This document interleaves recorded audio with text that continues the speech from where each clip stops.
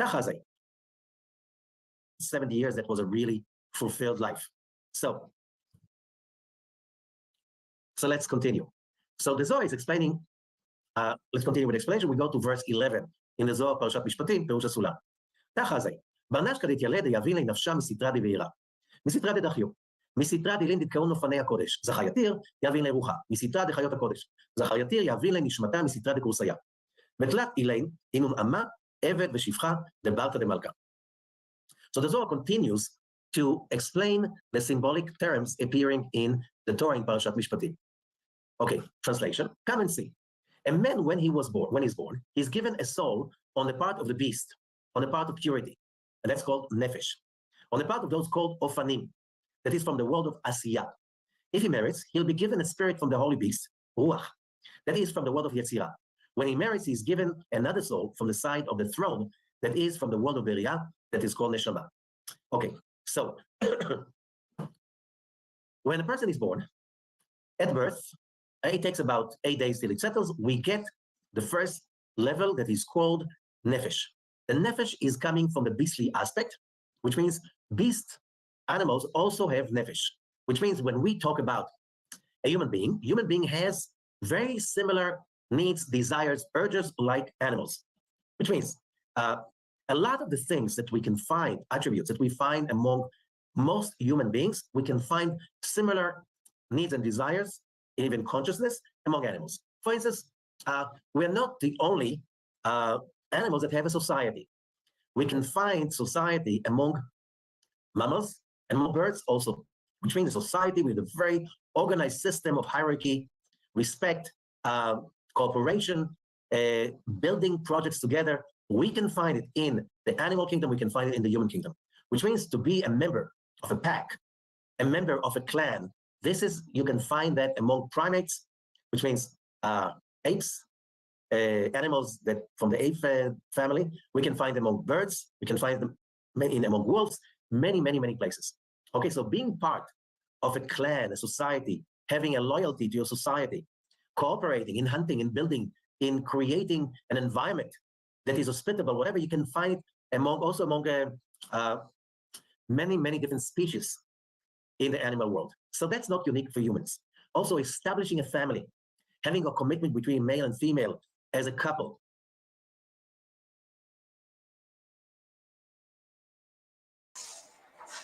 Hey, welcome everyone, and also, hey Avi, how are you doing?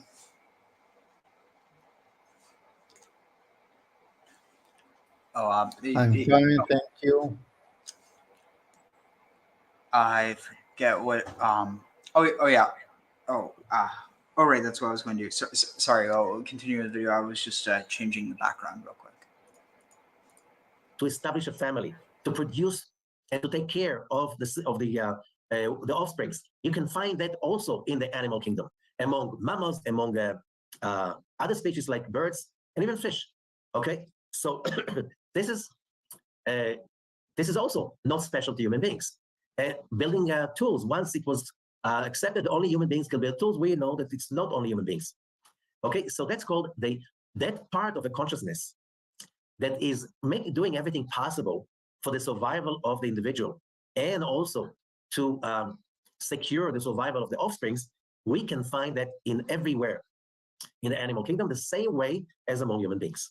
And that's why during the 70s, especially 70s and 80s, that idea that the human being is basically a naked ape, because he can find all of these attributes among other species that we can find in humans, we're just a more sophisticated animal. However, here comes a difference. If a human being who's born with that level that is called nefesh, which means you have the urge and the need, the desires to secure yourself and to secure your offspring, and even many times to create a society in order to do that. This is nefesh. However, when you start to, in your journey, to secure your life and your offspring, to expand knowledge, experience, and animals do it also. Animals also teach the young ones all kinds of skills. You'll find it among many, many animals. Okay, but when you extend that amount of study and skills, and you are capable of reaching a level of abstract knowledge and information, and your desires to grow are bigger, you finally, I'm just making it really short, you start to realize there are rules to the universe. And then, again, I'm making it really short, you start to realize there is something about altruism, that you can find altruism also in the animal world, a lot of altruism. But when you start to have an ideology of altruism, that fulfills you as a mission, and you start basically to get more and more joy out of it, even though you don't have any physical reward for that. The more you develop yourself doing that, you can, what the Zohar is saying, you have the merit to receive another level that is called ruach. So that's why it says over here, when we are starting the journey, every human being has nefesh. And it's also called ofanim. So when we're talking about, it's the same level of certain angelic entities that are called ofanim in olam asiyah, the world of asiyah, which is the dimension of the physical world. However, the moment the person has developed altruism that is connecting to something that is above just a physical instinct, as a philosophy, as a theology, as a belief system that stops you from stealing from others or killing others because of an ideology that is higher than just survival. And we're talking about biblical ideas, because before that, all the ideas the society had one purpose.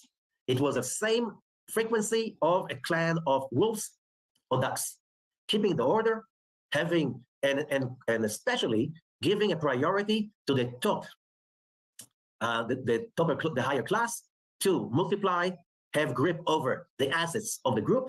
That was exactly the form that it was, even when we talk about Egypt or Mesopotamia till Mount Sinai.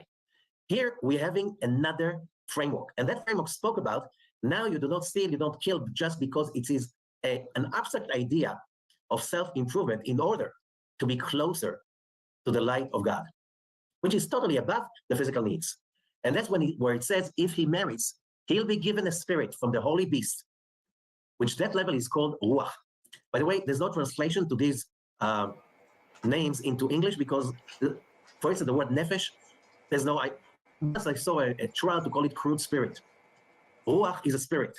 It sounds like, but basically ruach is that level in which you can, a person is really committed for spirituality, for really growing beyond the immediate needs, which means when I can, I steal, when I have to, I kill. You know, it's all about survival. The survival of the fittest, which means you're part of the evolution of the animal kingdom. Most humans, by the way, are still under that force, which means a still in nefesh. That is from the world of Yetzirah. Ruach belongs to Olam Yetzirah. Olam Yetzirah is a dimension above our dimension, which is called Olam Asiyah. When he marries, if the person is really committed in a level of Ruach, and he faces a lot of darkness to turn into light, a lot of bitterness to turn into sweet, a lot of obstacles to turn into victories, and the person is getting more intense about it, he will be given another soul from the side of the throne that is from the world of Beriah. Olam Beriah is called also the throne, Kursaya. And that level is called Neshama. So we have three levels.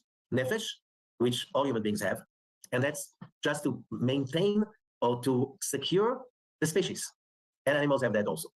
Ruach is when a person already has a spiritual awareness, which means a commitment to transform and a commitment to spiritual, like to the laws of the Bible, the Torah, that are not in line with. All right, so this is interesting, but let's see if I can find something.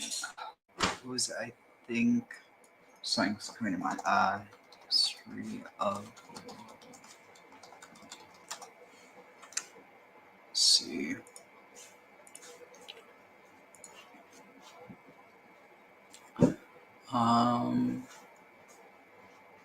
Let's see. Where is it? Videos. Let's see. Where are we talking about right now? So this would be after the Exodus. Would it be the first mention of the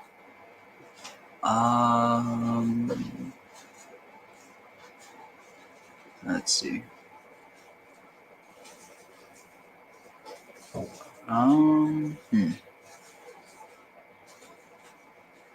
Well, let's for now. I'll just say, some of you are on it for the first time. So World History by a Jew is a lecture series started by myself, and there was a couple other guys from our synagogue, Alex Boehner and Rabbi Yael New, and it was a program the three of us started, but I have been the chief lecturer, you could say that, since we started a couple years ago.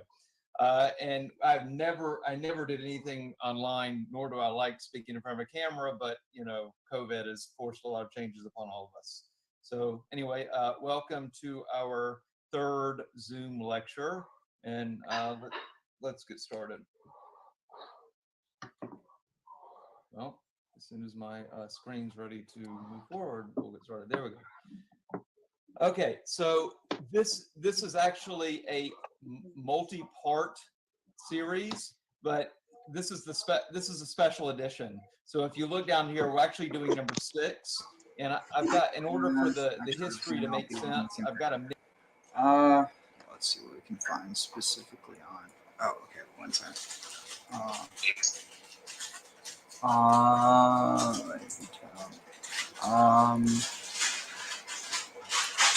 see. Sinai historicity.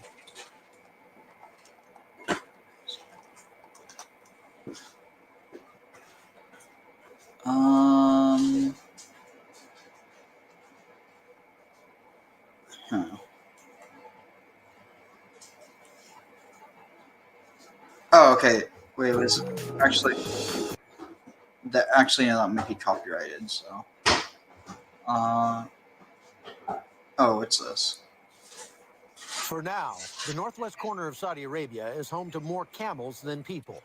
That would certainly change if Crown Prince Salman's ambitious plans come to fruition. The heir to the Saudi throne recently announced this region as the site of his new $500 billion megacity called Neom. Imagine a traditional city and consolidating its footprint, designing to protect and enhance nature.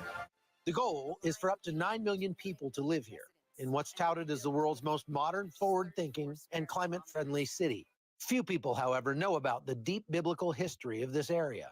Those who do wonder if the megaproject would help or harm the region's historic value. Andrew Jones has studied biblical archaeology for more than a decade. CBN followed him on a week-long adventure to some fascinating biblical sites, places almost everyone has read about, but few will ever get to see. Jones believes Mount Sinai is actually located here, very close to the proposed site of the new Saudi megacity. So the biggest issue is that Moses, when he was taking care of Jethro's flocks, now that was his father-in-law, and when he had fled Egypt, he lived in the land of Midian, and the land of Midian is in north of Saudi Arabia. There is no archaeological evidence for Midian in the Sinai Peninsula, and it was on one of those days when he was out with the flocks that it says he went to the mountain of God in the book of Exodus, and it says he saw a burning bush on Mount Sinai. So then you'll realize that Mount Sinai is close to the home where Jethro lived in the land of Midian.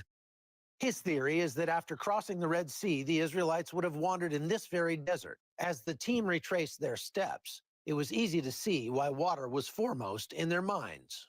After the Israelites crossed the Red Sea in the end of Exodus chapter 15, it says that they came to the oasis called Elim, where there were 12 springs and 70 palm trees. Well, those 12 springs are still here. Here's one of them behind me. that's been Oh, that's cemented my. in over the Wait, years, I'm sorry. I but it's was still trying used by to the do Bedouin grim behind link. the Red Sea, why watered in this very day. That Mount Sinai is close to the home where Jethro lived in the land of Midian. His theory is that after crossing the Red looks Sea, like the Midian to me. Israelites would have wandered in this very desert. As the team retraced their steps, it was easy to see why water was foremost in their minds. Don't look for it. The Israelites crossed the Red Sea in the end of Exodus Sorry, what was chapter that? 15. It says that they came. Don't look for it. Trust me. Trust me. It was land of idiot instead of land of to Midian. the oasis called Elim, where there were 12 springs and 70 palm trees. Well, those 12 springs are still here. Here's one of them behind me that's been cemented in over the years, but it's still used by the Bedouins in this area to this day. But will the new Saudi mega project... Wait, so you saw captions that said the land of Inuit? Or no, of... Oh, land of idiot. Oh, sorry. It looked it looked like it when I read it, the message, it looked like you said Inuit instead. But no, I see what you're saying. But no, where did it say land? Where did the captions trend or like understand it as land of idiot? Is that I know the captions do that a lot. I just didn't see that. I don't remember when, but No worries. It's sometimes in the first minute. oh, okay. I could always check that out later. But okay, here's Graham. Hey, Graham. Hi, Graham. Hi guys, how's it going? Copy. Pretty good. Thanks. And you? Oh, pretty good. Just getting up to speed. Yeah, so right now we're watching a video about the I think it's the Noom project or whatever, the that wall in Saudi Arabia, the wall city that they're trying to build. Basically that it's close to the area of Midian. Project threatened this okay. Interesting. It sounds like a dumb idea to me, but Of Midian, and they just announced this next city, which is up in the mountains of Jebel Laz. This whole mountain range we believe to be the mountain of God. Belgium loss. You will find, as you're driving around the Instead desert, of Jebel lose. they're putting in, and this whole Yeah, but he's American. What do you so it's expect? a multi-year project. We're just hoping that they don't not just ruin the view, but destroy anything of biblical significance out there. After more off-roading, we came upon this site, a huge mountain with a peak that appears burned. The evidence is all around us that this is the true Mount Sinai.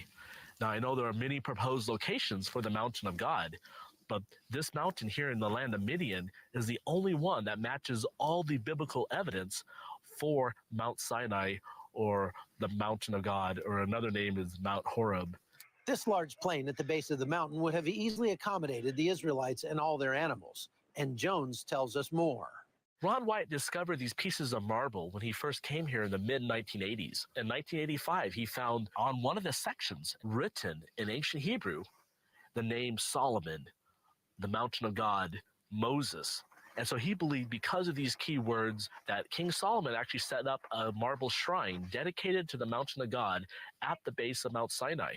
And look at this, a large altar centrally placed and covered with petroglyphs. Many of the images depict cows, an animal that in ancient times did not exist out here, but did exist in Egypt. If this is the real Mount Sinai, there was no way I was leaving here without climbing it. The Saudi government has big plans for this whole area, hoping to make it an oasis of modern comfort. But I like it just the way it is. And seeing it with my own eyes made the Exodus story come alive. Wow, I made it. This is the top of Jebel Musa, the mountain of Moses, where God came down and met with Moses to give him the 10 Commandments. What a hike. What a sight. It took about 2.5 hours to get up here, and it was almost 3 miles from where we parked the car, but it was worth every step. And you know, I don't think we'll ever be able to say definitively whether or not this is the actual spot where Moses met with God, but I guess that's just where faith comes in. From northern Saudi Arabia, I'm Chuck Holton, for CBN News.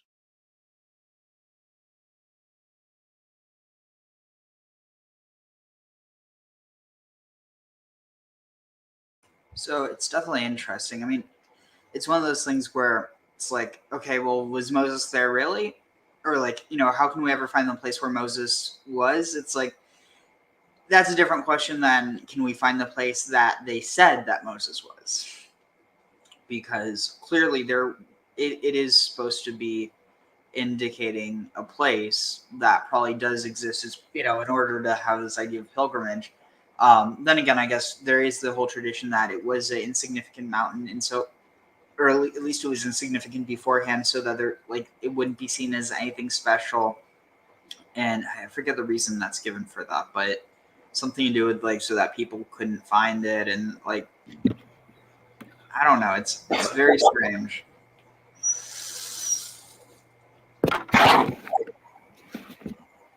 But let's see, one more and then we'll start.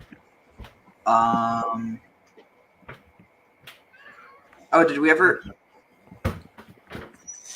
Let's see.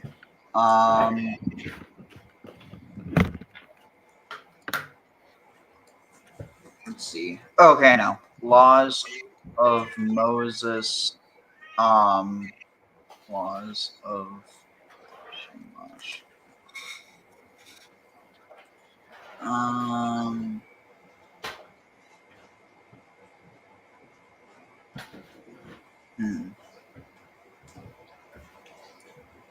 Let's see, so no, what is it? Oh.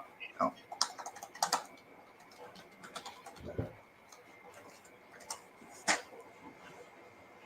right, here, this should be good. Dynasties. Wait, is this? Let's here.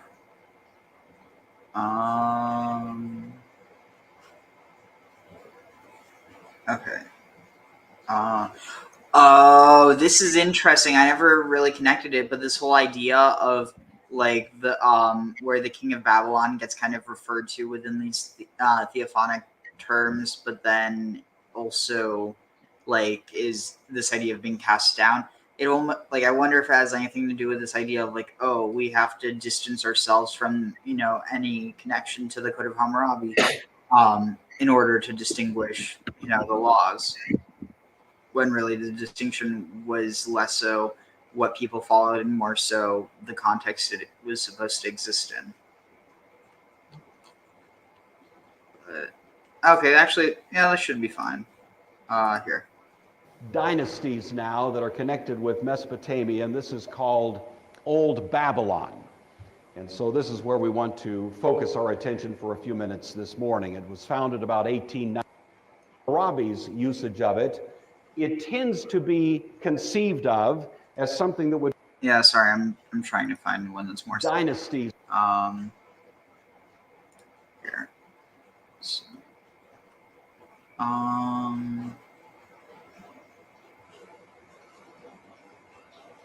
let's see. Yeah, here.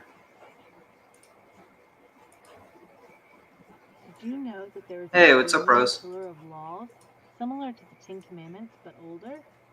Join us now for a look at the Code of Hammurabi versus the Ten Commandments. Everyone knows the story of the Ten Commandments. 10 sacred laws given to Moses and man by God on a mountain called Sinai. Many people have debated the accuracy of this so-called legend due to the fact of the lack of evidence that's located in the Sinai Peninsula where the event was said to have occurred. Researchers have proven that the biblical location is actually confirmed in Galatians 4:25, where it says, "For this Agar is Mount Sinai in Arabia."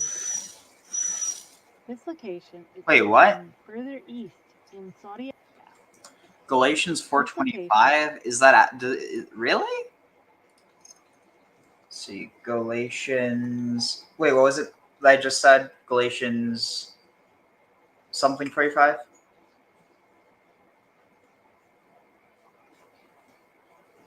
Can you guys tell me so I don't have to switch back? I think so. Yeah, but it was Galatians what? I wasn't listening that close, Ariel. My apology. 4:25. And Let's see, Galatians 4:25. Wait, what? What the heck is she? Wait, what? How do these two have vastly different understandings of? All right, let's see. Let's see, read full chapter. All right, so it's okay. So starting at 14. As far as I understand from the Galatians, there is an analogy between the Old Testament that is thought to be Hagar, and the New Testament that is thought to be Sarah. Interesting. And the Old Testament is something that was given in Mount Sinai and is parallelized to Jerusalem, the earthly Jerusalem, and the New Testament is something that is parallelized to the heavenly Jerusalem. This is what they are trying to say.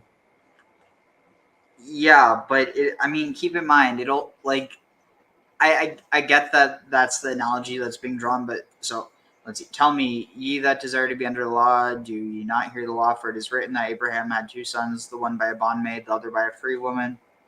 But he was of the bondwoman was born after the flesh, but he of the free woman was by promise, which things are an allegory. For these are the two covenants, the one from the Mount Sinai, which gendereth to bondage, which is Hagar. For this Hagar is Mount Sinai in Arabia, and answers to Jerusalem, which now is, and is in bondage with their children. But Jerusalem, which is above, is free, which is okay. But where does it say? What is it? So yeah, but where are they saying that the mount, like, where are they drawing the parallel? So Hagar is Mount Sinai in Arabia, but then what would Sarah be? Obviously, like the again, you see that Abraham had two wives, yeah, but and of course he had two firstborns. One is the firstborn of Hagar, which is the firstborn in flesh, and the second is the firstborn of Sarah, which is the firstborn in spirit. And this is an analogy of the firstborn actual physical Torah, which is the Old Testament, and then the other firstborn, which is the real firstborn according to the New Testament, according to the Galatians, is the New Testament. So I get that, but what I'm saying is what's missing in this analogy is there's not a mountain that's ascribed to the analogy of Isaac, or in this case Christianity. You only have Sinai and Arabia, like, which again, like, I'm not too focused on the analogy, but that being said, it's like, how come they don't say something like Mount Tabor, or one of the mountains, like the mountain of the Transfiguration or something? It seems kind of interesting. Because traditionally, the Old Testament was given in Mount Sinai in Arabia. No, I understand that, but what I'm saying is this analogy, it has the Sinai for the Jews, but it doesn't have anything for the Christians. The Christians don't have a mountain. The mountain is, I think, of the sermon on the mountain. Yeah, I'm aware. That's what I'm saying. It seems very strange that they don't allude to that at all. They just kind of, it's almost like they bring up Mount Sinai and then they don't have any allusion for that after. I don't see in the scriptures any mentioning of another mountain other than Mount Sinai. I mean, in the New Testament, Har Tabor, you have. No, the mountain is probably Har Osher, the mountain of joy. Where's that? Yeah. I was going to throw Mount Horeb into Not the the mix. mountain of joy, but the mount of big foods. This is a mountain that is northern to the Sea of Galilee. Sorry, which one again? Har Osher, the mount of beatitude. Oh, interesting. So yeah, because beatitude, it's a direct translation, like Asher. It's okay, but let's see. So is And you probably remember last week I wrote about the etymology of the word darom in my group. Do you remember it? I don't know if I caught that one. What is it? However, there are two mountains, Mount Hermon and Mount Tabor, which you see. I will just look for the original post, and I will read it again. So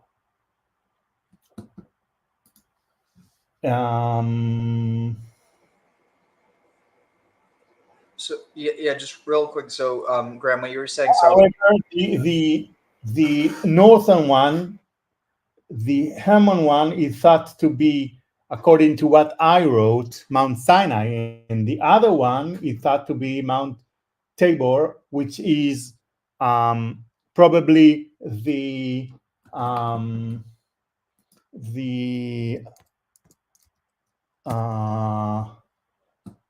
mountain range that is going from Mount Meron down into the Sea of Galilee. So the Mount of Beatitude is a part of this range. And this is thought to be the Darom, while Darom south, while the Mount Hermon is thought to be the north, the Tzafon.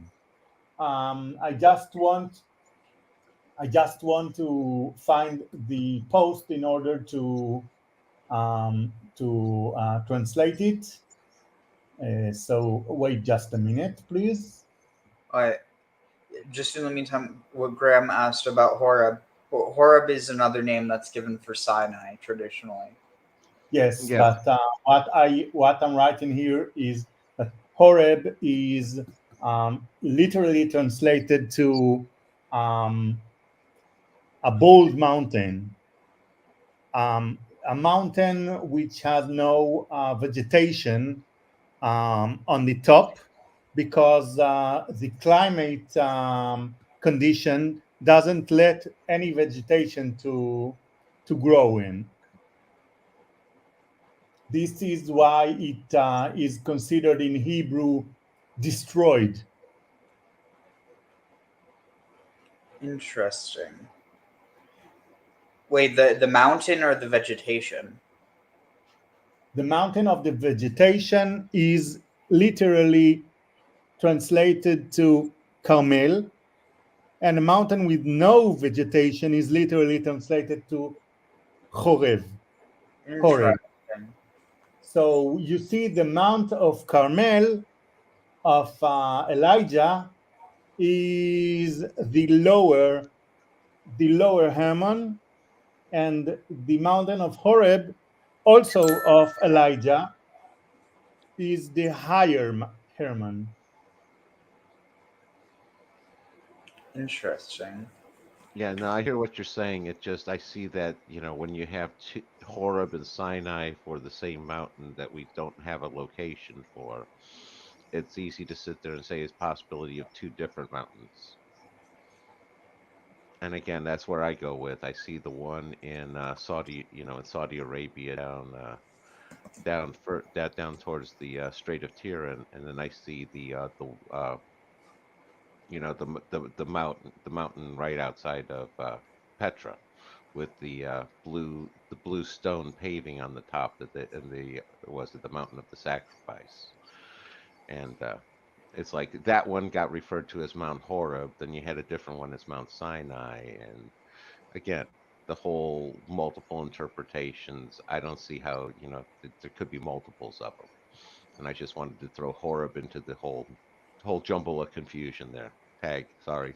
I mean, it's also worth mentioning that if The reason you don't know my post is that I hadn't published it yet, so I will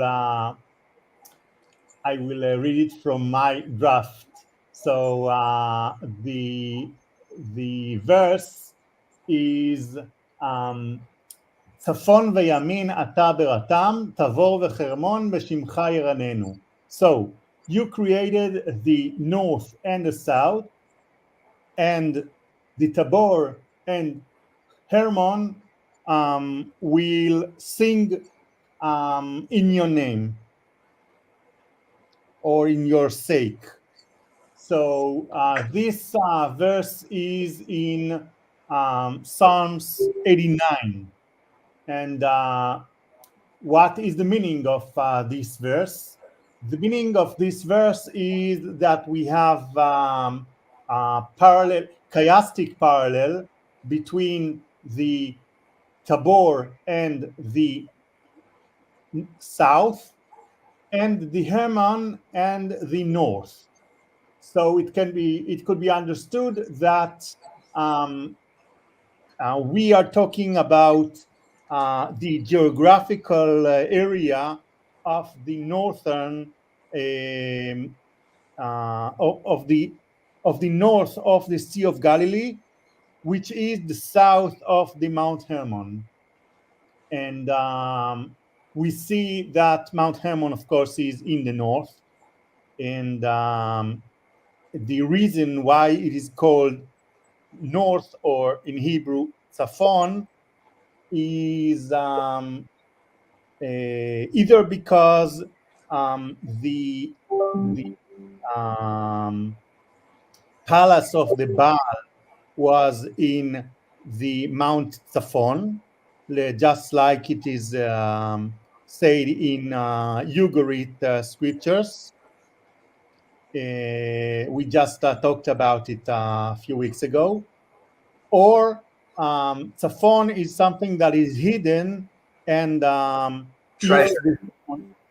if the Hermon is indeed equivalent to the Olympus, to the Mount Olympus, you see that there is some threshold which the simple people can't pass this threshold. They can't go upward to the mountaintop. So what is beyond this threshold is something that is hidden from the people. So this is why the Hermon is called Tzafon, and why the Tabor is called Darom, because Darom is considered to be from the ancient Hebrew word for wet. So something that is wet is something that has a daram, and you see that Israeli late scholar in Naftali Herz to Sinai, in his study of the book of Job, he said that in Job 37 there is a verse that say you have hot clothes when the land is silent in the south. And he said the south is a misinterpretation because it should be instead of south, wet. So the DRM is according to Sinai is just the ancient Hebrew word for something that is wet, and you see that the other names of the south in ancient Hebrew are also is something that could be interpreted as wet, just as the Negev. Do you know the word Negev? So you see, yeah. when Abraham was blessed by the God, God said that he "Ufaratzta yama v'kedma tzafona v'negba." You should be spread to the west and the east, and to the north and to the south. So the word for south is Negev. Negev is something that you just in modern Hebrew you just wipe out, and in ancient Hebrew this is something that has water that going down, and you see also the word for, and not just water, by the way, any liquid that is pouring. So you see the word for the place that you are making wine is called in Hebrew yekev. Do you know the word? No, wait, what was it? I mean, I know like wine press is like what would it be like? Gat.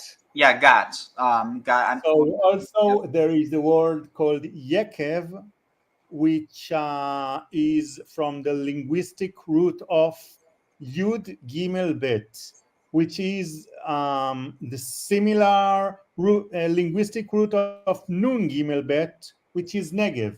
I don't want to say much about etymology, but my bottom line is that south is a description for a wetty land, and also Negev is a description for a wetty land, and probably Yamin, which is another word for south, is just derived from the word Yam, which is a sea or a wetland. So if the south is a wetty land, you see that the geographical place that the Bible is trying to point on is the northern Jordan that is being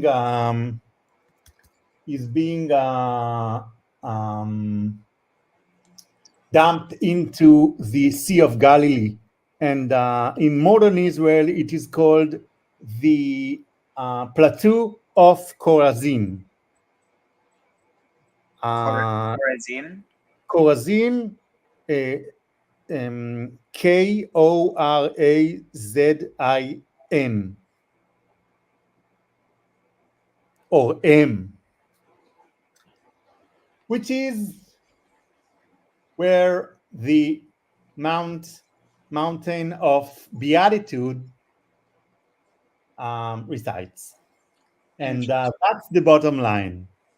The Mount of Beatitude is probably the Mount of Tabor, that the Bible is writing on about.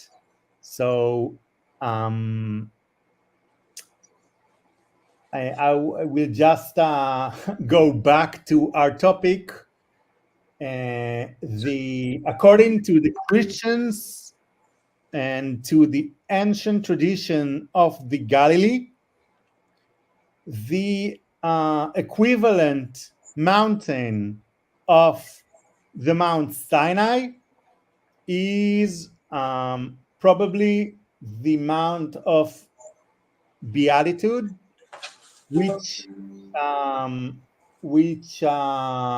is placed in the northern Sea of Galilee.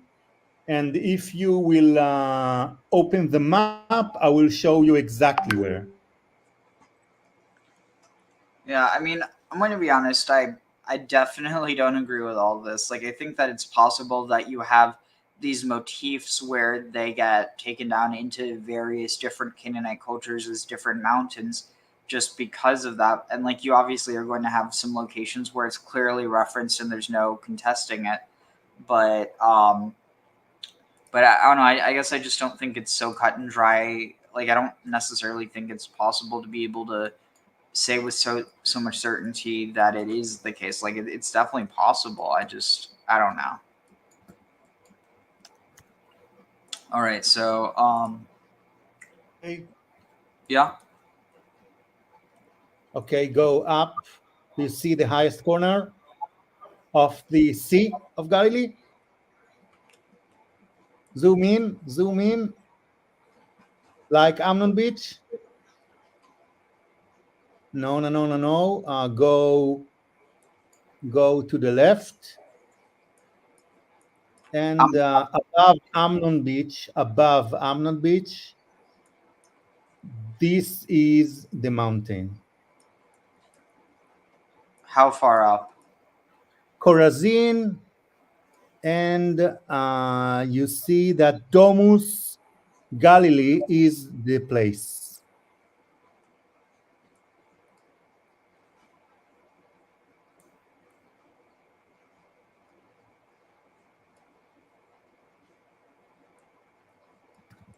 Oh God, I am like, I'm getting so much FOMO from just looking at this.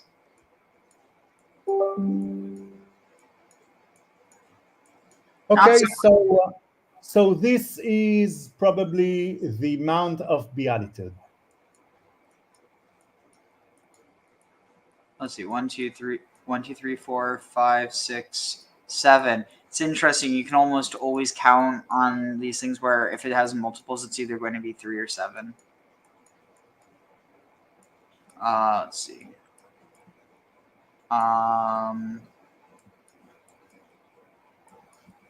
Expand. Let's see.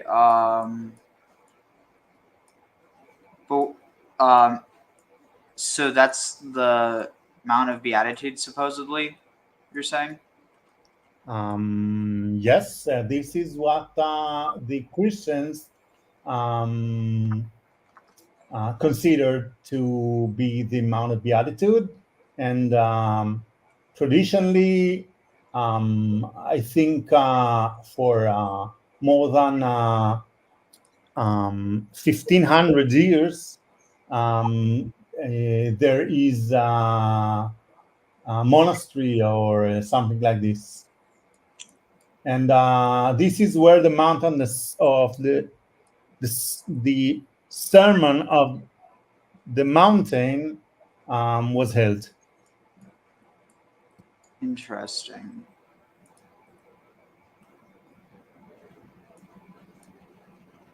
Anyway, let's see, where was the video? Was it here? Yeah, here. Arabia. This location is actually further east in Saudi Arabia in the actual land of Midian, at a place known as Jebel el-Lawz. Even with this evidence, scoffers still dismiss the claims of the Bible. One excuse that they give is the claim that the laws related to us in the Bible have been plagiarized from other Mesopotamian cultures, most notably the Code of Hammurabi. King Hammurabi of Babylon is said to have lived from 1810 to 1750 BC. To put this in perspective, he was born approximately 12 years prior to Abraham's death and died the same year as Ishmael, Abraham's son. This was all about 14 years before Jacob fled Esau and went to Syria. Overall, Hammurabi had a very short lifespan when compared to the patriarchs. Something that is kind of interesting, and I totally could just be trying to push it for the sake of, doing that. But what does, because I know that Hammurabi is also Amurapi, or I forget how else it's rendered, but I wonder, yeah. What was that? Just like you said. Yeah, just like what you said, Amurapi. So what's interesting is I wonder, because, and again, it's possible this is just totally like a crappy reconstruction, but check this out. So this is my idea. What if Hammurabi is, let's see, where is it? What if it's this? What if it's this? Amam, or people, company, people. And that, so what if it's Amu, his people, and then, so Amu, his people, or basically just say it's like people, and then what happens if you combine it with the term Ravav or Rabbi. Assyrian Rababu. Rav, just like rabbi, something that is superior to, or something that is something that has many of such. Exactly. Now, so think about it. If you combine the terms and Rab, or say it's wait, dang it, I should have saved it for the ayin. Okay, so ayin mem. Okay, amam. So it has people. Let's see, does it have the Syrian? It has Syriac, Ammo. So I wish it had the Assyrian, but I'm just totally missing it here.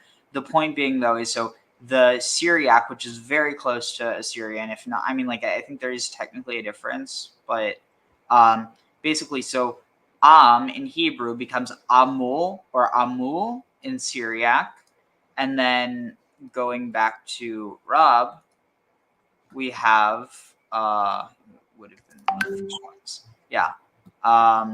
Rav, be or become many, much, and then here it would be up here. Okay, this is also interesting because this is actually fascinating. So the root that comes right before Rav, which means to be great, or also it can have this context of master. The word right before that is Rosh, which means head, in different contexts. But anyway, so going back to this, so Assyrian Rababu. So Amu Rababu or Amurabu, Amurabi, I don't know. I totally might be just trying to stretch it, but the point though, what I'm trying to get at is the context of Amurav is very similar to Avraham, which is the father of Raham, well, so also this is an interesting thing because the Resh gets left over from it's a leftover from Avram, but the Ham from just being Avram, the Hay comes from Hamon, so it's Av Hamon, or alternatively Avram Hamon. And you see that in the blessing of God to Abraham, he blesses him that he will put his seed to be like the sand of the earth, something that is so huge that it couldn't be counted.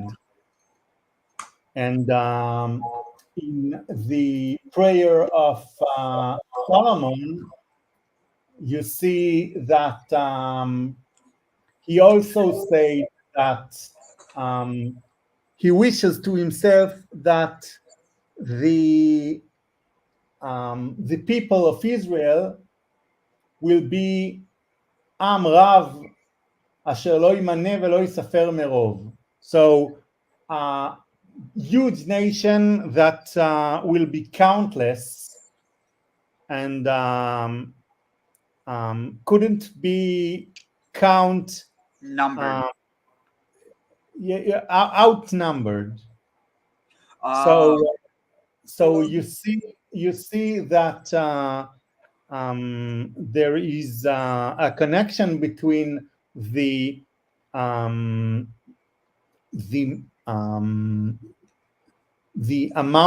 huge amount of people and the blessing of Abraham. But I can just note that the war of Abraham in Genesis 14 was against a king that is called Amraphel, the king of Shinar, and this king is thought to be Hammurabi. Interesting. Because, I mean, at least from what I'm getting from this, it seems like they're taking the figure of Hammurabi, kind of vilifying him, and then having Abraham be a direct mirror of him, but almost like a spiritual form of Hammurabi as opposed to a physical one. Or not physical, but like this is what I know. And by the way, this Amraphel, which is the combination of the word Amurapi and the El, the Lord, is also considered to be Nimrod, which was another metaphysical enemy of the people of God. Interesting. Also, so this is fascinating. So do you know where the idea that Nimrod, the idea that that name got associated with like people not being too bright? Because I just found this out this past week. This is from the Midrash or from the apocryphal scriptures that tells the story of Abraham just fighting the idolatry of Nimrod, and Nimrod just punishes him and throws him into the fire. Yeah, the Orkastim. That's how they interpret it. But yeah, this is why his place is called like fire. Yes. Yeah, but no. What I'm saying is, do you know why where Nimrod is the metaphysical enemy? No, but do you know where the idea that Nimrod, like where people will call someone who's not too bright a Nimrod, comes from? From a rebel. From what? Rebel. I don't. Someone who just has a rebellion. So it's not. Mered in Hebrew is a rebellion. So someone who rebelled against the God is Nimrod. Yeah, but no, the marad means to like what was the word, like to like try to overthrow. What was that, it, or to oppress? I forget. Yes, but again, I think the right word is rebellion. because he was. Are you here? I don't know. I'm here. Yeah, sorry Okay. about that. There's Oh, again. Nimrod was the leader of the people of Babylon, not Babylon, but the Tower of Babylon. Holy So, I just realized something. according Nimrod, to the Midrash, the Tower of Babylon was a rebellion against God. So, I mean, I guess, like, yeah, you could read that into it, but the actual idea, like, it basically, so it comes through the idea that Nimrod was a great hunter, right? I think so, because the clothes of Esau were taken from Nimrod. So, okay, so my point though is that, so I forget, this would have been like within the 20th century, which it's a lot more recent. This is something that's pretty fascinating, and it's the reason why why there's no, like, essentially the only reason why it's strange for someone who's Jewish or Israeli to name their kid Nimrod is because of the fact that he was like a villain of the Bible, whereas like not because it means dumbass. The idea that it means dumbass is because the Looney Tunes, you have I guess there was like one of the like sequences or whatever where Elmer Fudd, the hunter, is trying to hunt Bugs Bunny, and apparently Bugs Bunny, realizing how bad of a hunter Elmer Fudd is, he mocks him and he calls him Nimrod, because the idea is that Nimrod was the greatest hunter in the world and Elmer Fudd is the world's worst hunter. It's literally that modern. It's kind of, I don't know, it's stunning to me that something, because that's something that I've taken for granted just has that connotation, but it's relatively it's And only within a also the villain of the Power Rangers was called Nimrod. Oh, really? Interesting. So another thing that I just thought of, is it possible that that Marad is actually also connected to the name Marduk? Oh, yes. I was going to say that one I never considered. I did want to throw Whoa. into the mix. I did want to throw into the mix that Hammurabi, I believe, was of Amorite stock. That the Babylonians were Amorites. And that's also a word that's used to describe the Israelites at a certain point. The whole idea of Abraham coming from the what? But okay, so listen to this. So this interesting. So this would be what is this? Merodach.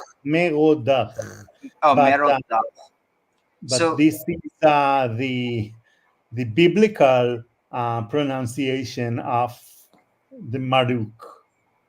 So what's interesting is, I wonder if it's almost like his Merod. You see what I'm saying? The Chaf changes the Merod into your Merod, not his. Your Merod.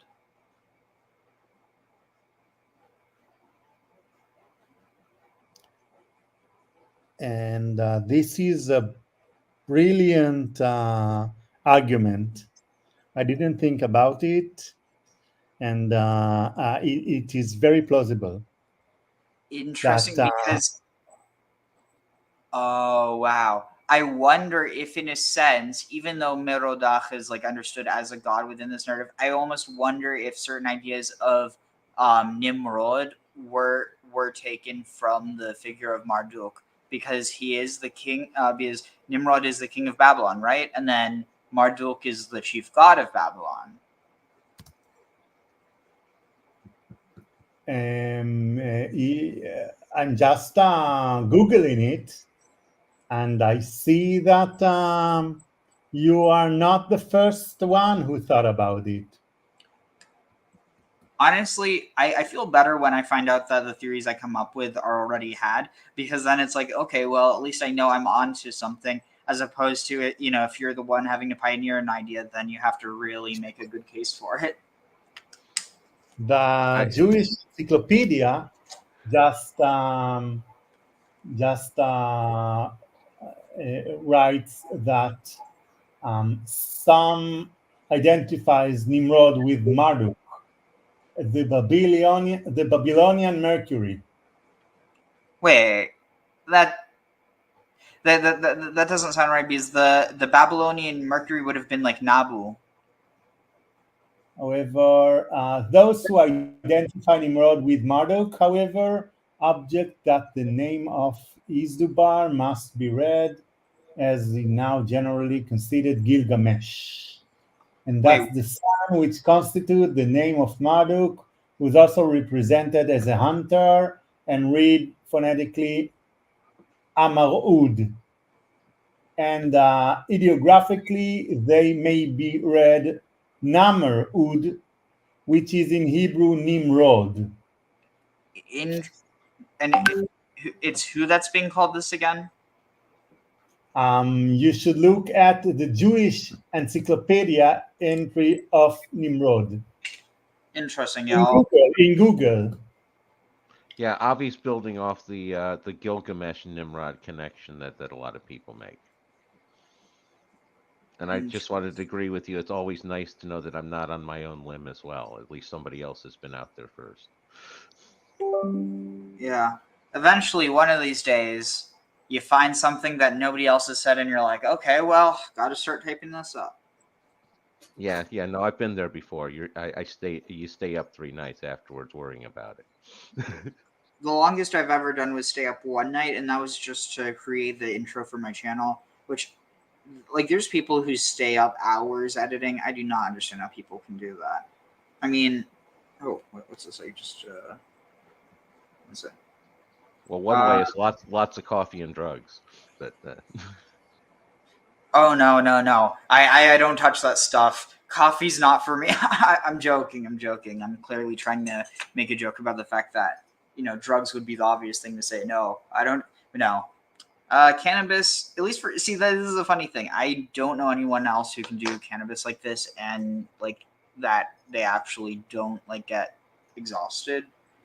For whatever reason, actually helps me be a bit more awake. And I mean, part of that I think is also just that it helps with inflammation, and some of my conditions cause a lot of inflammation, and so it's like it might just be a relativity thing. I'm able to think better. But anyway, let's get back to that video real quick, and then we'll continue.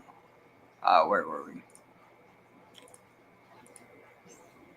Hammurabi was king of Babylon for a reign of 42 years, during which time he took the kingdom from only being between the Tigris and the Euphrates River and expanded it to reach from the Persian Gulf north and west towards modern-day Turkey and Syria. Besides gaining territory, one of his other great accomplishments was the formation.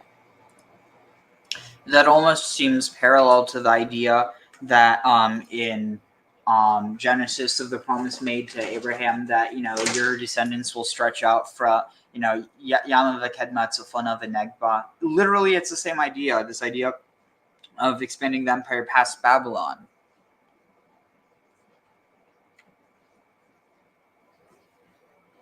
I don't know. Maybe I'm off with that, but that's at least what I'm picking up from that.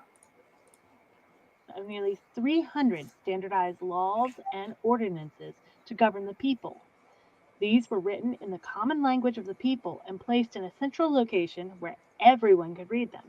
Many say that these protocols are the origin of an eye for an eye belief. Today, we have copies of these laws in the form of ancient clay tablets, but they are best preserved in the Hammurabi Stela, otherwise known as the Code of Hammurabi. Thought to have been placed around 1754 BC, which was approximately 4 years before his death. This ancient monument stands a massive 7 foot 4 inches tall and is carved of basalt. What is unique about this particular monument is its shape. The massive rock is designed to resemble a giant index finger, complete with a fingernail at the top. Inside of this fingernail Oh, I was going to is say it a looks like a relief phallus. of Hammurabi receiving the laws from Shamash, who's the god of justice, which scholars say is the origin of the Moses in the mountain, quote-unquote, myth. Along the remaining finger portion, the laws are carved into the stone with a curse on any who dared to think of changing or adding to this law. Hammurabi and his law code became increasingly popular, Oh, even that might have receiving been a praise loophole. from those outside of his kingdom. Was there any curse for ripping off the law? Could you copy the law? It's like, okay, we won't take anything, we won't add anything, but we're going to copy it and we'll say it's ours. Other ancient kingdoms strived to model themselves after this king and his laws. The monument was later moved to the Persian capital of Susa, and Cyrus the Great, who defeated Babylon over 1,200 years later, placed copies of this law in his library. If the timeline of Hammurabi is correct, then he lived well before the commandments and the law of Moses, which was given in Exodus, Leviticus, and Deuteronomy. Could it be true that the Israelites borrowed their history from the Syrians during Jacob's time with Laban? Or did the ancient Mesopotamians use their knowledge of the truth and put their own pagan spin on things? Let's take a look at what the Bible says on this subject. First, did God's law exist prior to him speaking with Moses on Mount Sinai? Genesis 26:5 tells us that the ordinances and laws that were given at Sinai were not something that was new. They had been around much earlier than this, at least since Abraham's time, because that Abraham obeyed my voice and kept my charge, my commandments, my statutes, and my laws. The laws of clean and unclean existed since at least the time of the flood. And I mean, think about this. If people suggest that Solomon was taken from Shalmaneser, why not Abraham from Hammurabi? That sounds entirely plausible. I've heard that one before. Yeah. Yeah, it's the type of stuff you don't talk about at Sunday school. Well, they're teaching the orthodoxy. They're not trying to teach the fundamentals behind it. And unfortunately, that's one of the problems: is people learn the orthodoxy first and then find out all the little niddling details underneath. Yeah. I don't know. I guess it's just kind of strange because, like, even in non-Orthodox circles, it's just kind of this idea, like, it's like just curriculum. Just, you talk about this, and it's like a lot less of the. But I guess at the same time, it's like generally, if you're teaching. But see, that's also the problem. Like, I mean, short of certain narratives, I don't know why, why we should treat younger children as if they're intellectually incapable of understanding certain things that. But, like, again, content needs to be curated for age appropriateness. But, like, outside of that context, like, why, if kids learn about Greek gods from a young age and they don't believe in them, wouldn't it make just as much sense to teach people about the cultural context that the Bible came out of? I understand what you're saying, and my experience is I just read stuff on my own. So I was reading the Greek gods alongside the Bible. Again, I think that was a really great way for me to learn about various religions and spiritual traditions. But the reason why, from a teaching standpoint, you do it is most children struggle to keep one idea in their head and have that be the right idea, and other answers being wrong. And if they struggle with one, you sure don't want to try to introduce. There are multiple ones, but this one's the correct one. To try to do that with a kid who's struggling with, the idea that 2 + 2 always equals 4, you're just going to, you're going to confuse that kid, and you're not going to do him any good either. So I'm just trying to explain to you one of the rationales why people would do that. Tag. Yeah. Animals entered the ark based on clean beasts and unclean beasts. And Noah observed the sacrificial laws in his offering after leaving the ark and offered burnt offerings on the altar. There must have been a law prior to this, because in Genesis chapter 4, both Cain, guilty of murder, and Lamech, guilty of murder and polygamy, knew about it and were judged accordingly. Also, let's not forget the people at the time of the flood who were nothing but pure evil and received their judgment when the deluge happened.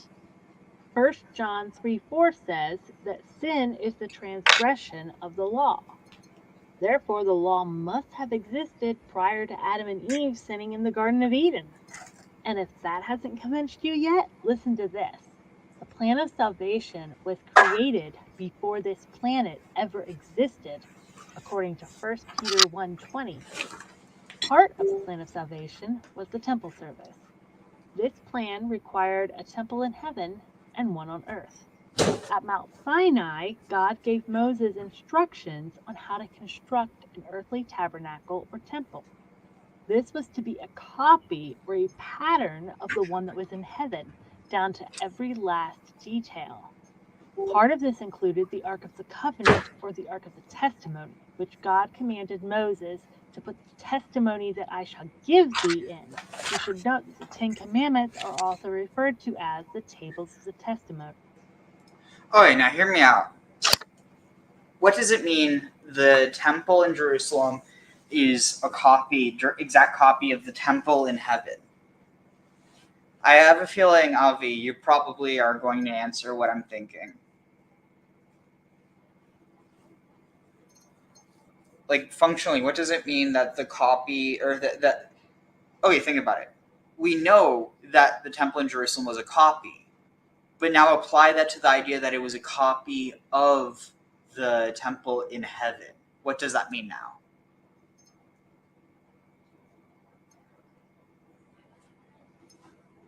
Avi, you're muted if you're talking, by the way.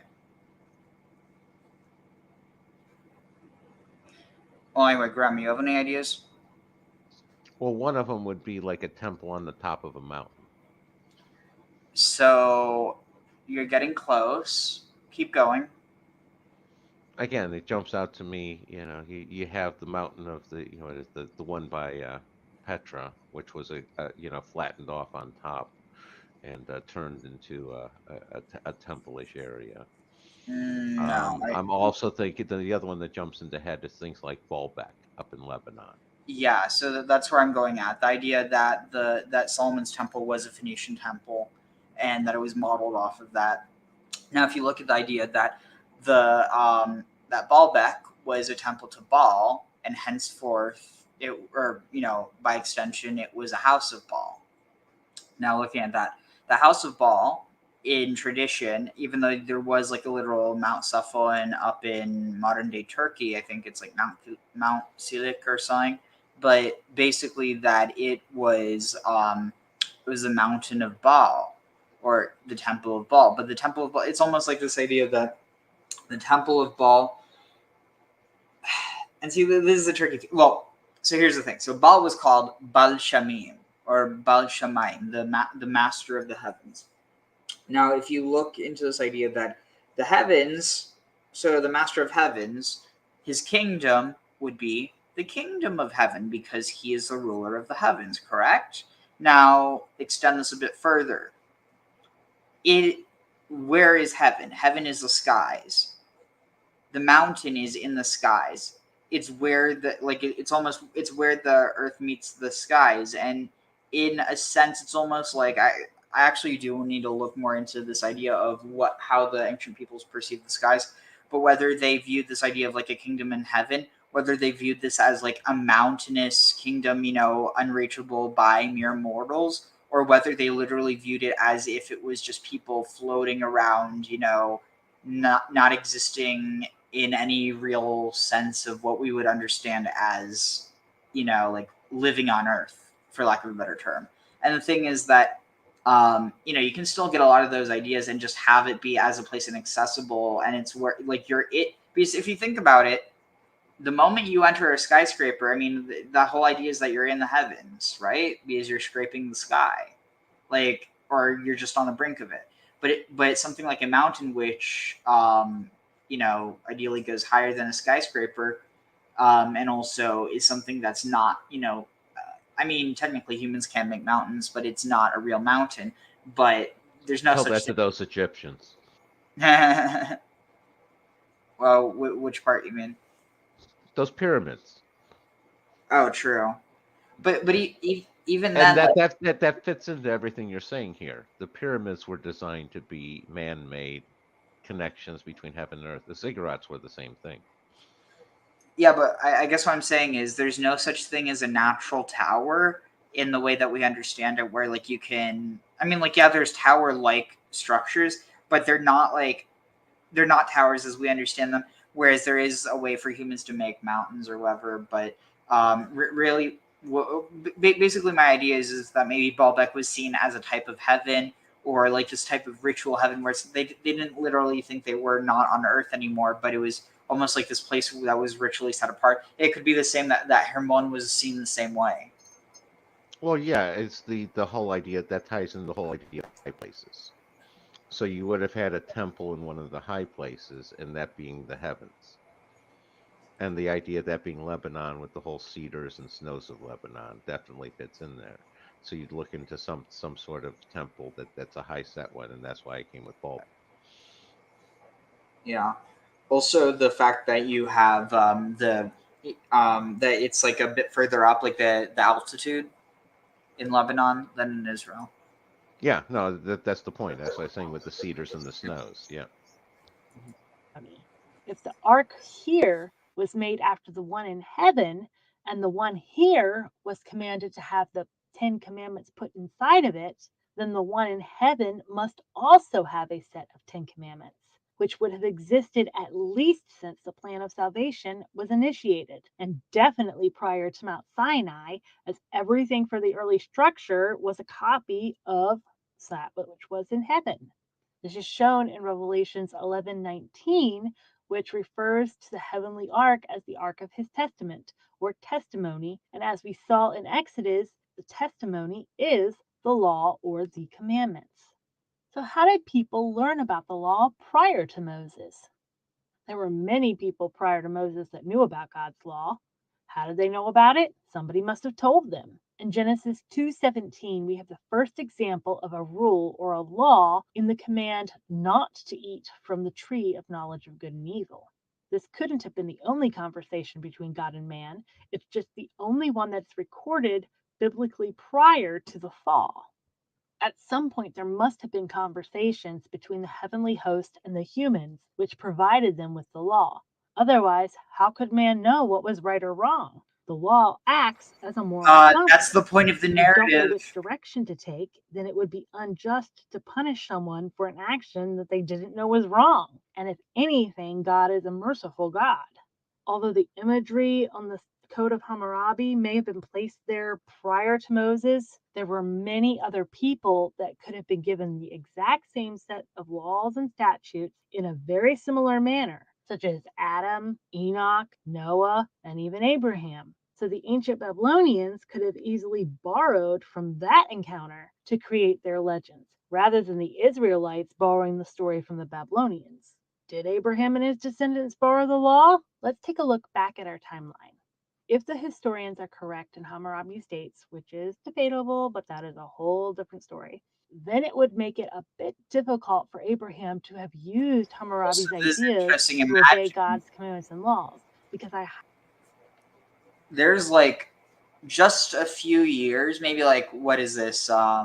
Very small period of time that both Hammurabi and Abraham would have been alive at the same time. It almost seems like they're putting Abraham right before him so they can be like, well, you know, they might seem very similar, but Abraham came first. Nothing self-serving there, Tag. Sorry, what? I said nothing self-serving about that, Tag. Not necessarily self, but like group serving.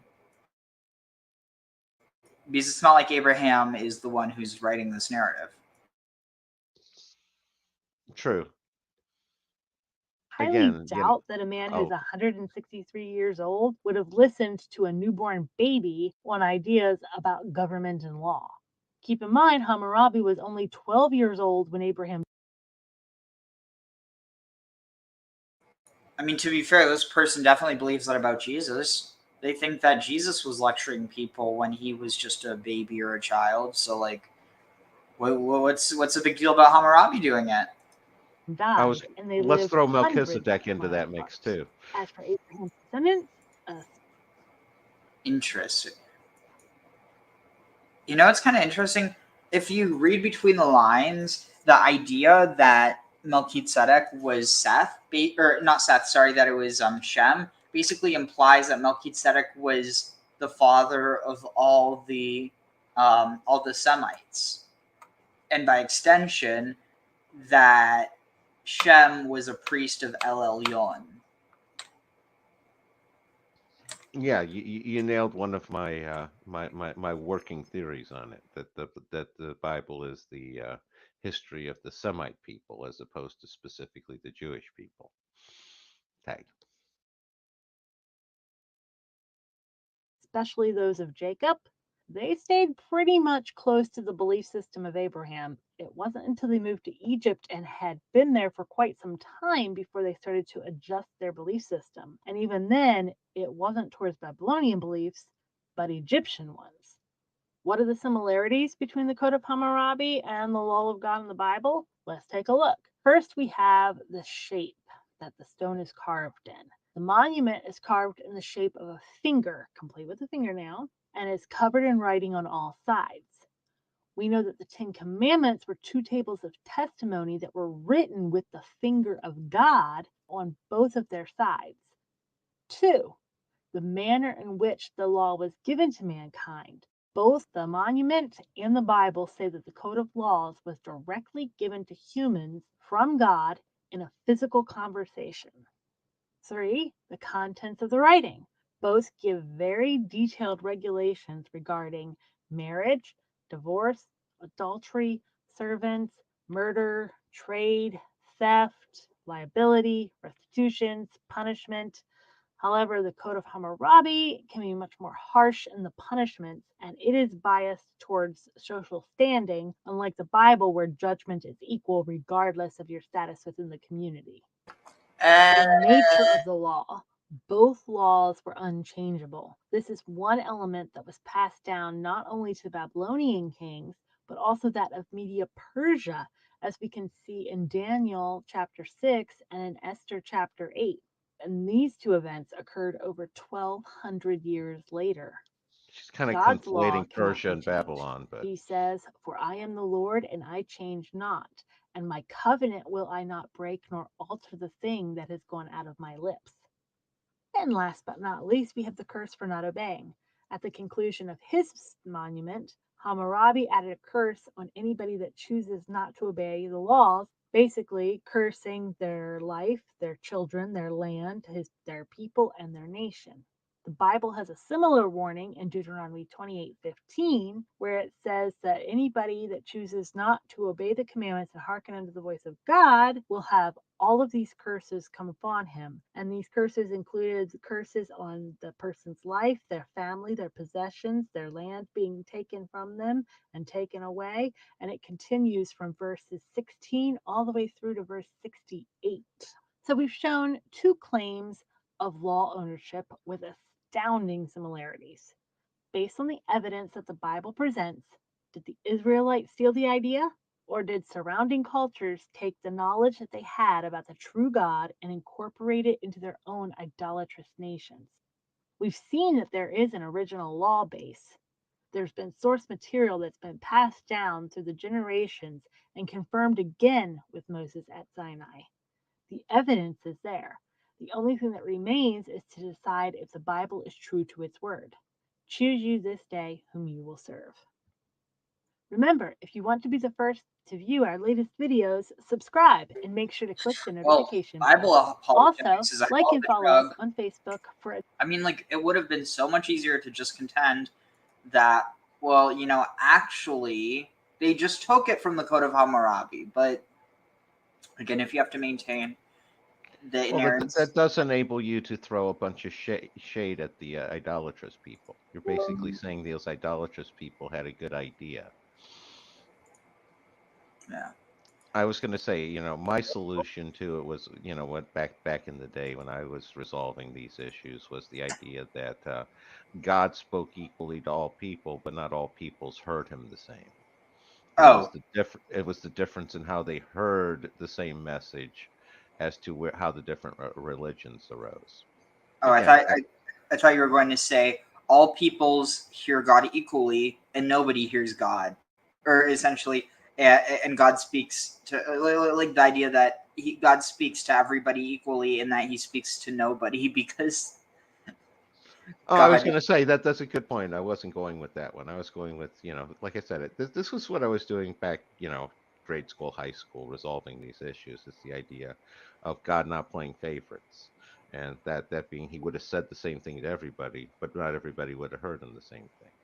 You know, Very it'd be similar to what they're saying in the Midrash about, about that the Jewish people were the last on the list to hear it. Again, it's the same sort of concept, only told in a different story. Okay. Wait. Sof b'ma'aseh. So this is interesting because there's this one idea. Sof hama'aseh, the end of his or the last of his works, the v'machshavat tehila or tehila, but first in thought. So almost this idea that it's almost this idea that it's in a similar context of how the whole world was created before humankind for the sake of humankind. Yeah, no, makes sense. And so it's almost like, in a sense, you could maybe even view it that if any of the other people had accepted the law before, they would have become part of the people of Israel rather than be the ones instead of the Israelites. Because, like, you see what I'm saying? Yeah, no, that's entirely plausible. Sort of like the idea of the sperm and egg. It's the one sperm that became the person, but if that one sperm hadn't, it would have been a different sperm. Okay. Or any of the other millions. Kind of the idea with, it kind of makes you wonder whether this idea of making someone's seed as numerous as the sand is basically just a reference to the fact that it's like basically that, like, unlike vegetative seed, animal seed is, is like in the myriad, like it's beyond myriads. Like there's so many cells in that. Oh god, now Well, it depends on the vegetable seeds. Lots of vegetable seeds it's all based off of, large number of seeds with propagation. Different strategies. But even then, short of them being microscopic, there's really no comparison. I'm thinking like dandelions. Those are pretty much about sand grain size, with nice little parachutes attached. Yeah, so still bigger than animal seed. And when I say animal seed, I don't mean seed that animals use for feed. I'm talking about the seed of animals. But you know what? Let's not talk about that too much. We don't want to take away. We don't want to take away from the nature of some of our good friends. Exactly. Which means, in the world of evolution, we have the survival of the fittest. So people who go by this law, that's nefesh. And you still have a lot of nations in our world in which it's always a fight of the survival of the fittest. Okay? Ruach means that you are committed to equality. However, it is not for the purpose of having a nice, comfortable society, because if that is the reason, I don't want to expand about it, that's not going according to the Kabbalists, if just the reason. And we can talk about many idealism like socialism, communism, you just name it, that are about equality in everything, okay? That is, you cannot just do that out of human mind only, because that will simply be destructive, as we can see along history. The last century was educated enough if you really understand history, okay? Here we're talking about committing to these ideas in the biblical sense, because that's a way to connect to a higher state of awareness, to a higher level of enlightenment, to spiritual light. That is such a rewarding state of mind, I'm talking about ruach, that because it's so rewarding, you can create a real equal society on ruach, which means to a higher state of awareness, to a higher level of enlightenment.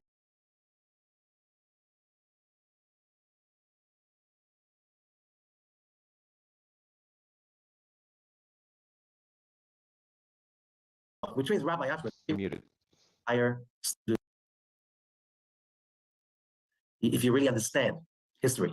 Okay, here we're talking about committing to these ideas in the biblical sense, because that's a way to connect to a higher state of awareness, to a higher level of enlightenment, to spiritual light. That is such a rewarding state of mind, I'm talking about ruach, that because it's so rewarding, you can create a real equal society on ruach, which means Rabbi Ashman explains, only people who reach the level of ruach, you can really have a pure communism in a society like this. Because in a society like this, you don't have to have a bureaucracy or monitoring or regulation in order to monitor people's production. You don't have to whip them. You don't have to chase after them to be productive. The problem with communist governments is that if everybody's equal, everybody gets to say, why should people get bother even trying to excel? And that's what happens. They don't try to excel, and they always stay behind. You know, in the big race between the Soviet bloc and the Western bloc won. Why? Because the people in the Western bloc, they felt free to excel. They were rewarded for that. And they were created a more powerful society. And the result, the Soviet bloc simply went bankrupt and failed. Okay? So, but that's what you cannot say, that the capitalist Western world was really free and is really just and equal. Now, in order to achieve that, which communism is a great idea about equality, still you need to have the level of ruach in which you're not trying to excel to serve society. That this didn't work. We saw it. You're trying to excel because that's a way, by serving society, you're serving your purpose. And that's why reincarnation is so important. You're serving your purpose to get closer to divinity. And a higher level after ruach, that's the neshama of olam beriah. So why is that so important? Because when we are talking about the creation, we go to the main pillar of theology of monotheism. There's one idea behind it. When you're talking about monotheism, the monotheism of Abraham, Isaac, and Jacob, we are talking about a creator that is infinite, light, energy, positivity, and only good. And because of that, the thought behind the creation is to give pleasure or bliss to its creatures. You can find it in the Tanakh. You can find it in the Talmud. Great sages like the Rabbi Saadia Gaon. We're talking about the 9th century. Talking about Rabbi Isaac Luria, the Arizal, 16th century. Talking about the Ramchal, 18th century. They were clearly emphasizing this as the main pillar of monotheism. Clearly, the Arizal, 16th century, talking about the Ramchal, 18th century, they were clearly emphasizing this as the main pillar of monotheism. Okay, if the main pillar of monotheism is that the creation happened because there is a force, an infinite force of giving and goodness, that by its giving, it created us as entities that are about one thing, receiving. Okay, what was really the creation about? Because if we talk about all the good we have in the creation, beauty, and whatever pleasure and happiness and positivity you have in the creation, this is not a creation, because that's something out of something. That was the creator, is an extension of the creator. There's nothing new over here. There's nothing that was created. It's just an extension of the original force of the creator. So what is the creation about? It's about the lack. And what is a human soul? It's all about a lack, a need, a desire.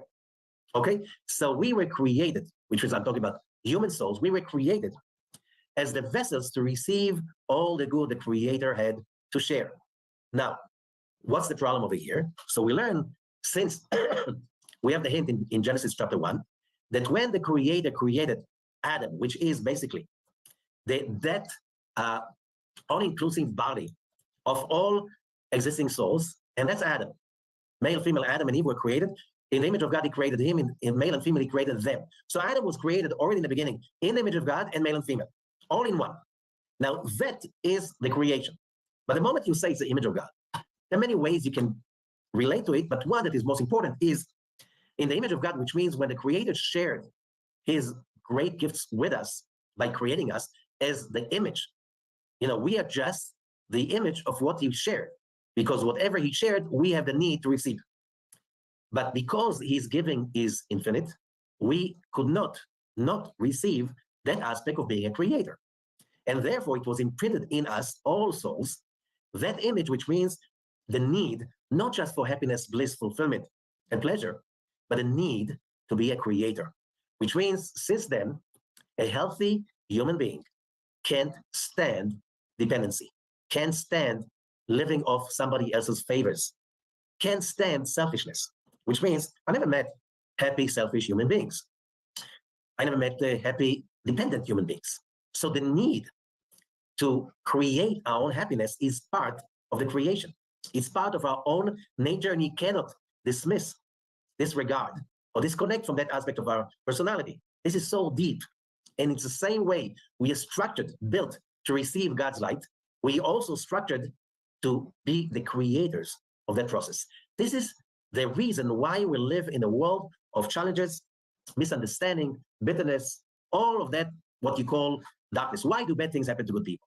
The point is, we are not here just to receive God's place, which is very important, but we're here also to be creators in that process. And the whole learning of Kabbalah is about how do you do that? Now, what does that lead us to? A very important idea. In the book of Samuel 2, chapter 14, it says very clearly, he should think of some way to keep the one he banished from being forever an outcast, which means the moment a human soul was created in the beginning, just in the beginning, when it says in the beginning God created the heaven and the earth, that means the creation of all souls of humanity. We were created to receive the gifts of the Creator. And that means by the Kabbalists, if we are really monotheists and we really connect our belief system of faith into an infinite giver, infinite force of giving, the Creator, the one Creator, his giving is infinite, and therefore Welcome back, Avi. you cannot deny that. You can delay the receiving, and that's why we have a reality that is under time. In our reality, it's a matter of time, which means you're miserable. Then the next day you're happy. Then you're miserable, and so on, which means you have yesterday, today, and tomorrow. But you have to remember, time is part of the creation, and the Creator, because he's infinite, he's above time because time is a limitation. So the Lord of Time is above time. Interesting. And something that I was talking with Dr. Bob earlier today, or rather yesterday, about was the idea that as the Phoenician cosmogony holds that the Phoenicians deified, or rather they what's the word, they like imbue, or they basically deified the figure of Elus or Kronos into the planet Saturn and called it Elus or Kronos. But in Semitic, or at least in Hebrew, it's called Shabbatai. But probably in a very very old point, they might have even just called Saturn El, like directly. Interesting. I can't speak to that either way. It's almost like El is this far off, slow moving body that it's like. And what's interesting is that how easy is Saturn to see with the naked eye? Not hugely, but it's probably what outside of Hermes, just because of how fast it moves, it's probably the hardest one to actually no, see, here's the thing. I think the motif of no one can look upon God and live, or like no one can be in the presence of God and live, probably is a reference to the sun, because it was deified as Baal Shamin. So you have this tradition of Baal being the sun, and El potentially being Saturn. You would have, the earth would just be the earth, and the heavens would be, the heavens of the earth, but implied to be just the heavens in general. Trying to think what else, that would work out in a easy way to figure it out. Yeah. The way they tended to structure the cosmology is you had the sun as like the central constant hot pole, and then Saturn is the cold, distant, slow moving pole. And that's where it's like the sun isn't changing.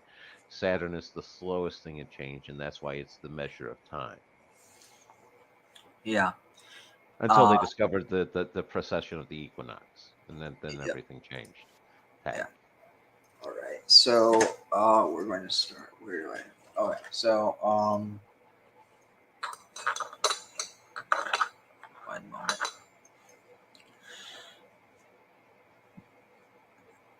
ברכו את אדוני המבורך, ברוך אדוני המבורך לעולם ועד, ברוך אתה אדוני אלוהינו מלך העולם, אשר בחר בנו מכל העמים ונתן לנו את תורתו, ברוך אתה אדוני נותן התורה.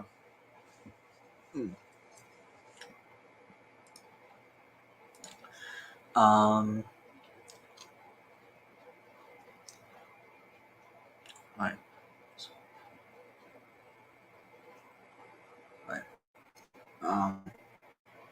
כי יעבר איש שדה או כרם ושילח את בעירו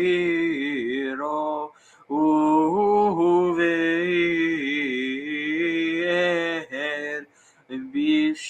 בשדה אחר מיטב שדהו ומיטב כרמו ישלם כי תצא אש ומצא קוצים ונחל גדיש או הקמה או השדה שלם וישלם המעביר את הבהרה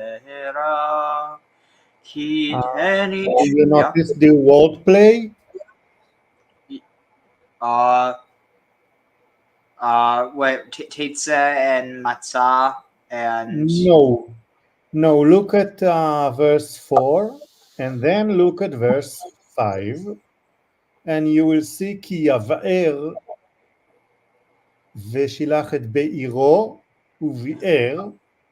Oh, and then Ya'aver, or like and in this verse, the meaning is grazing flocks. And in verse 5, the Mav'ir and Be'era is of the fire meaning. So this is a double meaning, both grazing and setting in fire. Well, so not setting on fire, but more so the idea of burning or consuming it. Like that the fire is already started, but the fire is continuing through its consumption. Or that a being is continuing through its consumption of something else. However, look at again in verse 4 and just mark the BL, the word BL, and it is not burn. To feed or graze. ושילח את בעירו. Look at the, yes, to feed or graze. Yeah, because it's in the PL. But anyway, here we could go over it once we once I. So this, if not the meaning of grazing animals, these two verses were written twice, and it doesn't make sense. Yeah, well, because the verses are telling the same thing. Yeah, let's talk about it once we start translating, though. I just want to get through this right now. Wait, where is it? כי תצא ומצא קוצים ונחל גדיש או הקמה או השדה שלם ישלם, המעביר את העבירה, כי תן ישרהו, כסף וכלים לשמור וגונב. מבית האישי ממצא הגנב ישלם שניים, אם לא ימצא הגנב, ואני הקרב בעל הבית אל האלוהים, אם לא שלח ידו בהמלכת רעהו, על כל דבר פשע, על שור, על חמור, על על שלמה, על כל אבדה, אשר יאמר כי הוא זה, עד האלוהים יבוא דבר שניהם, אשר יהרשיון אלוהים ישלם שניים לרעהו, כי תן ישרהו, חמור או שור, עושה וכל בהמה לשמור, ומת או נשבר, אין רואה. So here's another one, nishpar and nishpa. That's clearly another play on words, right? And I said yes. Oh, cool. שבועת אדוני תהיה בין שניהם, אם לא שלח ידו במלאכת רעהו, ולקח בעליו ולא ישלם. So, here, I'm just going to take a quick break to just catch my voice real quick, and also do for 20 and then we'll continue. So being infinite is above time. So for his point of view, we're already happy, which means we came to this world empty. We go through the journey in the dimension of time, and along this journey, we learn again and again how to get fulfilled. For the creator, it doesn't mean anything, which means for the creator, what's important is the final product. And the final product means that every soul is going to be finally completed and reach total fulfillment. Not going through that, according to the Jewish theology, is like cheating the creator. Can you cheat the creator? Can you create any kind of reality that is outside the one creator of monotheism? There's nothing but his presence? Of course not. And therefore, if he created you and me with a purpose to be fulfilled, we will be fulfilled. Not now, tomorrow, not tomorrow, the day after. What happens to somebody who had a terrible life, full of sins and blemish and darkness? So, and you see, the person dies with total bitterness and anger and frustration. He's still a vessel for the light of the Creator. And because he did not die fulfilled, he'll have to come, as the Zohar says, again and again. One hand, to correct, fix, pay for all its mistakes. On the other hand, to achieve all the gifts and the rewards that the Creator created that individual for. So why are we coming back again and again? It's very simple. If the end is well, all is well. And if it's not well, it's not the end. There will be another chapter and another chapter, another chapter. We're going to meet more and more obstacles, and all of them reflect one thing: the journey towards perfection. Then each one of us is committed to, we want it or not. These are the laws of reincarnation, which means you have to come again and again and again to correct the damage, to build the desire, and finally to receive all what is intended for you. Which means when you have any religion that teaches that certain amount of people will be outcast forever, or we call it rot in hell forever, this is against monotheism. Because what the sages are saying basically It's not that that person is a failure. It's a failure of the creator who created it. Which means if the creator is infinite and he could not bring his creatures back to the infinite, that's his failure. And that's impossible. Therefore, you cannot cheat the creator, which means you cannot create so much damage and suffering and misery so you can stay banished away from the creator forever. This is impossible. And therefore, it means that you have to come again and again and again. So whoever is preaching for YOLO, which means you live only once, this is a lie. Big, fat, unbelievable lie. Why? If you really believe in monotheism, you cannot preach for something like this. You cannot speak about being banished forever in hell. You cannot just say that the whole creation of billions and billions of souls was created for only few people to be successful and all the rest to be failure. This is unacceptable, of course, because in that meaning, what you say, when you have a product coming out from the production line and the product is blemished, okay, whose fault is it? You blame the product or you blame the producer. Of course you blame the producer.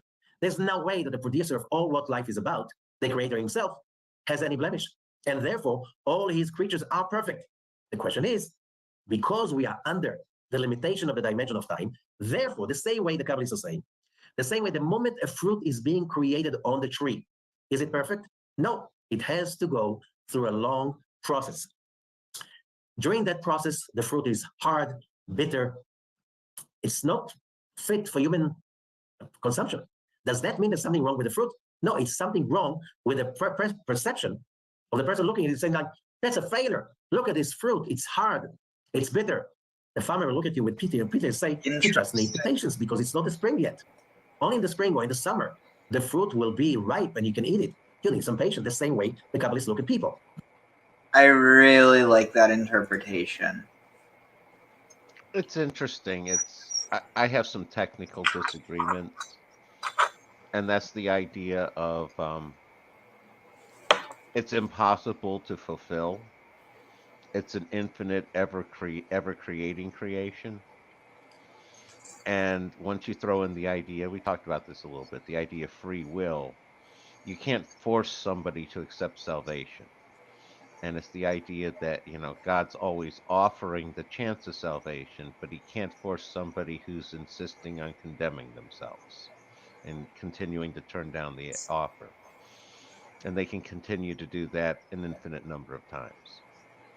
Again, technical things, but tag.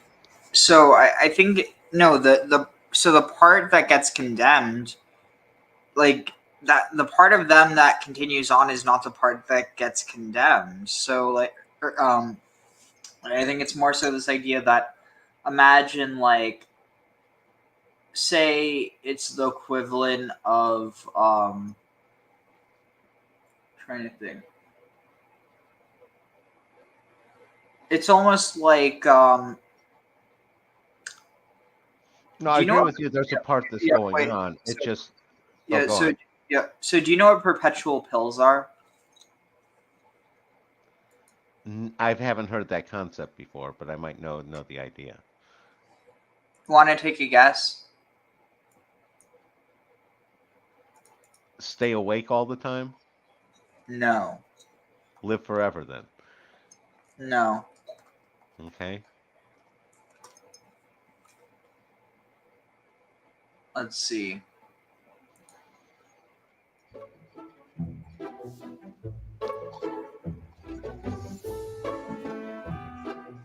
My name is Angus Patterson. I'm the Senior Curator of Metalwork at the V&A, and among the many thousands of eye-catching objects we have in the collection here are one or two stomach-turning ones, and we're going to be unboxing one of them. And so just for context, the reason I'm bringing this up is it's almost like the soul, the part of the body, the part of the self that transcends death is like the perpetual pill.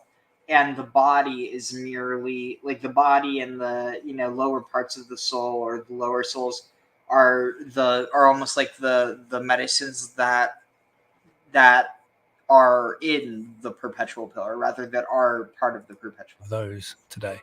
Normally we wear gloves in the museum when we're handling objects, particularly metal objects, to protect. Inside is a cup.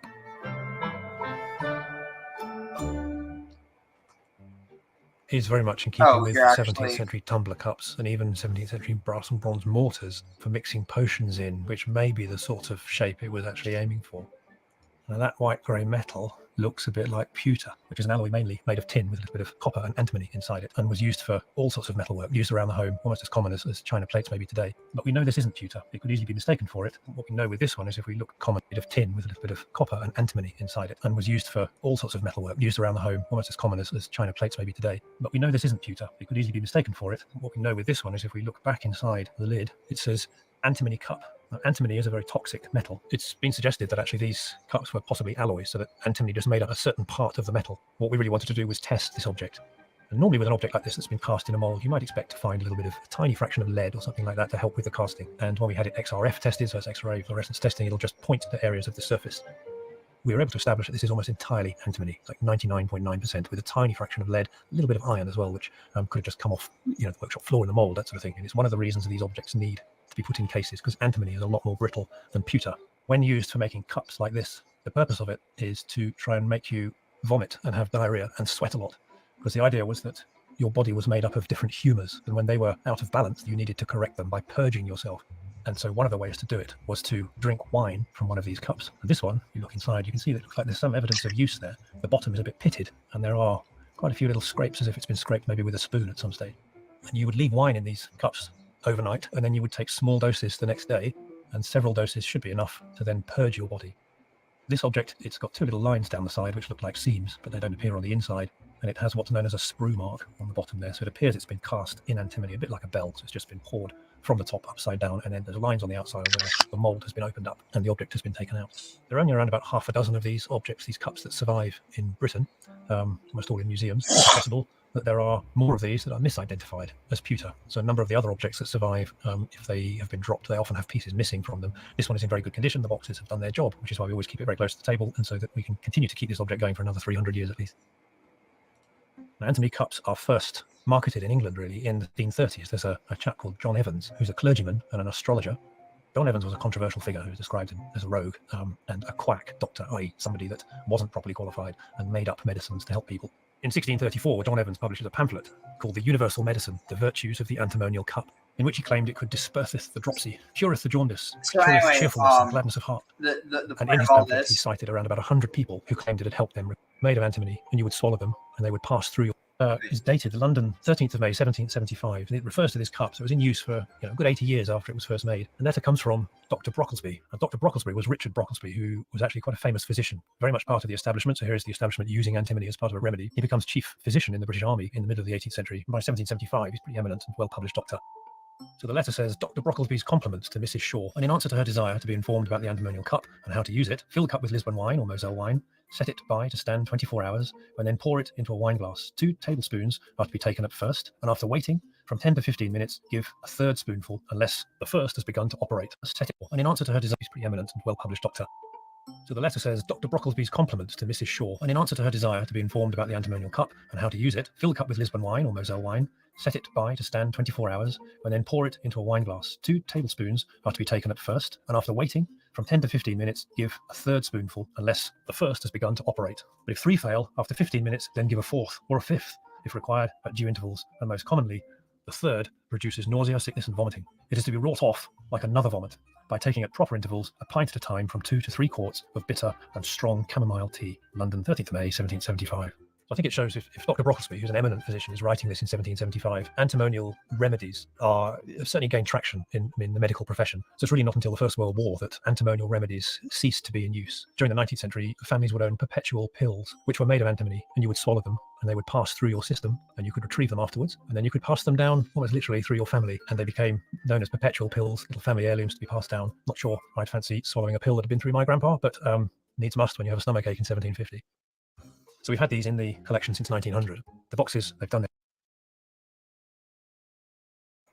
Imagine you have a pill like that, and say there's like, for whatever reason, I mean, in this case, say it's like you have, here's actually a really good example. Say you have like one life is equivalent to one usage or one pass through the digestive system of one of those pills. Now, say that you go to you go to a pharmacist or whatever, they make you a pill, and it has and say it's like it's very expensive for the antimony pill, so you can only afford one. So you have the pill compounded with something else, so it has like the shell around it, so it has another drug in it as well, or rather as a drug as well as antimony, because antimony is not a drug. I mean, I guess technically it could be used as a. The point is, it's not something you want to take. But anyway, in that case, it could be like for lack of a better term, like your body, it'll digest the outer part. It'll digest the that which is not eternal within this concept, and that which is will continue to exist. There's also this idea that there's this one bone in the body that cannot be destroyed no matter what happens. It's a myth, but it's the loose bone, and it's like part of the vertebrae or something. I forget exactly what it is, but do you know what I'm talking about, Avi?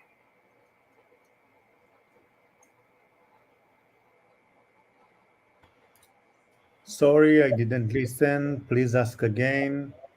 About the etzem luz. So what should I agree with?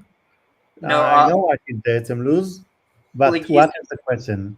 Isn't there an idea that the etzem luz, that it's like unbreakable, indestructible? That's true. So what I'm thinking is, it's like, whether it's literal or whether it's a metaphor for this part of the soul that survives death no matter what, I think what it's saying is that you that is the you that decides to do good or bad things, in a sense, that's almost like the driver of the how do I explain it? Like one second. It's almost like, how do I explain it? So you could be driving a car. Actually, I don't know where I'm going with this analogy, but the point being is that there's a part of you that transcends death, according to this, and that, like, the you that is good or bad, or ultimately that succumbs to the good or bad, that's almost like the driver that's driving the car that is your soul, if that makes any sense. So your soul, almost like, imagine an indestructible car, but the person inside the car can get killed, and so it's the same car, but the personality that inhabits the car and that drives the car might be different each time. But even though it has this, I mean, within this analogy, it would like ideally be that the person would be like the descendant of the person who got killed in the car before. But the point being is that this idea that you're going to continue to resist God, like, there really is, unless someone's soul is just inherently rebellious or evil or whatever. But if that were the case, then again, like he said, that's an issue with the creator, not the creature. According to this narrative, obviously, there's still an issue with the horrible things that like, it's not to excuse, but it's saying, like, who's responsible for the evil, like, in the grand scheme of things. If there is a creator that's responsible for everything in the universe, then and it's not as simple as someone was a victim of their circumstances, but literally that there's something inherently evil in their soul that makes them, no matter what they're reincarnated as, that they're just completely horrible. That's an issue with God, because who chose to make them that way? Well, that's the point. Is if you include free will, that's not God making them that way. That's them choosing to be that way. All God did was allow them the possibility to choose that. No, but I guess what I'm trying to say is, you can have, like, how do I explain it? It still is free will, even though it's like, basically, how do I explain? It's almost like God doesn't want to create a new soul every time he creates a new creature, and so he recycles souls. But it's not like, how do I explain it? It's almost, Oh, are you basically? So I mean, I guess here's the thing. Like I think in some levels it's almost like we can't really have free will unless we exist on Earth. So if we're in heaven, we don't have free will. So it's basically there isn't any removal of free will by allowing people to choose good or evil, and then they die and their soul reincarnates and practically for all intents and purposes doesn't really remember it. It's almost like the only time that the soul remembers what it did is when it's in heaven, for lack of a better term. And so it's not like it's not, say you're born, you're not and again, unless it's your spirit, which is just inherently evil. But again, it's not this idea that people create their spirits. People, like, there's this idea that people's spirits might have some responsibility in the creation of their incarnations, but that's separate from the creation of the spirit itself, which is done by God. Which again, if someone's spirit is so inherently evil that they choose to incarnate as evil every time, they still have the free will to do that. But within that narrative, why is that spirit choosing, or why is that soul continuously reincarnating as evil?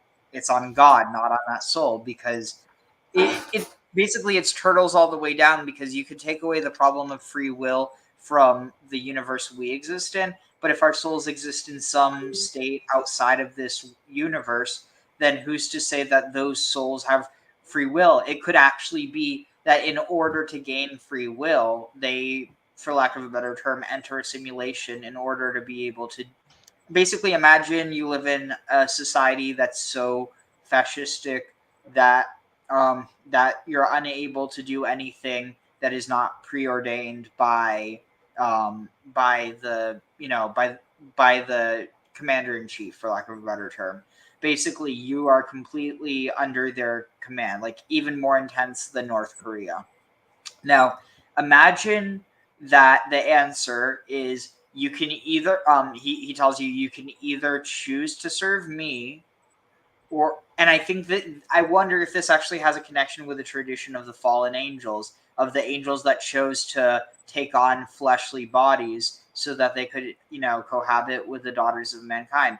It might be as simple as, basically, and again, I'm using this for analogy. I'm not saying that like God is literally, well, I mean, there's definitely parallels, but I'm not saying that God is some fascistic leader in this, like dystopian world where everyone has like mind chips where they're forced to follow his will, but then they're like able to get free will if they enter the simulation. Like, I'm using that for the parallel, but do you kind of see where I'm getting at?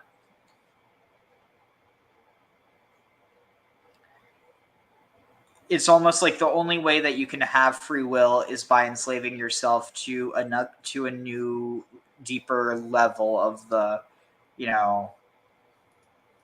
matrix, for lack of a better term. And I mean, I think you can even see some of those elements today, like look how people have. There's people who have just kind of completely gotten sucked into VR to the point where they've basically just replaced their real world with VR. It's really disturbing, but eventually, say people can, send themselves into a simulated world, and it's like, choose whatever world you want. How many people would do it? I think a lot. And that's, I mean, I don't know whether that's scary or whether that's just to be expected, or both. I was going to say you're hitting on a lot of they talk about in simulation theory, and I've thought through a bunch of this. Again, I'm old, so some of the ways I resolve it is by working through some solid definitions. And you threw around a couple of them there that a lot of people tend to conflate and not get very distinct, and that's spirit and soul. And that's one that I wrestled with as a while. And again, they're used in various different ways in various traditions.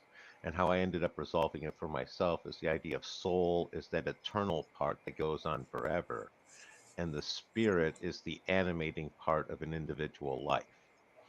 So it's like while you're alive, your spirit and soul are merged.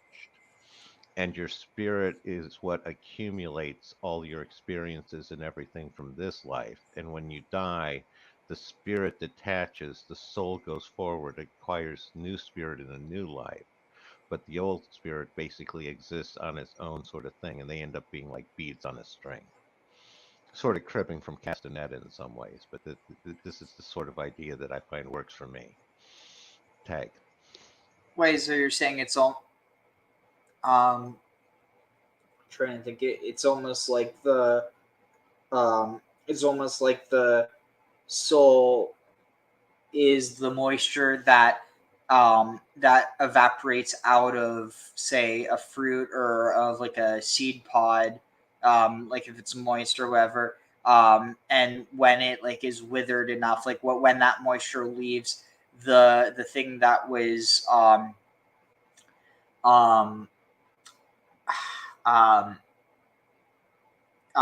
so say it's like the seed pod or whatever, that because it gets dry enough, it falls from the tree, it splits open, the seeds release. The seeds are almost like the body. It rejoins the earth and kind of gives life to something new, while the moisture just rejoins the water cycle, and the husk is like the spirit, which is kind of left to wander or remain as an influence. Yeah, that's one legitimate way of looking at it. To use the old-time analogy, is like a snake shedding its skin, where the snake itself is the immortal soul, and each skin is the individual life. But see, there's only one problem with that. The snake eventually does die, but you know it doesn't? Well, I know, that's why it's an analogy. It's the idea of the... But what I'm saying is, that's why it's the idea of like the perfect, or the, like the form of the snake, because it's the idea that, serpents have existed from before humanity has existed and will probably exist for long after humanity has existed. And so we're not talking about one specific serpent. We're talking about the serpent, the Platonic serpent. Well, again, the Ouroboros, the Midgard serpent, the idea of it's constantly eating its own tail, eating its own skins to progress. Yeah. So the question though is, how can it leave a husk? Is the idea that its husk is actually within itself? Well, that's where some of the analogy leads. Again, it's the idea that in order to get anything done, you need two poles. It's like, it's the idea of the heat engine in thermodynamics. You both need a heat source and a heat sink. So you need that dualism in order to accomplish anything. So that's why, to a certain extent, that's why whenever one concept gets created, its opposite does. You can't have good without also having bad. It's like, otherwise you wouldn't even know. It'd be like fish in water, like we are in air. You don't really recognize you're in it. It just sort of, becomes background filler for you. It's kind of interesting. If you think about it, it's almost like, say that you have, so you have these 2 points here, like left and right. Who's to say that the middle, which would be in the middle, who's to say it's like, who's to say whether it's here or whether it's here? You see what I mean? So what's to say that there can't be these two middle grounds, or multiple middle grounds, or infinite middle grounds, and it's just a matter of, because it's in between the two of them and they have different dimensions, while we're looking at a two-dimensional object, we only see a minute part of what actually exists. Exactly. No, that's definitely there's only the idea that there's infinite number of dimensions, but we can only process a finite number. And now you're sort of in that interface between spirituality and mathematics here. Okay. You see, the person is full of bitterness, negativity. He's simply like that fruit that on the tree is not ripe yet, emphasizing the word yet. So understanding reincarnation, having the state of mind of reincarnation, the concept of reincarnation, is a necessity. We need to have that in mind in order to be able to deal with all the difficulties in life, all the what we see around is injustice. And again, why do bad things happen to good people? They simply didn't finish the correction. They're still on the journey. They still need to face all kinds of challenges till they become really pure. So that's why, by the way, when we spoke about this nefesh and ruach and neshama, the different levels, so the Zohar is adding When somebody is reaching the completion of the soul, which is when you reach above neshama, then you reach the freedom that it says in the Torah, in Parsha Mishpatim, when we're talking about the Zohar calls it the princess, the daughter of the king. When you reach that level, which is the level of Chaya and Yechidah, the two more levels about Nefesh, Ruach, Neshama, then you are in a state of mind that is called freedom. Freedom, which means you can't be defeated anymore by fear, by interest, by selfishness. All of those emotions that basically cut us off away from the endless creator. The moment we reach that awareness of wholeness, oneness with the creator, we are really free. What does it mean?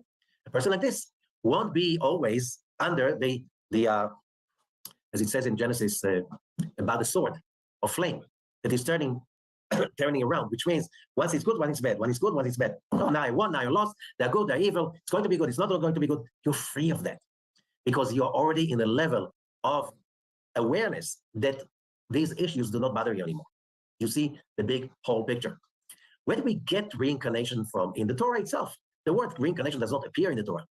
But if you read carefully what we just read yesterday, which means Parashat Yitro, Mount Sinai Revelation, the two tablets, what is known by mistake the 10 Commandments, which is really the 10 sayings. It says, Exodus 20, verse 5, punishing the children for the sins of the parents to the third and fourth generation of those who hate me.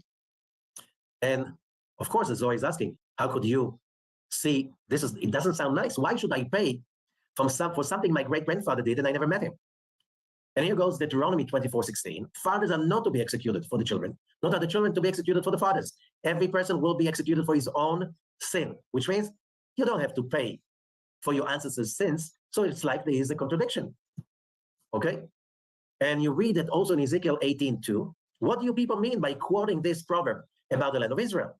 The parents eat sour grapes and the children's teeth are set on edge. Or the other one, also from Ezekiel, same place. For everyone belongs to me, the parent as well as the child. Both alike belong to me. The one who sins is the one who will die. Which means you're the only one who pays for your own sins. So what are we talking about? So when we're saying on Mount Sinai Revelation, when it says that God visits the sins of the father to the sons, the only way to explain it, as the Zohar says, is only by understanding that we are talking about one soul comes again and again and again. The generation of the father, the generation of the son, generation of the grandchild, of the fourth generation, to pay till you really correct it properly. And that goes on in Exodus 21, 33, 34. If anyone uncovers, as we see here in this Parsha, if anyone uncovers a pit or digs one and fails to cover it, and an ox or a donkey falls into it, the one who opened the pit must pay the owner for the loss. Last night. Which is, here we see a very simple rule. What does it mean? If somebody, let's translate it to our language, if anyone uncovers a pit or digs one, which means the moment you create something that has a collateral damage to the environment, that could be pollution. Oh, there are many, many pages in the Talmud about pollution and how pollution can, which means if you have a factory, or you have it at home, you're creating noise or any kind of pollution of smell or other kinds of pollution, and that affects the neighborhood, What about you have to pay for it because the damage you inflict on others, you have to pay for it. But it says you must pay. What do you mean must pay? What if I ran away? What if I refuse to pay? You will pay this lifetime or another. Karma. Or another example, for instance, but if there's a serious injury, you have to take life for life, eye for eye, tooth for tooth, hand for hand, foot for foot, burn for burn, wound for wound, bruise for bruise. Okay, Exodus 21, 23, verses 23 till 25. But you cannot cut off, according to the biblical law, you cannot cut somebody's foot off unless it's to save his life. You're not even allowed to do it for a beast, for an animal. This is not allowed even for Noahites. That is part of the Noahites law, which means that the laws for humanity, that you cannot cut or eat an animal while it's still alive. How can you do it for a human being? And that You can't cut off the limb, or you basically can't harm an animal and then eat it. You know what's fucked up? That's actually something that makes sense. And you know what's more fucked up? Well, so it's not fucked up, that makes sense. What's fucked up is that it makes sense, and there's people, I literally never thought I would hear people argue against this, but I have seen some of our good friends, and by good friends, I don't know, I feel, obviously I'm being sarcastic, but I don't know, like, some of our friends, they basically take an issue with the Noahide laws primarily because of this. Apparently, they have an issue with the outlawing of Bacchic rituals. Like, I'm sorry that you get such a stiffy for harming animals and then eating them while they're still alive. I mean, I think we can all agree that's pretty messed up, right? Well, I think it's more like they want to do it to people, is my opinion. But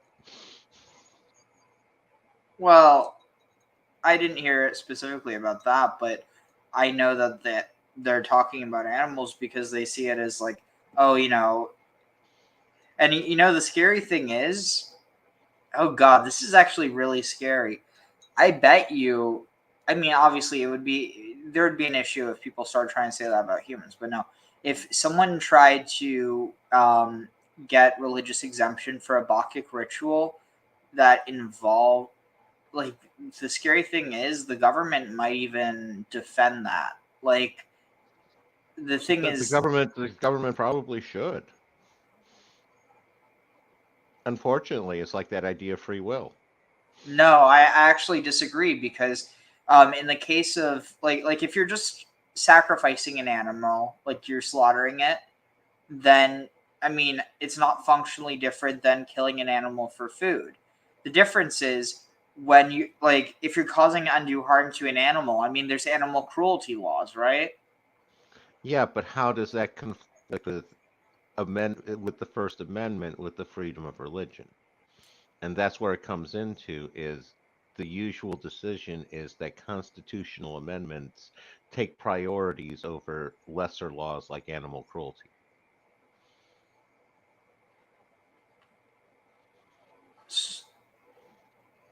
But then where would the law be drawn? Or where would the line be drawn? The line would be drawn based on the hierarchy. It basically be the way I again, it all depends on what the Supreme Court decides. What I see the best legal arguing is the idea if you have freedom of religion and you're not harming another human being who's also protected by the Constitution, then you pretty much have a lot of free reign in what you're doing in those rights. And if that includes torturing animals, then as long as it's within that religious ritual sense, pretty much the law has to take hands off. But if you're doing it to human beings, that's a whole different thing. It's the idea of property. And if you're allowed to destroy your own property. Wow, I didn't think that I would actually agree with the radical animal rights. I mean, given I'm for animal rights, I'm talking about I actually think that when it comes to obviously, I'm not saying we shouldn't eat any animals. I mean, animals eat other animals, so to say that we shouldn't is kind of, it's more for our own ego than it is for anything objective. There is a real issue though with factory farming and the way it's being done, and just the abject horror that animals are being kept in. But I guess that's kind of the thing. If you want to, if you argue, well, you shouldn't be allowed to do it for religious ritual, it's like, well, how is this fundamentally different than what massive factory farms are allowed to do? They I mean, oh wow, because so here's the thing. I actually just learned about this today. So it's the law of Tarifa. So it's not just, so what makes an animal tariff is it's not just if it died due to a wound or an injury or even an illness, but also if it died within, I think it's 100 days or so of having such. So basically implying that it died from that. So what that's saying is, I mean, how much of the modern American diet do you think would be considered that? I'm not even talking about oh, it wasn't raised on a kosher farm. I'm talking about straight up, just by the definition of the animal, it if allowed to live within its conditions as it was living, so not changing anything, if it had continued to live that way and not been slaughtered for the next 100 days, would it still be alive? And the scary thing is, what percentage of like factory farms you think that? I mean, it's definitely not it's a non-zero number. That's for certain. Yeah, my honest estimate would be somewhere between 10 and 25%. So yeah, I mean, how do we get to talking about this? Well, we went through reincarnation. Yeah, but we got into the idea of Oh, right. Oh, just an aside about Balkans. And again, I don't think that all Balkans, or I mean, all Balkans are like that, in the same way that, you know, not all Christians are insane fundamentalists, not all Muslims are terrorists, and not all Jews are. I'm trying to think. Not all Jews study Torah. I mean, I don't know what the thing is that, like, the point is, I don't know. I'm tired, so I'm not good with analogies. But the point is that, and I already forgot what I was talking about. So we're going to get back into this. So good idea, Ariel. Go. Yeah. So let's see. Wait.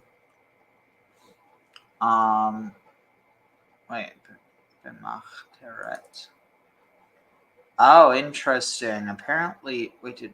I thought. All right, so it would have started here, I think. Right. If a man consume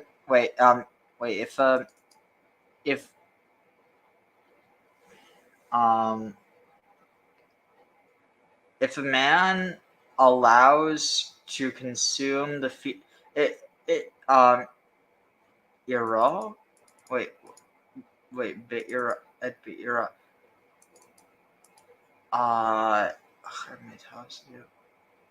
Let's see. Shlach et Be'ira. Oh, his cow.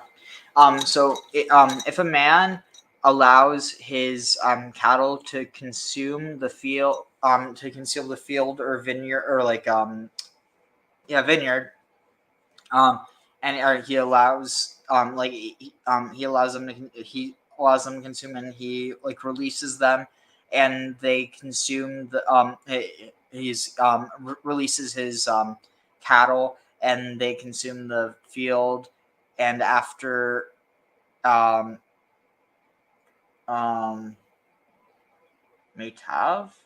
is this from Yatav, from the best, and after the best of the fields, it says, and so allows a field or vineyard to be grazed bare, restitution, Metav. Would it be Metav or Yishalem? Restitution must be made for the impairment of that field or vineyard. Be'era. Wait. It can't Be'era also be trouble? Pretty sure, but and the field, in the field, and acher, and after Metav, after the best, after like to I don't know, make it right, make it good, after he, I don't know, after he makes good the field and makes good the vineyard. I think that if the field has one part that the crops are good, and one part that the crops are bad, it should they should choose the best part, and according to the price of the best part, this is the price that he will have to pay. Okay, thanks. That makes sense.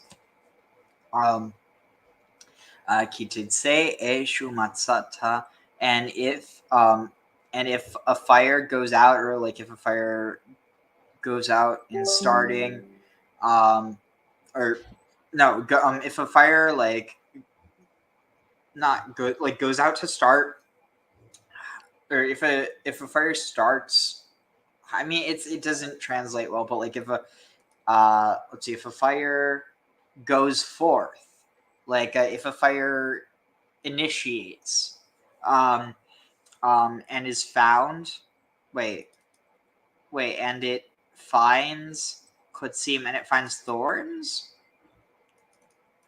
Interesting. It finds, it acquires, it encounters. And it encounters thorns. And it what's it saying? So that's stacked. So that stacked, standing, or growing. What? And would that be? נאכל לעכל א' כף with a dagesh. Lamed is to be burned. So if a fire came out and then it growed because it found thorns, and then the crops just went burnt, so the one who ignited the fire should pay. Let's see. So the ne'echal is not being eaten, but being burned.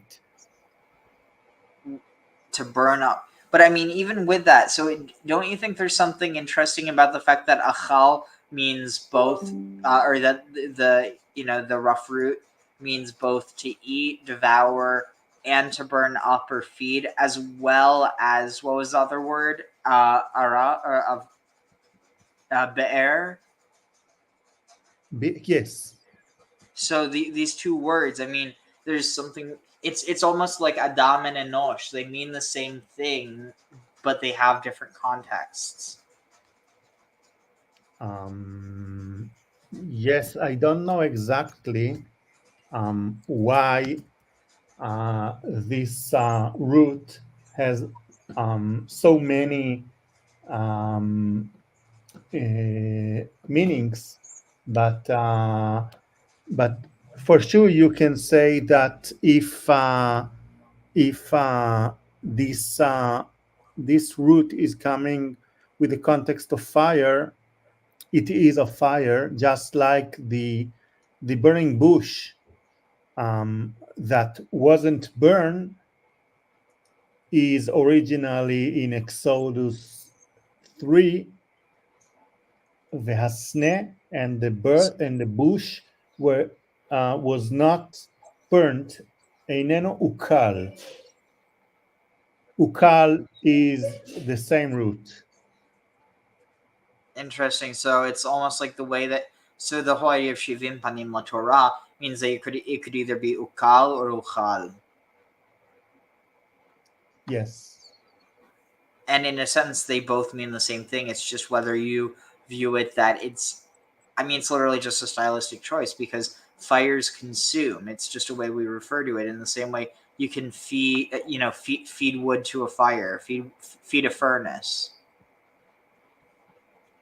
Anyway, let's see, impairment, excellence. Oh, so it's the excellence of so that it's not imperative. Yeah. I don't know where it's getting. That's not imperative. That was a weird one, but I think that the difference between eat and burn in Hebrew is that eat is the active form of the word, and burn is the passive form of the word. So if something was ne'echal, was burned, this is the passive form. And in Hebrew, you have three forms of passive. PL, ikel, burn, ukal, vehitpael. So again, I think that since this verb is in a passive form, it is not the eat meaning, but the burn meaning. Yeah, interesting. So so if or when a fire initiates or sets out and finds thorns and it consumes the crop or the grain. Well, I think in this context, because it's talking about like, so it says if it finds thorns, and while there is a context that I guess it could be grain, it seems like this might actually be better rendered as a heap or a stack, because it's. Do you know the hay? So hay is a grass that just dried up, and just like thorns that dried and are easy to be burned, the hay is easy to be burned. The point of the hay is that hay you feed to your farm animals. No, hay is for horses. Well, I know. Well, it's for cows too. My grandfather was a dairy farmer. I know, but it's not fun. I know, but the idea is that if you have thorns in there, you're going to be hurting your animals when they try to eat the hay. So that's why that's an offense tag. That's also why you would want to, like, I mean, because no. So the way this translates is when a fire starts and spreads to thorns, so that stacked, standing, or growing grain is consumed, the one who started the fire must make restitution. So it just let's just try to read like that. It seems like they're kind of trying to say that the thorny vine is like a fuse cord, and you light the thorn on fire, and it goes into the grain and lights it on fire. That's the impression I'm getting. Tag. Oh. Well, no, because the thing is, just reading the Hebrew without reading that, when a fire starts out and finds thorns, or we'll see this. Wait, no, it would be and consume. This is what I'm trying to say.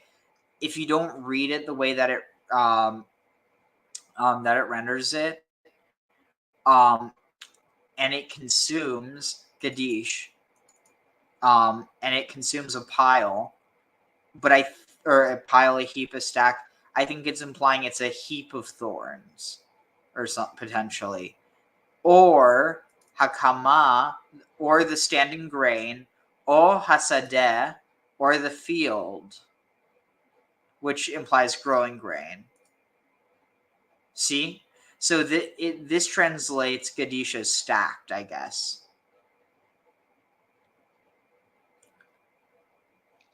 You're above my pay grade here, Ariel.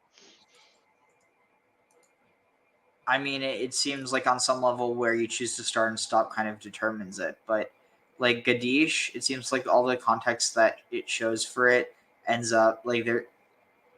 I mean, because it does mention the grain later. It's just, I think, something separate. But so or the standing grain, or the growing grain, or shalem, the peaceful grain, or no, the grain, like the growing grain, restitution shall be surely paid for the consumed, for that which was consumed by the fire, or by the hamavir, by the fire, by the fire starter of the fire. Because when one gives to his fellow silver, or like money or vessels, or I guess tools. It says money or goods, but money or vessels, to guard, and he steals from the house of the one, if he is found, the thief is to pay twice, or like pay double. Imlo yimatzeh haganav, if the and if the thief is not found, and nikrav venikrav, and he and like he is brought near by the master of the house to Elohim, if he does not release his hand from his occupation of his and he does not relinquish his hand from the property, or wait, what was it? Oh shoot, where'd it go? What's this word? From the property, from the property of his fellow. Al kol devar pesha, upon all the thing which is upon all the things which have transgressed, upon the bull, upon the donkey, upon the sheep, and upon the salma, upon the garments, upon all veda, upon all the lost things that Yomar, that he One should say. What? Where? Asher Yomar is that one should say that it is until the Elohim. Elohim is probably in the traditional exegesis is the court. So anything from animals to clothes to anything would be brought in front of the court. Before and unto I don't know. I honestly think that this is a reference to this idea of swearing before God, and this idea that if you falsely swear that he'll strike you down or curse you. But it's possible it's also the courts. But Elohim, you see that in the Middle Ages there were an deal of the judgment of God, that someone just put his own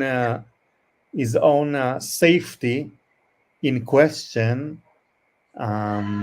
So if he would die, it will mean that he is wrong.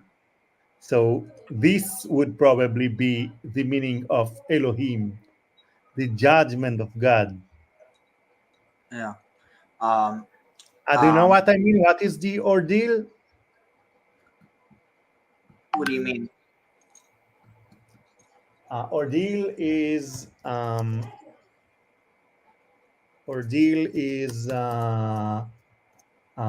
some test that you do that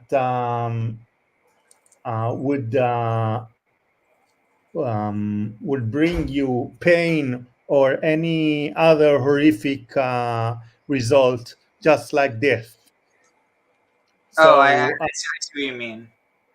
For what we call today Russian roulette. Mm-hmm. So in the Middle Ages, they had a very common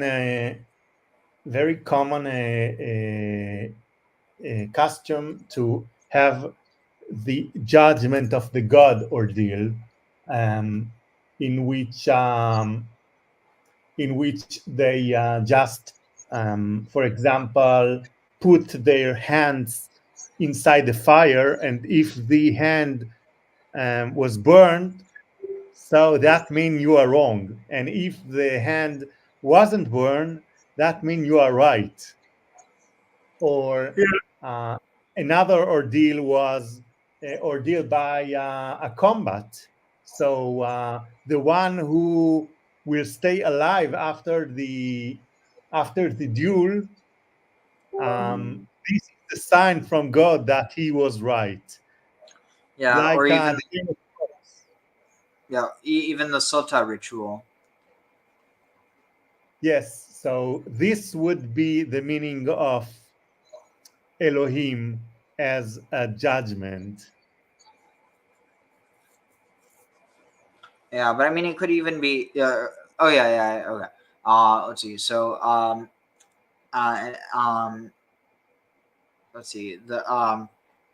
Yavod Devar Shnehem. The case of both of them will be brought as Yarish. In front of the gods, or in front of the court of God. And the one who will be convicted by the God would pay twice as a punishment to his fellow. Yes. Yeah. And when one like when a person gives his fellow a donkey or a bull or a sheep or any other animal to any animal to guard, and it dies, or it is like it breaks. I'm guessing it breaks it probably a bone or a leg or something. That was stolen. What? Oh, yeah. Oh, Shvar. Wait. No, Nishba is stolen. Oh, okay. Or took captive, but yeah. there are no captive animals, but stolen animals. So if something was broken or corrupted or just went off, in Roy, and there's no one. In the result, you have nothing to give back. Wait,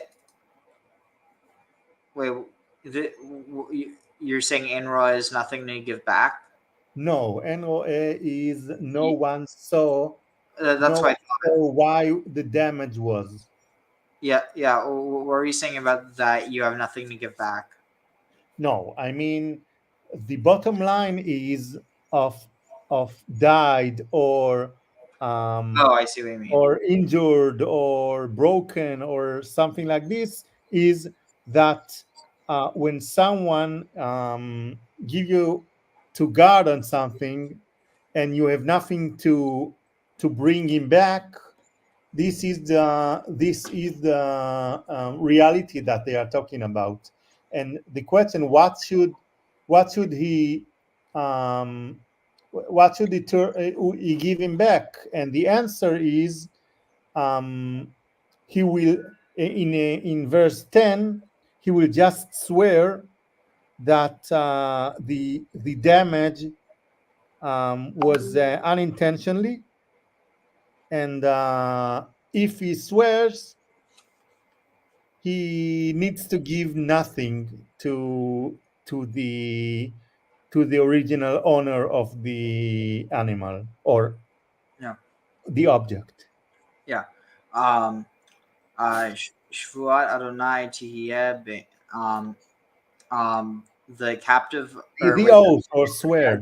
Yeah, the oath of Adonai will be between the two of them if he does not release his hand from the property of his fellow. So if he not released his hand from a property of his fellow, he did nothing intentionally for the property of his fellow. So he needs to have an oath and swear to God that he didn't do anything wrong with the guarding of the property, and after the oath, he needs to pay nothing to the original owner. Again, Shvuat Hashem is the oath or the swear to God. So the swear to God will be something that will be put between them. And the content of the swear will be that he did nothing badly with the property of his fellow, and then the owner will go away and not being paid. Yeah. ואם גנוב יגנב מאמו ישלם לבעליו, אם טרוף יטרף יביאהו את הטרף לא ישלם. So the point is, Wait, hold on. I want to finish this first. We can talk about it later. וכי שאל ישמע אמרהו. Wait, הטרפה לא ישלם. וכי שאל ישמע אמרהו. ונשברו מת בעלה ונימו שלם. ישלם עם בעליו, אמו לא ישלם עם שכיר הוא בא בשכרו, וכיפת ישפטו לה אשר לא ארסה ושכב. ימהר,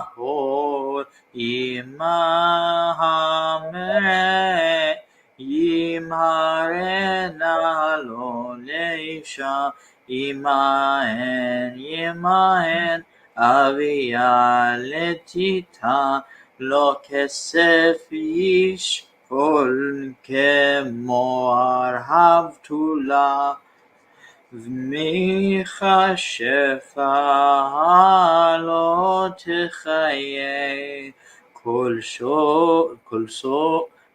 שוכב בהמות יומת, זובח לאלוהים יחרם, בלתי לאדוני לעבדו, וגלות הונה ולא תחצנו, כי גרים הייתם בארץ מצרים, כל אלמנה ויתום. לא תענו נמנתנה, אותו כי ימצאו כי צעק, אלי שמעו אשמע צעקתו, וחרה אפי והרגתי אתכם בחרב, והיו נשיכם אלמנות ובניכם יתומים. אם כסף תלווה את עמי את העני, אם מחלות תהיה לו כנושה לא תשימון עליו נשך עם חובל. תחבול צהל מטרח עד בוא השמש תשיבנו, לא כי כסותו לעבדה, היא שמלתו לאורו במה ישקע והיה, כי יצעק אליי ושמעתי כי חנונני. So, and if a thief, and if a thief steals from amongst his people, steals from among, yeah, from him. Oh, From him. The point is that we said that if he handled everything well, he should not pay. But now we deal with the case that he handled it badly, with the negligence. So if he handled it badly, he should pay. But in verse 12, there is an exception. The exception is if the animal or the property was killed by beasts, he should not pay because this is not considered a case that one is not handling the property well. and so that must be connected to the story of Yosef and how his brothers bring back his bloody tunic. And probably they wanted to say that they should not pay anything because they handled their brother in a good way. But probably we will see later, I think, that if you just selling or trafficking people, no matter what, you should die.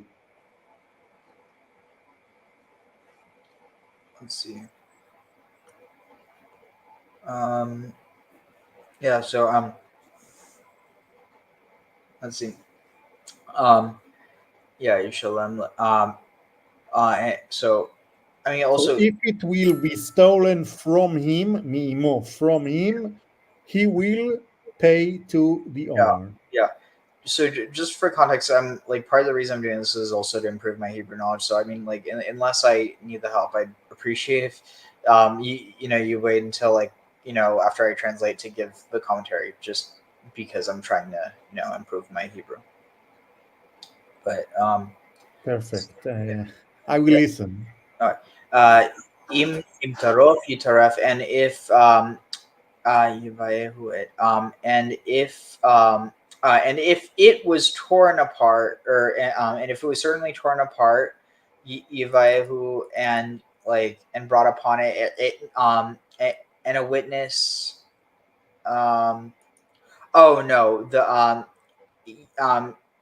He shall bring as witness, or as evidence, haterefa, the torn animal, lo yishalem, he will not repay, or he will not pay. V'chi yishal, and when the man asks me'im. No. What? No, not ask, but borrow. Oh, interesting. So interesting. Do you think there's any idea that Shaul's name could have been this idea? Yes, this is the meaning of his name, and also the meaning of Samuel is that Samuel was borrowed from the God, according to what the mother of Samuel just said in the first chapters of First Samuel. I thought Shmuel was Shomeael. So no, let's open First Samuel, verses, no, not verse, but chapter B, and you see that, not chapter B, but chapter A, and you see that she said that I prayed for this boy, and God just gave me what I questioned, so he borrowed me this boy. So since he was borrowed, I will leave him in the temple for the rest of his life.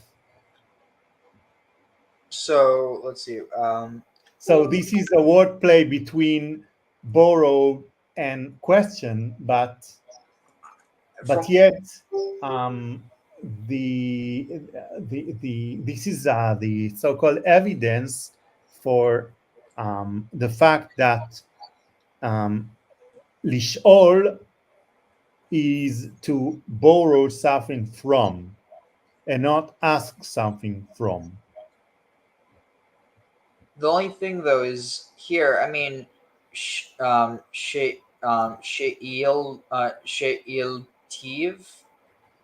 tav. It seems like this is clearly the story of Saul, or at least that etymology is connected to Shaul, not to Shmuel. Yes, some scholars say that there is some confusion between the story of Samuel and Saul, because the meaning of the name of Samuel is His name is El. What? Wouldn't Shmuel be his name? Shmu wouldn't be. No, that would be Shmuel. So Shmu, what would Shmu be? Shmuel may be the name, the Shem, the name of him is God. Oh, that's what I was saying. His name is El. His name is God. Yeah, but I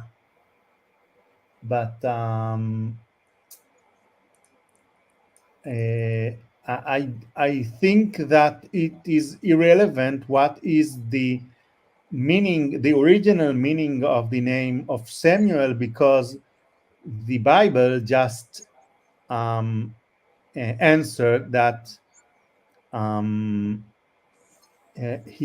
meaning of his name is because he is borrowed, because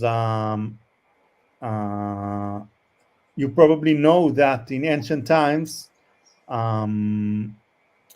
people just sold themselves, or not sold, but gave their life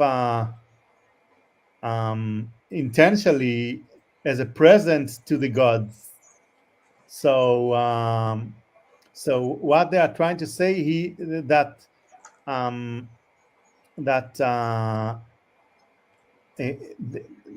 Samuel's mother just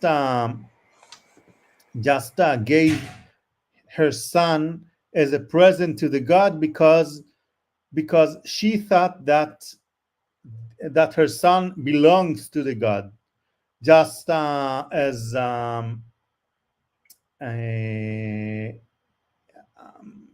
Isaac or later Jesus was thought to be the son of God.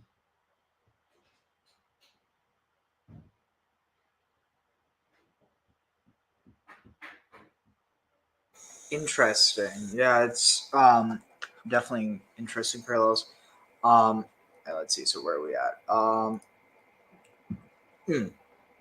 And so again, if a man will borrow something from his fellow, and he breaks it, if he borrows, if asked to borrow, it implies an animal, but let's just say borrows something from his neighbor and he breaks it, or maybe damages it, or he destroys it for the sake of extending it beyond an animal because it doesn't directly imply it, like, or causes it death, or let's see, to causes Something it that makes the object to perish. not being able to be given back. Yeah.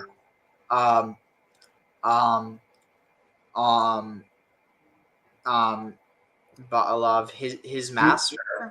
His Wait. owner. His Oh, owner. yeah, its owner. Ein imo. There will not be for him. With him. With him. Oh yeah, with him. There will his owner not with him. Shalom, shalom. You shall certainly repay, or restitution shall, payment shall be certainly fulfilled. Imbalav imo, if his master is with, or if its master is with it, or if its owner is with it, lo shalom im. You shall not pay if urging, but if secure, if you sold, or if you like hired if you hired it, Bob, it came into your it's basically He already paid. He already paid for it. Interesting. Viki Yifate Pata, and it and if a man, what's this? Interesting. How is it that this word to be spacious, be open, be wide is also to be persuaded, or to persuade, or deceive, or seduce? No, do you know the word gullible? Yeah. Someone who believes everything. Yeah. He is so in Hebrew.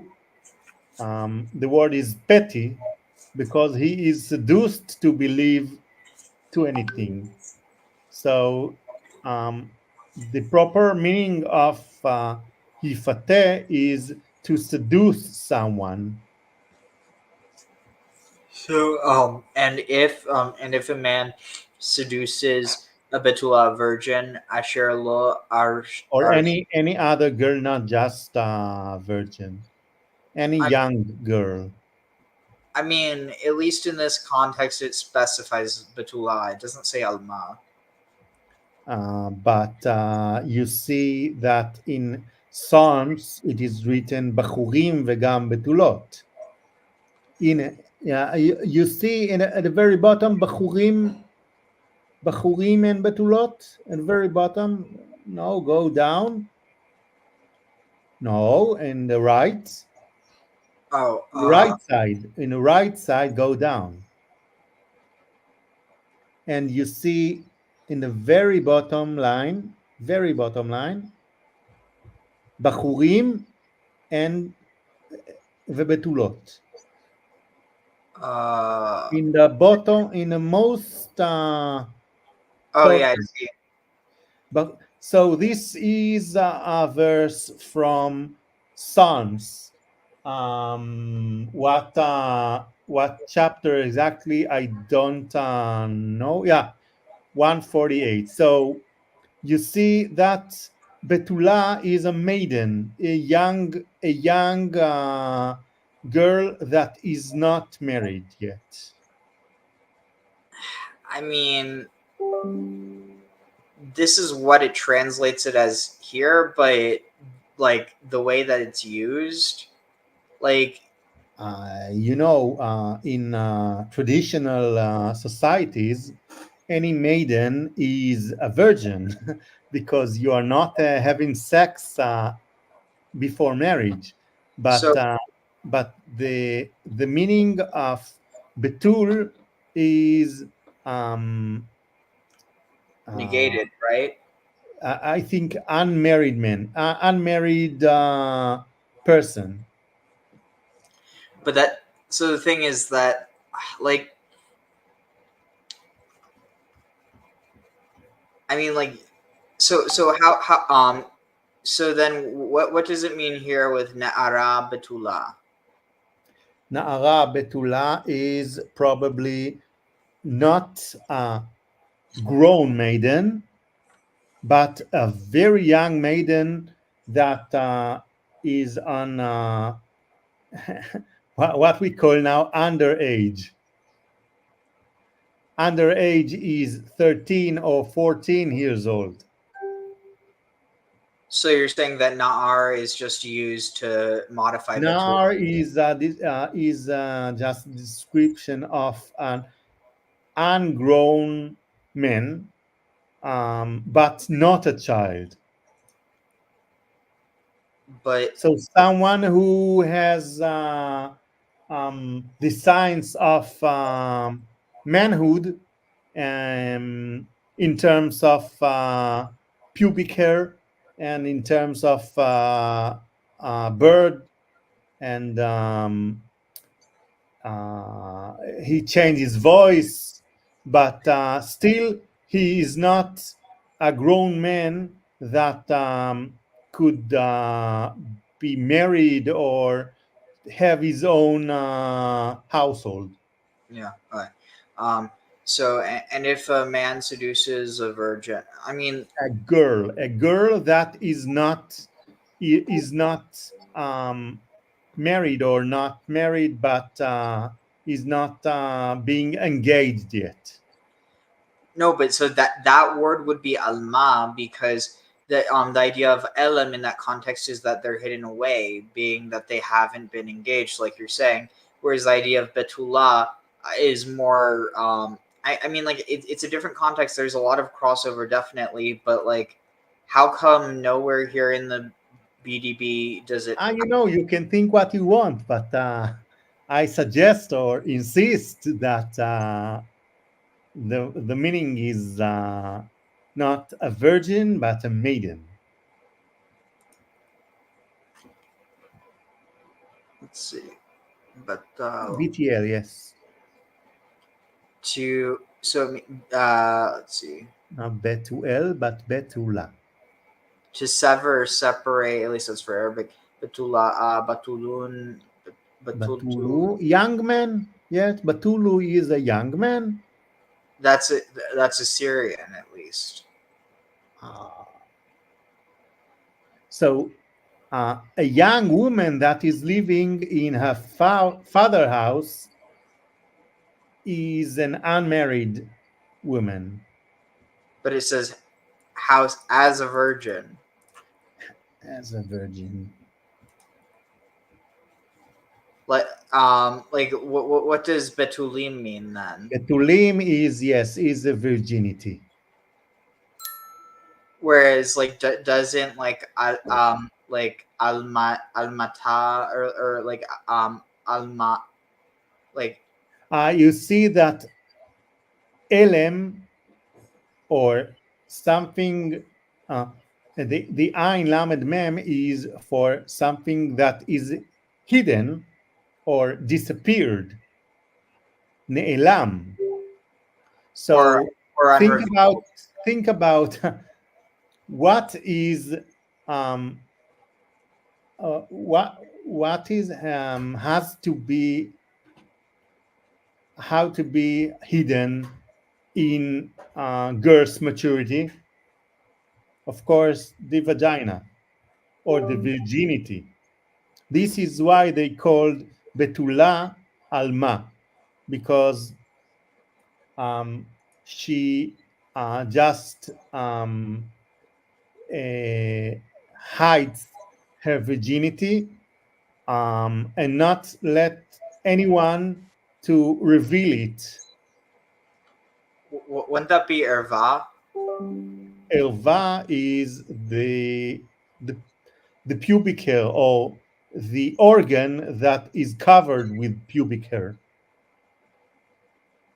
I mean, can't it just mean nakedness in general as well?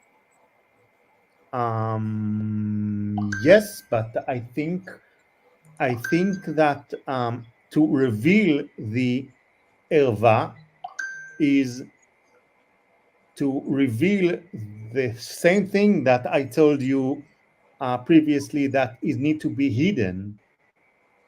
That needs to be Yeah. hidden. So again, this is the etymology of alma, which is probably the same as betula, but the mistake is that betula is not a virgin one, but a young one. That then how come betuli means virginity?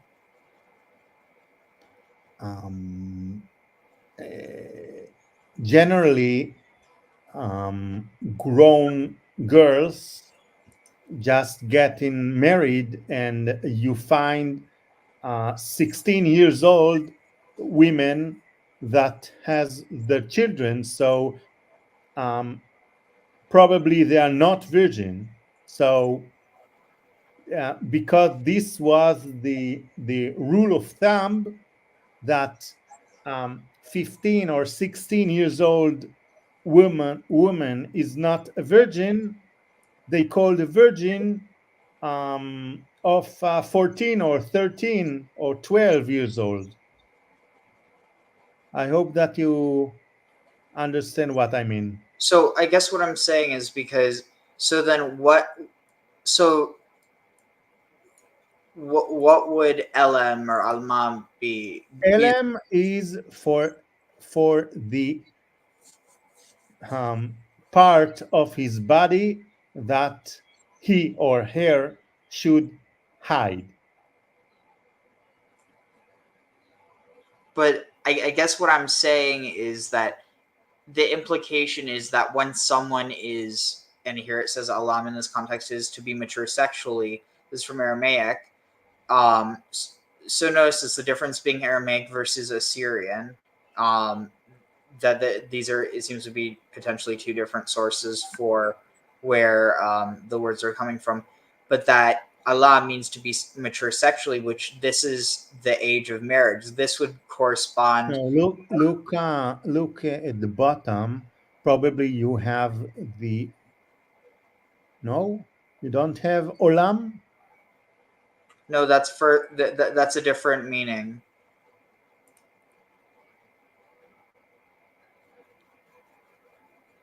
Okay, alumenu or ne'elma me'enenu or alam is hidden from us, concealed. Yeah, but this here renders alam as sexually mature. Yes. Think about it. What do you need to conceal when you are mature? What do you need to conceal? I mean,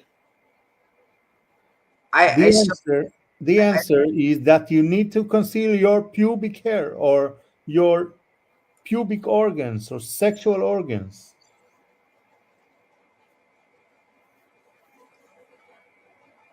But my point is, in any case, it really seems like the way that you're explaining Betullah is much closer to what Alma is translated as.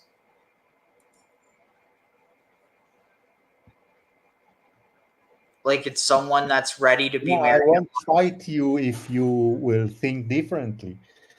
But no, like, yeah, I think it's good that we're having this, debate because, I mean, is it two Jews, three opinions? But like the reason I'm so insistent on this is because the way that this is being used, like youthful vigor, like this isn't talking about like child, like clearly the idea is that a betula is younger than an alma, right? No, they are the same age of 12 to 15. But I don't know. Like it seems like there has to be a difference between the two of them that isn't. Wait, so what do you contend that the difference is between them? The difference between Alma and Na'ara and Betula? Specifically just Alma. There is no difference. So you're saying that it's no different than like be'er and achal? Yes, just a synonym. So then, in a sense, I mean, so what's the word for someone who has never had any sexual relations then? I think that they didn't think with this term. Their mentality was different. I think that they didn't. Or maybe I think that the word is be'ula. Be'ula, like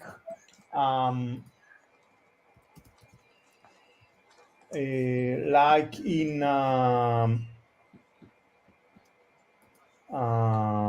כי רבים בני, wait,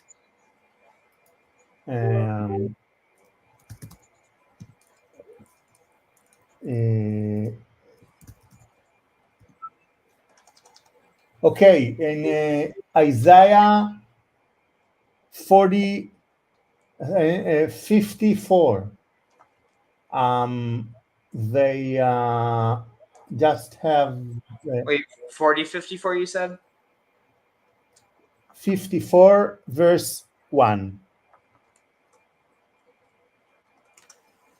All right. And also 62 verse 4. Be'ula. So, I mean, don't you think there's something kind of... Be'ula is something that lost her virginity, but this is not something that meant to say anything about her age. So yeah, so that's what I'm saying. So what would the word for someone who hasn't lost their virginity be? Because if this word wait, where? Yes, and my answer would be betula. I don't know. You see that in Leviticus 21, they say about the high priest that he should say a woman with her virginity, isha bivdulea. Leviticus 21, verse 13. Sorry, I'm just see if we can find it.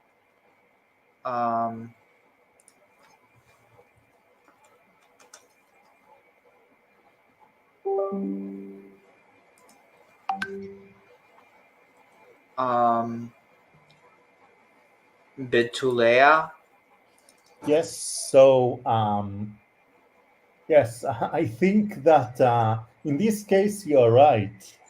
The word for someone who didn't lost her virginity is betula, but I don't know. Yeah, I mean that's what I've always heard. That's also one of the reasons why the whole idea with what was it though, like, you know, the whole idea of Emmanuel, that it can't refer to the idea of a virgin birth because the word is alma, not betula. If it wanted to imply she was a virgin, it would have said betula because that isn't directly implied by alma. Mm-hmm. However, let's go back to verse 15. The purpose of verse 15 is to say that you may marry a woman not if you Well, like I just had the ritual of marriage, but also if you had sex with her, you are considered as her husband. This is what they are trying to say in verse 15, and in the Gemara they are calling this situation nisuei bi'ah. Do you know what is nisuei bi'ah? It's ringing a bell, but I'm just really tired. So Nisu'ei Bi'ah is marriage of having sex with. So the purpose of this verse is to say that if someone seduced a non-married or a non-engaged woman and he slept with her, he is considered her husband, so he won't be able to escape from the ritual of bride price, payment of bride price. So if he married the woman by having sex with her, he has to pay her father the price of marriage. Yeah, Avi, you don't have to chime in for everyone though. I am trying to get through this like very soon. So, and yeah, if he seduces a virgin that has not been betrothed and he lies with her, and I mean literally lies down, like to lay with someone, like it means to sleep with someone. It's the same thing, but it doesn't say yashan. It says shachav. It's the idea of lying down, like literally to lay with someone. That's the reason why the term is to get laid. Okay. Sorry, it's just there's a like I know what you're saying. It's not that you're wrong. It's just I'm stylistically choosing the way that I'm translating it. And he lay with her. Mahor Yimaharena. Mohar is the payment of the bride. So the dowry. Yes. So the bride price, he must certainly pay to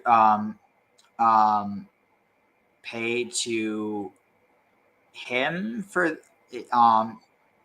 like, is it implying to the dad or no? He must marry her. This is the meaning. Oh yeah, but and if in verse 16, and if her father, dude, I want I'm trying to translate it. That's the whole point of doing this. Like I'm not trying to step on your toes. It's just part of how I've gotten better at this is by doing it myself. And it's one thing if I don't understand the context, but also just because it does take up a lot of time if we just talk about each one time by time. Take for him for a wife. That's what was you were saying. But ima'en, if he certainly rejects, or no, if her father refuses or rejects, certainly rejects to give her to him, kesef yishkol. Interesting. He must still pay. He must still pay the silver, of the bride price of the for her virginity. Mechashefa, witchcraft or sorcery, lo techaye, you shall not you shall not allow to live. But what's interesting, but this is a double meaning, because this would be to live active, both active and passive. So the active meaning is you shall not let a witch to live, and the passive meaning, the witch would not should not being let to live. What do you mean? The question is if you should not let her live, if in Hebrew, techayeh is you will let live, or the other form Is is she he techayeh, she will not be able to live. Yeah, one of the interpretations I have heard is this idea that they won't be able to live amongst the Israelites. This idea that like I don't know, it's an interpretation. Probably in sorcerer they mean shaman woman. Yeah, like the Balad in Dor. Yes. So you should not let shaman women that practices with drugs to live, because the drugs is legit just if it is a part of Jehovah's worship in the temple. So basically, it ruined their monopoly. Yes. Kol shochev im behema mot yumat. All those who lie with animals, they're to be put to death. Zovech la Elohim yecharam bilti leadonai levado. Those who sacrifice to gods, yecharam, to ban God, who sacrifice to gods, like to ban gods. Would that be it? Or no. Let's see. It's interesting how they translate it as prescribed, but it's interesting. Zovech le Elohim, yecharam bilti, who sacrifice. Okay, those who sacrifice to gods other than Adonai, or except for Adonai alone. Yes. They will be utterly destroyed or wiped out. So what's interesting though is, notice this, it doesn't say le Elohim acharim or le Elim or le Elilim. It says le Elohim, and it just says Elohim bilti ladonai levado. So it's like, it's almost implying this idea that Elohim in certain contexts can refer to the other Elohim, but you're just not supposed to sacrifice to them. And probably Yehoram will be boycotted. So if you meet someone who just sacrifice to a god that is not Jehovah, you should boycott him or prohibit him. Interesting. V'ger lo toneh v'lo tilchatzenu, and a stranger, or literally like an inhabitant, you shall not toneh, you shall not oppress. Fraud. Yes, oppress. Yeah, you shall not oppress, and you shall not tilchatzenu. You shall not oppress them. What was this first? Like, you shall not mistreat, and you shall not oppress them. Higerim hayitem, because you were strangers, or you were inhabitants. Be'eretz Mitzrayim, in the land of Egypt. All right, let's see. I'm just going to go through the next bit, and then I'll take a quick break. Kol almana v'hayatom lo te'anun, imane te'ane oto kimsao. Yitzhak elai shamoa eshma tzahakato v'chara afi v'haragti etchem v'charev v'hayu nishechem almanot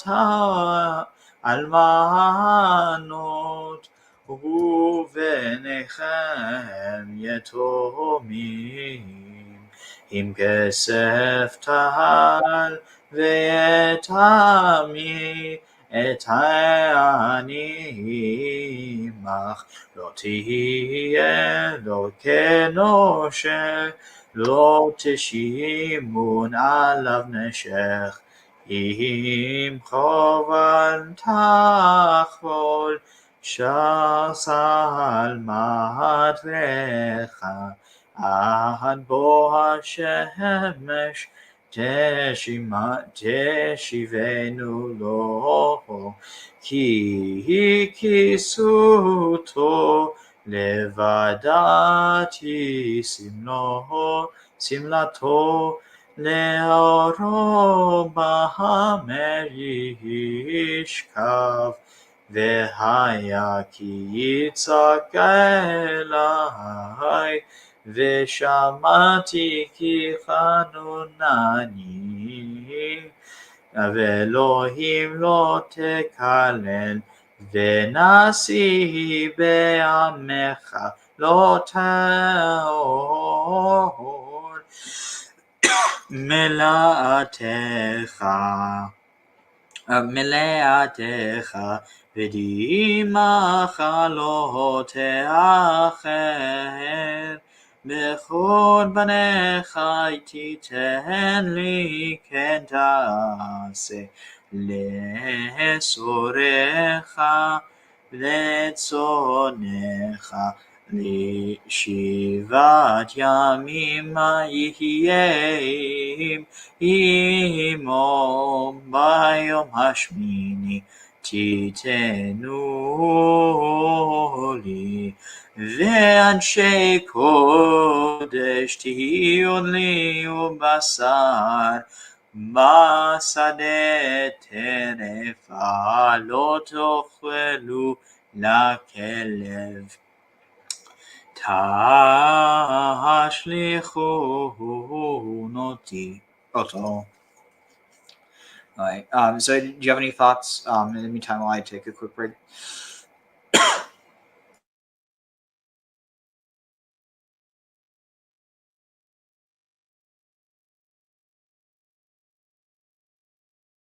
I was going to say, I don't have a whole lot to add here. The only thing I have to add would be the whole, my answer to why do good things happen to bad, why do bad things happen to good people? And the answer that I ended up settling on is so that something worse doesn't happen to everybody.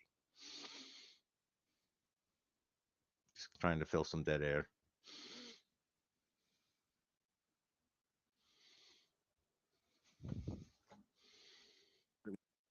We heard that a soldier was killed in Gaza, and we shuddered. Oh my goodness, there's a father, there's a mother, there's a...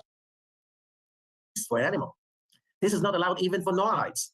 That is part of the Noahites law, which means that the laws for humanity, that you cannot cut or eat an animal while it's still alive. How can you do it for a human being?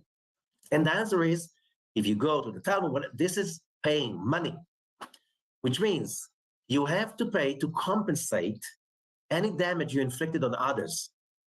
But if you don't compensate, you'll have to come next life and you will have to pay for it. So if you lose a tooth or an eye or a foot, that could be a result of a damage you inflicted on somebody else. So the purpose of earthly court is to prevent that from happening to you, which means the purpose of the biblical court is not to take a revenge from the criminal, to scare other criminals in the future. No, here came somebody, the word mishpat, mishpatim. Mishpat in Hebrew has a very deep meaning. It doesn't mean judgment. Judgment is din. Mishpat means balance. You know, what's the symbol of court? It's the scales. It is not, it doesn't mean judgment. Judgment is din. Mishpat means balance. You know, what's the symbol of court? It's the scales. It is not about revenge, it's about balancing. Balancing somebody's karma, somebody's soul. The purpose of the judge is how do we rehabilitate the criminal? Because he's still part of us. No matter what happens, he's still staying with us. Let's say we don't execute him. And to execute somebody, according to the biblical laws, was almost impossible. Almost, when biblical law was really imposed, in the Israelite or the Jewish society, it is mentioned that it was like so rare to execute somebody, it was almost unheard of. And if it happened to be that the Supreme Court, what was called then the Sanhedrin, of 71 people, issued a death sentence, they all had to resign, and they were called the killing court. It was so rare. How can you run a society like this? So here comes the values of the Bible. Imagine the comic books in ancient Israel, Sanhedrin, the killing joke, or the killing court, instead of like Batman the killing, or Batman the killing joke. Funny, I was going to sit there and think that they would be done in hieroglyphics. Funny. You're probably right, though. Honestly, that would be interesting. Ooh, you gave me an idea. I was thinking about trying to use it like in order to represent words, but honestly, that would be kind of fun to do like a storybook version of the Bible using hieroglyphics. Well, that's a lot how hieroglyphics evolved, as they were, it's very much a pictographic storytelling. Yeah, but I personally try to inscribe hieroglyphics.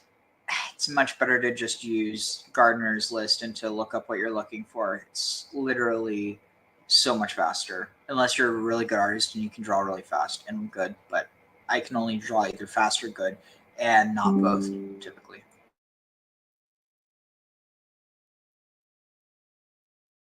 Say your job as a judge is not to take revenge and inflict more judgment on society. Your job is to balance, which means if you get that criminal to see that he simply went off course, and now your job is getting him off course. How? If he compensates the victim enough, and he gets through a system of whatever he's going through in order to repent, then you got him back on track. You saved him and you saved the society. Okay, that's your job as a judge. And that needs a lot of humiliation. That's why if you go to Tractate Sanhedrin, which speaks about the laws of establishing court, it says you must, if you're a judge and you don't follow love others as you love yourself, you must resign. Or you cannot judge in that case, at least. Okay, I think we covered a lot. So when we understand those ideas, and it's only just an introduction when we understand that all those laws in Parshat Mishpatim are all about how to balance somebody's soul. So when we come to the question, why are people stuck in terms of their professional development? And the answer is very simple. Without enlightenment, without spiritual development, without taking responsibility for one's emotions and one's perception of reality, that's basically the idea of reincarnation.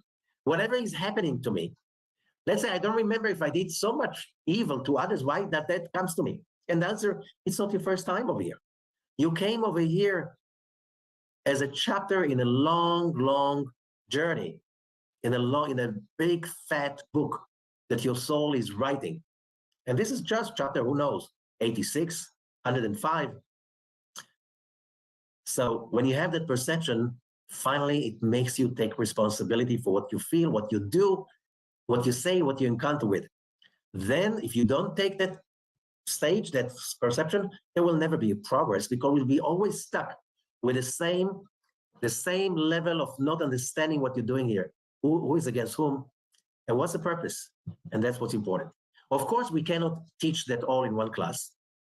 However, Sunday, February 25th, 2024, we are starting the reincarnation course and the personal correction. And that will be on Zoom, 13 sessions. And because of the whole world is going right now into so much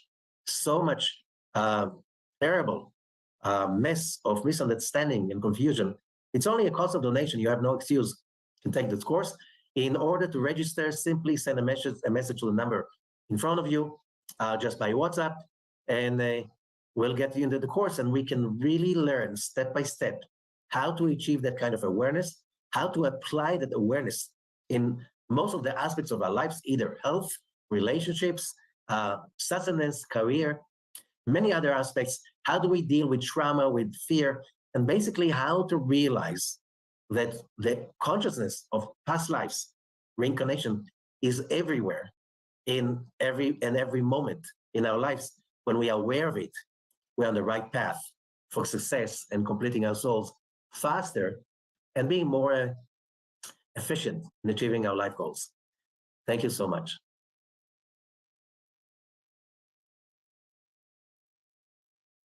Interesting. So, also just yeah, it tracks with a lot of. I was going to say it just tracks with a lot of the parallels I see between like Hinduism and Judaism. Like,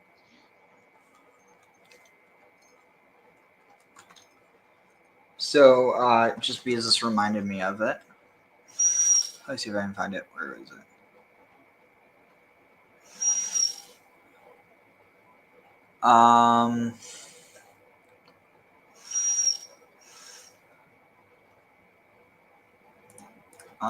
Rock.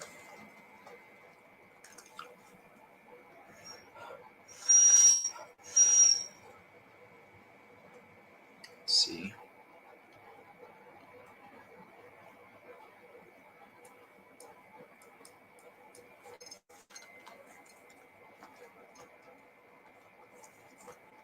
Sorry about this.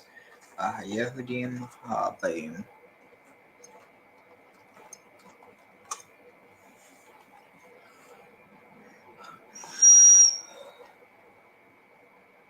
Should be one of the first ones. I don't know why it's not here.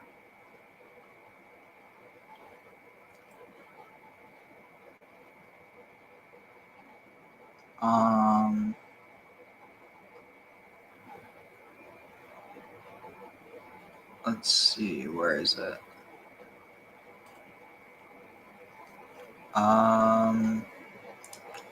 Let's see. English subtitles, maybe.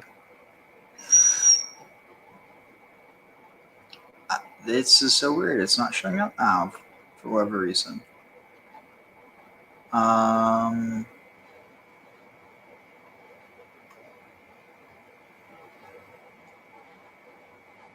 see.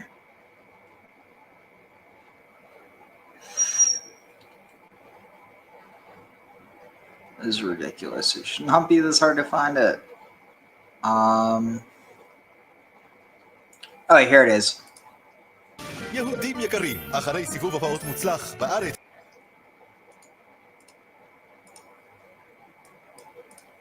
יהודים יקרים, אחרי סיבוב הופעות מוצלח בארץ, באירופה וברחבי ארצות הברית, מוסיקה שמימית גאה להציג את האלבום החדש של הרב המזמר גבריאל מוזס. מתגאה להציג את הארץ, באירופה וברחבי ארצות הברית, מוסיקה שמימית גאה להציג את האלבום החדש של הרב המזמר גבריאל מוזס. מיטב הפסוקים ולחנים נעימים לכל אוזן. ידבר אדוני אל משה לאמור, איש מבני ישראל ייתן בזרוע המולך. מות יומת.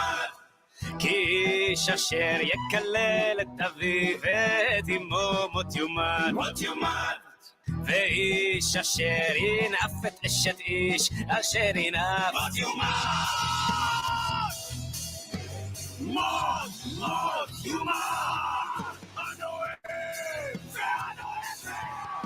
ואיש או אישה כי יבהם בו. מות, מות, מות, יומת, ואיש אשר ישכב עם זכר, ישכב עם זכר.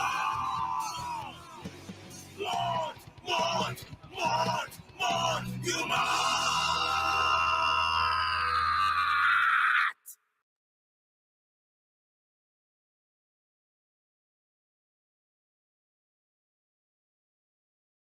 Brilliant. My wife just heard it from the next room and asked, is it the Yehudim Ba'im? I know it. Oh, it's cool.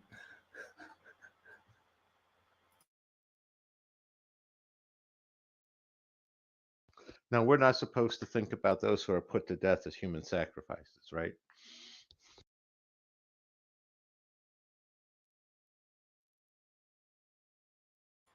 Volume up.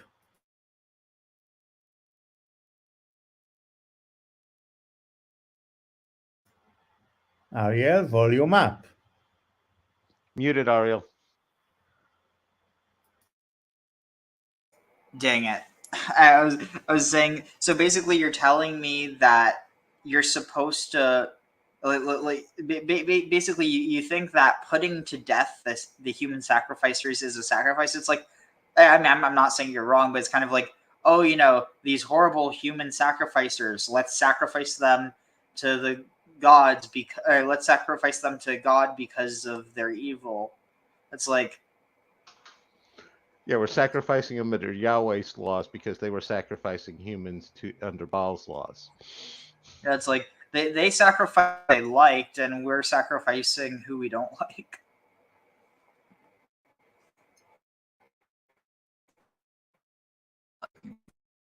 All right. Here. Okay, we're in Basir Lagani Tavshechov Dalet. I say, okay, we're going to start at the beginning of Hagar. We learned a little 5 or 6 lines.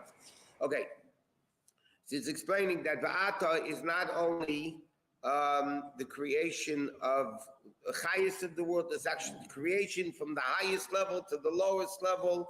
Karnei Ra'imim is the level of the Keren of Keser, and Kinim is a Gematria 120, which is the 120 Tzirufim of Elokim, which is complete concealment. So basically, Elokus gives sustenance from the highest levels to the lowest levels. Okay, these lines we'll learn quick. There's some shach of Elokus that comes all the way down, is even something lower than Klipa. What is lower than Klipa itself?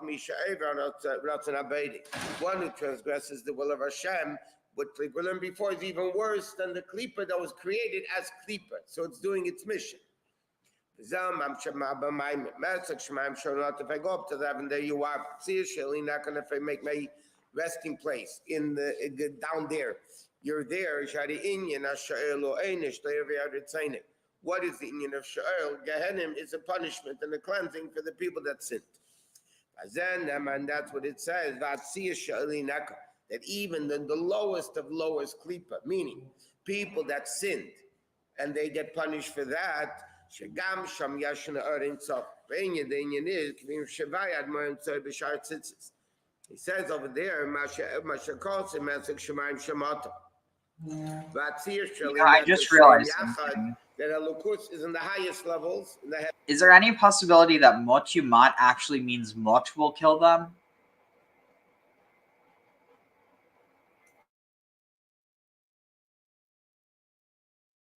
Sorry? So, wait, does Yumat mean put to death?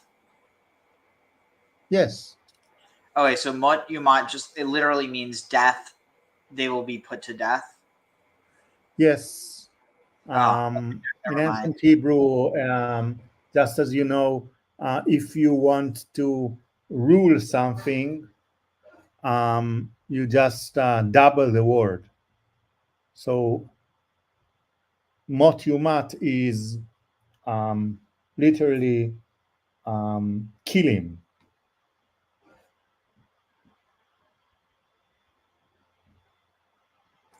All right, cool. Well, not cool, but I mean cool that you're able to give context.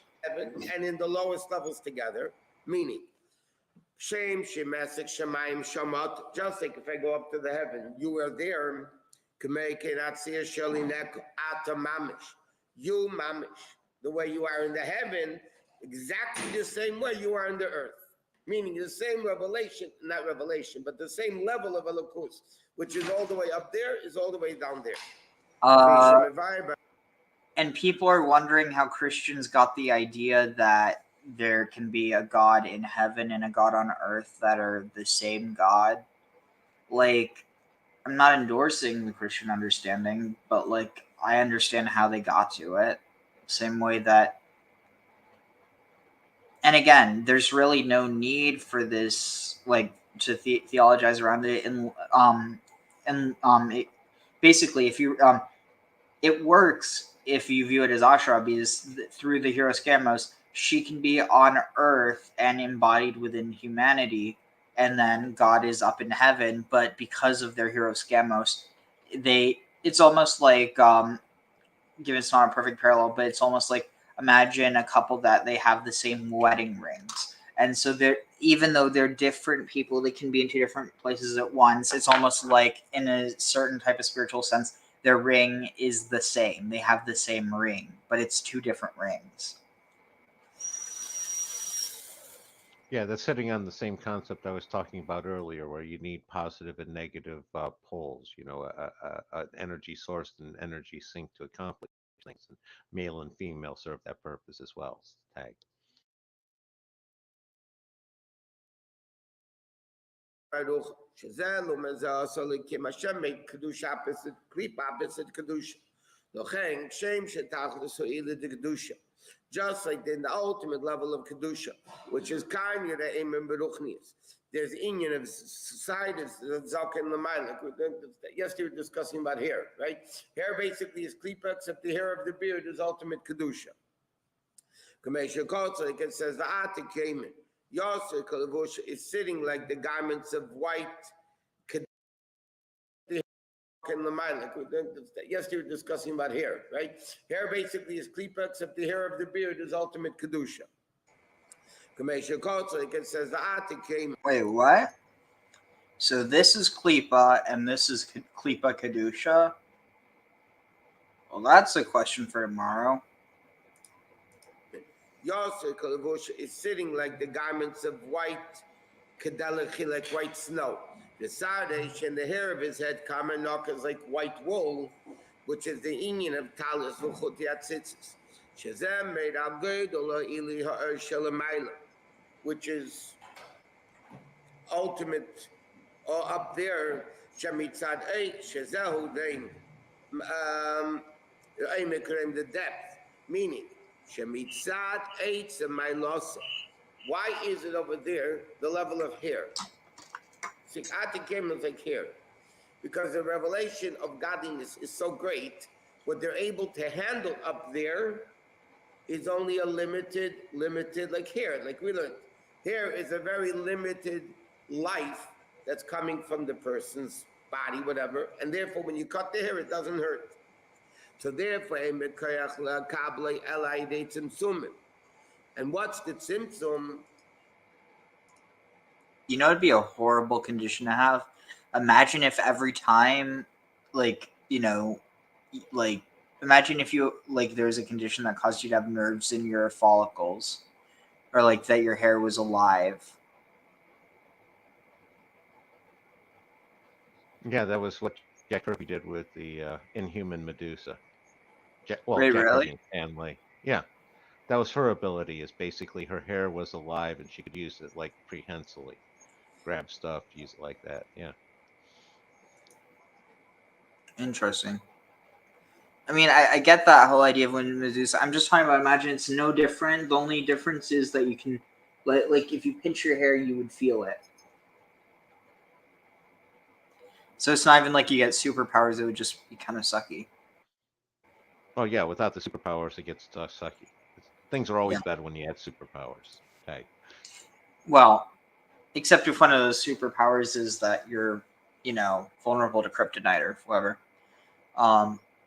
Actually, I have to use the restroom real quick, so I'm going to continue with that video in the meantime. So he said between the body and the hair is the skull. He says, Shazai, they have through the separation of the skull, then afterwards becomes smichas societies, because the hair come out from the skull. Make just like it is in Kedusha, right? Like the Mitzvah Rebbe explains.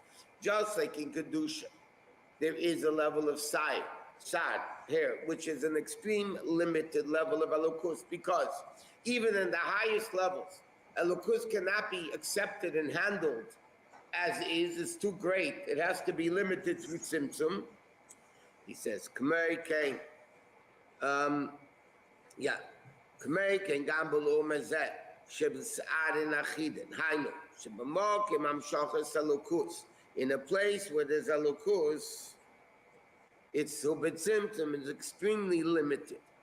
In other words, just like up there, in Kedusha, one of the great revelations of Kedusha, for them to handle it, it has to be limited.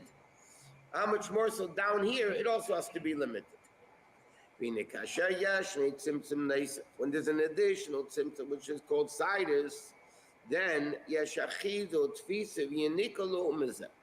once elukus, in other words, like this, when elukus is revealed as is, it's too great a power for evil to exist, because it's a gilui, it's a revelation of elukus. When kedusha becomes extremely limited, like we learn, how does klipa exist? How does evil exist from Hashem? It becomes limited, and to the extent that the klipa could exist. So klipa exists when there's a very limited amount of kedusha, meaning here, like here, then evil could exist. Like we found, like we find, the hair of a woman, right? That's why it has to be covered, because it's nakedness. So erva, the hair of a woman, is evil, nakedness. Yet, the nazik siv kadosh gadol parasei, but by a nazir, the hair is holy. The Torah says, kadosh yihya, it's holy, the growing of his hair. So what is hair? Is it evil or is it kedusha? I know. Visha side is the nazir and bechina side is the kedusha. Because again, you can have hair of the head, which needs to be cut because it's evil. Then you have the hair of the beard, which is kedusha, and that doesn't need to be cut. The same thing, nazir is the hair of kedusha, not only the beard, and the hair of the head is kedusha. On the other hand, by a woman, let's say it's by a married woman, it's nakedness.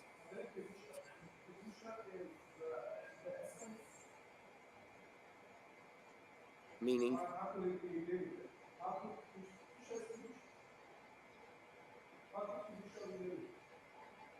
Atzilus is kedusha. Compared to higher than Atzilus, is it limited?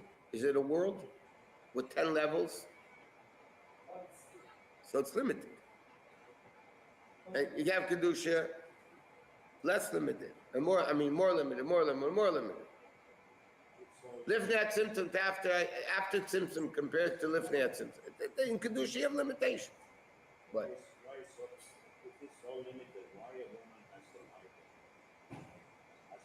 because it's nakedness. It's erva, the Gemara says, by a married woman.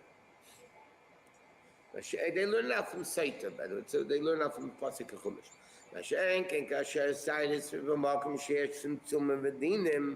But when it's not hair of kedusha, it's hair that comes down into the level of erva, so to speak, nakedness. And that's the level of Emet Tachas Shoel. So in other words, what the Mitzvah Rebbe explains like this. There's Emesik Shemayim Shamata means in the level of Shemayim is also limited in Kedusha. But that's the level of hair, but it's hair of Kedusha. In the hair of Kedusha, there's no Yanika, there's no nourishment possible for evil because it is only Kedusha. But once Kedusha comes down, lower into Sad Isha Edvar, things like that, then it becomes possible.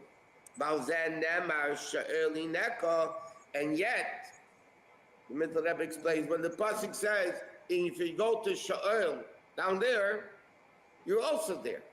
That means even inside of Klipa, Hashem is also there. And like it says, in Yoinem, after Yoinem, we say, Mi batin Sha'el Shavasi. When he was in the fish, he davened to Hashem, and he said, from the stomach of Sha'el, which is the fish, but Shavasi saved me. Hainu, Shagami Techa Sha'el. What did Yoinem feel in Sha'el? He says that Heter Elokus. He felt Elokus, saved me. But you say to me, he's even more. Like it says also in Yoinem. No, I'm sorry, this is in Shmuel. Made it Sha'el Vayoel. He takes him down to Sha'el, to get him, and he brings him up. That means there's hope even in the lowest of levels of Klipa, there's also hope. K'mavur shaman, as explains there, in other words, what's the hope of Kedusha in Klipa? Because what is the purpose of the Yerida? Why in the world would Hashem want to hide himself to such an extent that even evil can exist from it? Why would Hashem do that? The answer is because that's the only way you can come to a higher level is by first going through the lower level. In other words, the only way you could reach the ultimate level of light, like Shlomo Melech says, is min hacheshech. Yisin ha'er min hacheshech means the ultimate level of greatness of light is only mitay hacheshech, when darkness is transformed to light. So that's why the Eibishter makes this level of klipa, which is a very limited level of elokus. But the purpose of it is that this level of klipa becomes elevated to kedusha. Now, the lower the thing, the higher the elevation afterwards. Like, you know, when you throw something down, the more power it hits the ground with, the higher it's going to go up. That means the more powerful kedusha comes down, that's how much higher it's going to go. From the depth of the evil, will understand the greatness that happens through it. That is what the Rebbe is explaining. In Esek Shemaim, when he's explaining what the Friedrich Rebbe says, the Ein Sof is Maila Adin Ketz, Umato Adin Dachlis. And he explains what does that mean? The concept of if I go up to the heavens, you're there. If I go to Sha'il, you're there. And he explains what does Sha'il mean? The ultimate depth where Kedusha is, that Kedusha allows evil to exist. Not only does it allow it to exist, it's very powerful. Hashem gives, again, what sustains evil is Kedusha. But that means Hashem is giving such a powerful level to Klipa to exist. But why? Because you read the Tzedek Aliyah. It's not, there's no, in other words, darkness is not an end by itself. Descent is not a tachlis, a purpose by itself. Darkness is a means to come to a light that you couldn't come without the darkness. You read the Tzedek Aliyah is, the whole inyan is that the Aliyah can only come through the Yerida. The Chassidus gives the mashal, if you want to pick something up, you have to bend down. So why do you have to bend down to pick it up? Because dafka through the bending down are you able to pick it up, otherwise you can't pick it up. If you want to throw something, the further back you go, the more down you go, the further it's going to go up. So in other words, what the Rebbe is explaining over here, that even the Yerida itself is really Aliyah. Shayidu as it's known. Oh no, I'm sorry. From the punishment, the descent into Sha'el, move in Tachas Solution Shayidu as known. Sha'ain Shi'at Teira, the punishments of Teira, Einam L'Shem Einish Ba'al Mechas Shalom. Teira's Chesed. We're going to say tonight, Neshes Chayim. Teira's Chesed, Teira is Chesed. Why is there punishment in Teira? The answer is, Teira is Chesed. If Teira is Chesed, true blue Chesed, Gama Einish Shebeteira, even the punishment of Teira is Chesed.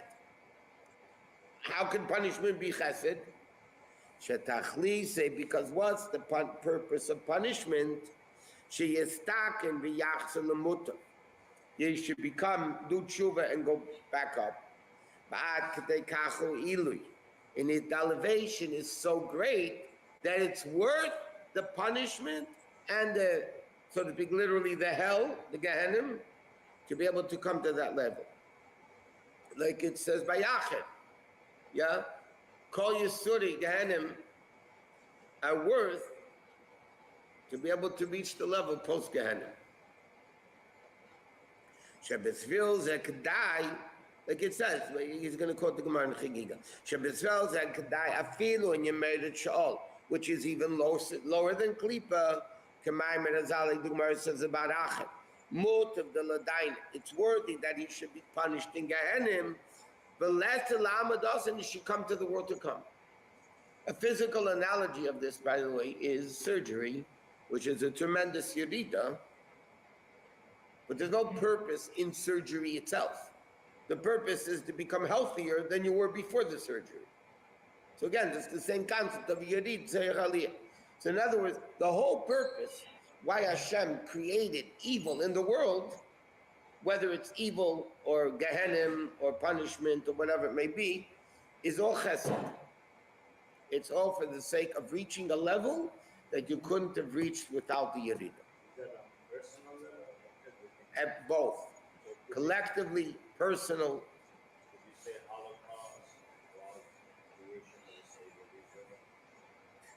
That's only for God to say. I mean, not this. Okay, let's get into politics now. It's still not worth it. 6 million people to die for creating a country where the Jews can live. No. So obviously, God has his business, so we don't understand. And he moved and Kivin Shazal din Kasha B'Yaseh. Because Gehenim is such a strict, severe punishment, the Ramban, Al Rebbe brings down an introduction to Shaykh of Amunah.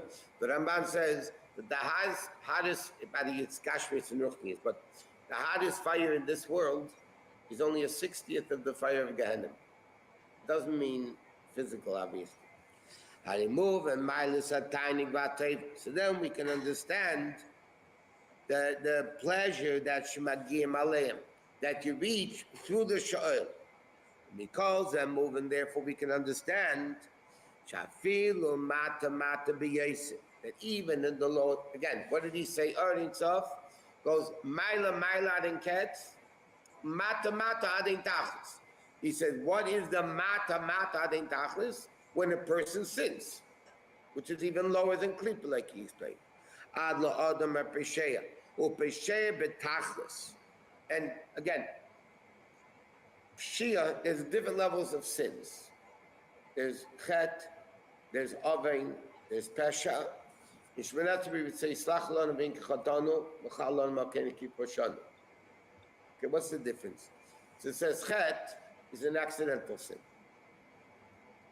Ovein is an intentional sin, but you do it because you like treif, so you eat it. I mean, whatever. But pesha comes with negligence. And the Gemara says pesha is a mazik.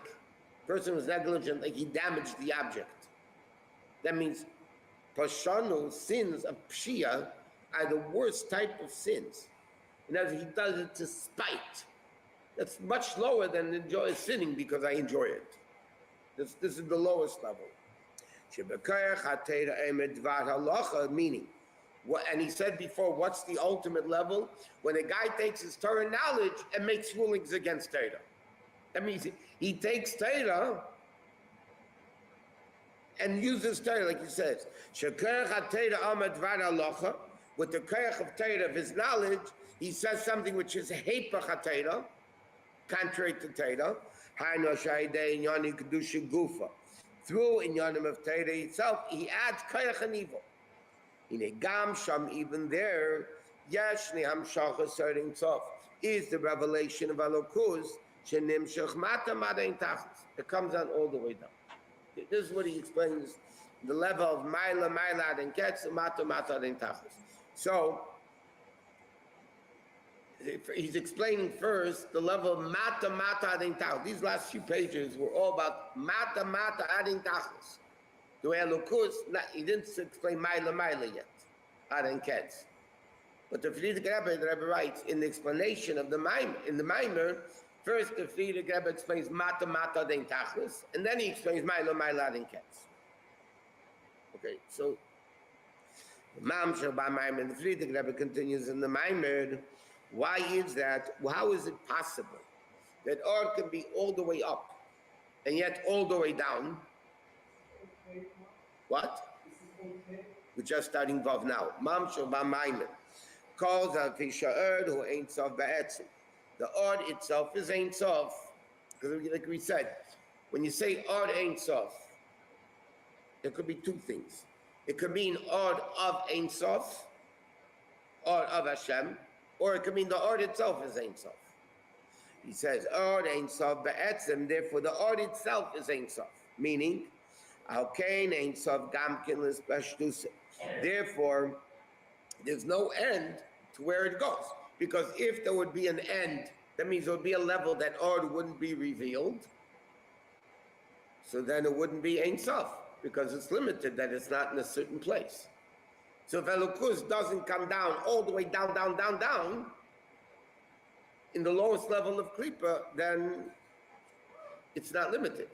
I mean, it's not unlimited, it's limited.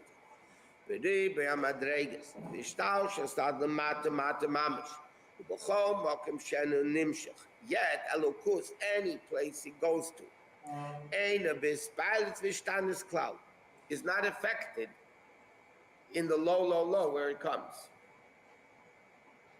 To give a simple mashal for this, sunlight, whether it shines in garbage or it shines in the most refined place, there's no difference in the sunlight where it's shining.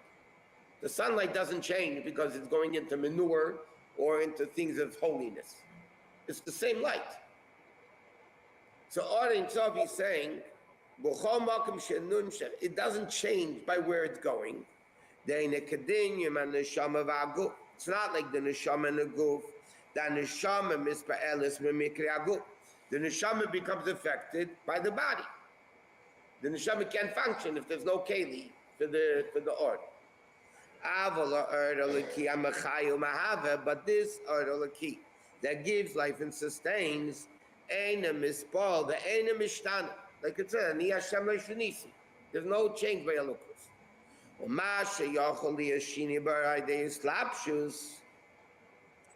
It says this, that it causes a change. This that ought now is limited. That's not in the level of Od, that's in the level of Koyach. In the level of Koyach, which comes, not, remember it said Od, Chayis, right? So, Od, when it comes into Koyach, then it's not really Or anymore. Then it's Or changing into Koyach. So then it's affected. B'yadua, the Chayis of B'chinas Koyach hu b'kelim debiyah. Like you said before, the Rebbe said this before also. In Atzilus, there's no Koyach, there's Or. Because in Atzilus, it's all a Lukus. He says, the Kelim debiyah, the Kelim of B'riyah Tzir Nasiyah, Hario B'chinas Mitzias is an existence, right? It's Yesh Miyayim. Because it's a big Garsa Kodesh, and like you said in Garsa Kodesh. The Reisha say Yesh in the Kelim debiyah. Where does Yesh begin? In the Kelim of B'riyah. Yitzir and Nasiyah. Because in Atzilus, it's all Holocaust, even the Kelim. One second. Mishum zeh shayach b'amshini v'espalus. But Od hamachaya ein b'yishim shinis v'espalus klal. That's what the Rebbe writes in the Ma'ar Kadashim. What? Then it becomes changed. Then the Kelim affected. Oh, sorry about that. Like we said, Od in Atzilus. All right, so where are we? So, okay, and okay, all almana, all no, excuse me. All your widows, and it says communal leaders in ancient Israel and the Near East, the responsibility for assisting and protecting widows and the fatherless was understood to rest upon local householders, elders, priests, and the king. Okay, so call all the widows and veyatum and all the widows and the orphans. Is that? Yeah, all the widows and the fatherless you shall not mistreat. You shall not. Yeah, you shall not afflict.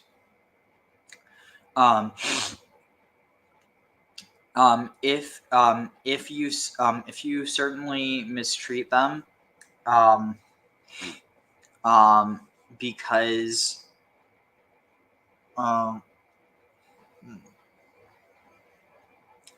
maybe, and if you certainly mistreat them,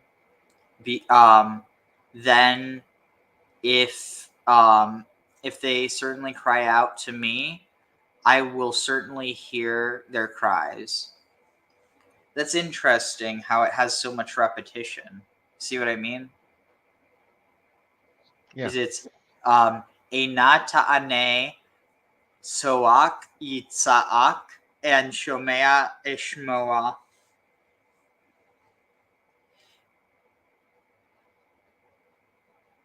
Pretty fascinating. Let's see. 3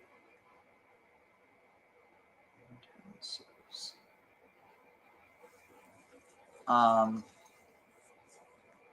right, let's see. To their cries. The chara'afi and the fury of and the what's that? What's that?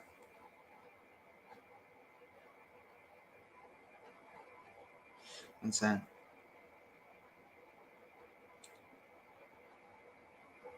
What's that?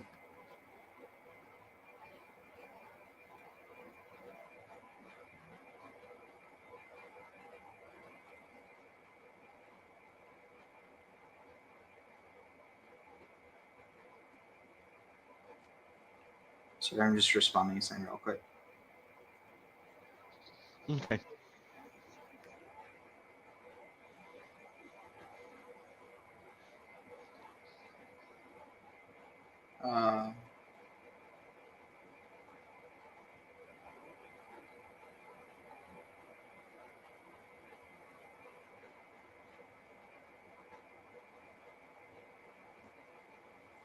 Here, in the meantime, just let me, let's see, where is it?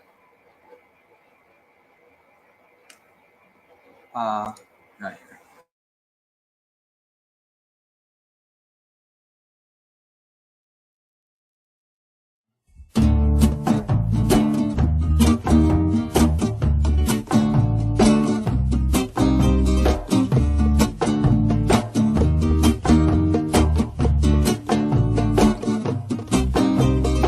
אשת חיל ממצא ורחוק מפנינים בטח בלב בעלה ושלל לא יחסר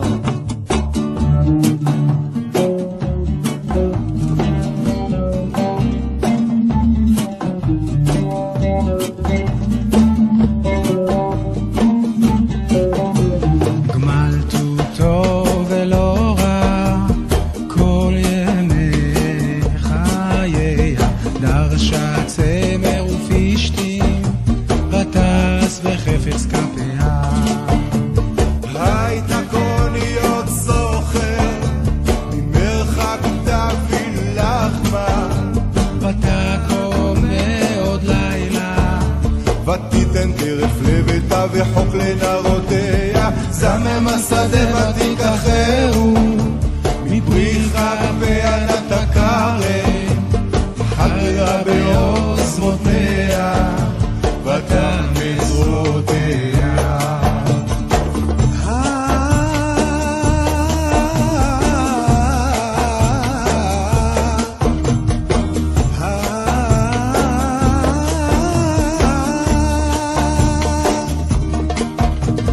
דעמה כי טוב סחרה לא יחבה בלילה נר ידיה שילחה בקישו וחפיה תמחוף עליך כפה ברסליאני וידיה שילחה לעבר תוצירה לבית המשלג ככל ביתה לבושני מרבדים עשתה לה שיש בה כמה לבושה, נורדה בשערים בעלה, בשבטו היא מזיקני הארץ, סלתי נסתה בתינקו, וחתו נתנה לכנעני, עוזר וידה לבושה, ותשחק ליום אחרון.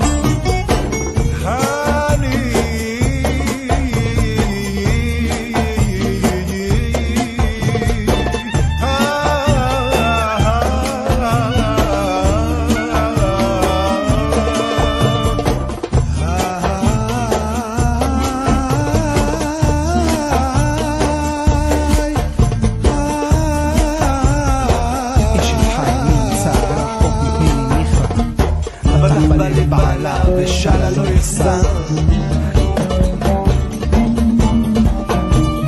היא הפתחה בחוכמה בתורת חסד על לשונה סופיה הליכות ביתה ולחם עצלות לא דוחה כמובניה וישרוע בעלה ויהללה רבות בנות עשו חיים ואת עלית על כולנה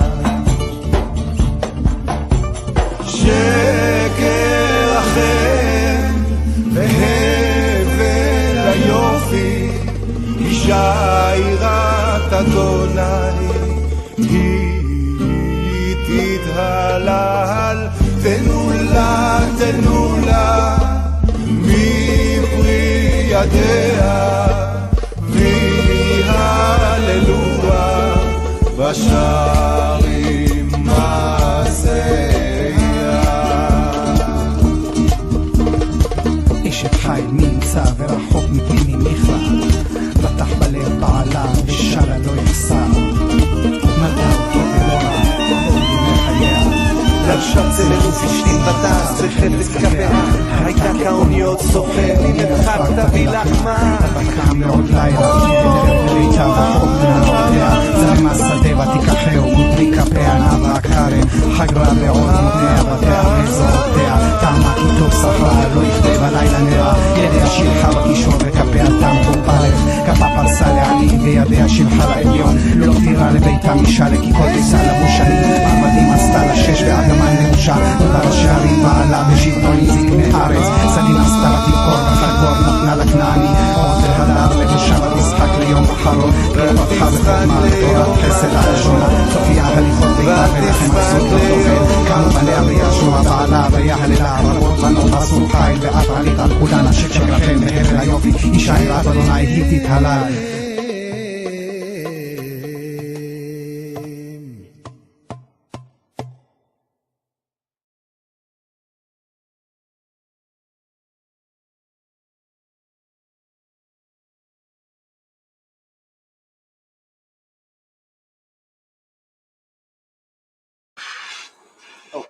Okay, perfect. So I'm just going to take this down and then we'll finish up.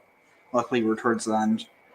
Also, I don't want to be cryptic about this, but let's just say something potentially really not pivotal, but like basically something big in my life might be happening soon. I'm not sure, but it's the type of thing where it's like, you know, only time will really tell. So fingers crossed, and I'll talk about it more depending on how it turns out. But what is it? Yeah. Shoot, sorry, I'm like my mind's in like 4 different places at once right now. But yeah, what were your thoughts on the video we've been watching for the past few minutes or whatever, like while I was in the restroom? Because I kind of missed some of it. I was going to say there's not a whole lot that I can add there. He's just going in directions that I can't relate to. So it's just it's interesting. Fair enough, yeah. Okay. 1 to 5. Alright, so let's see where we at. Right here. Right.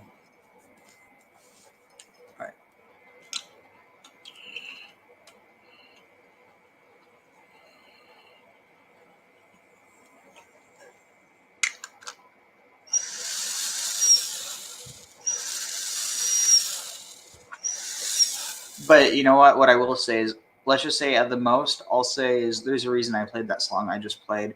Well, I needed a moment to just respond to some messages. But Makes sense. yeah. Okay. V'charafi, and the anger of my face, or the anger of my nose, the heat of my the wrath of my nostrils will v'harag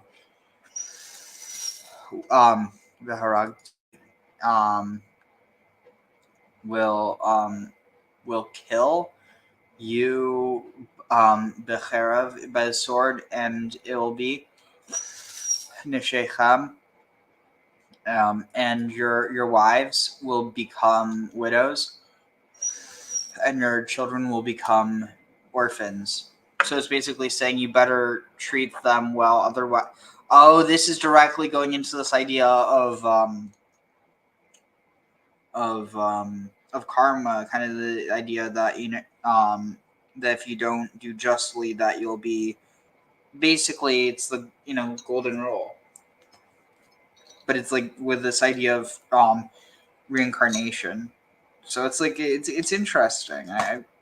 You definitely see how it starts to get introduced around the same time that you have this rediscovery of the East, though.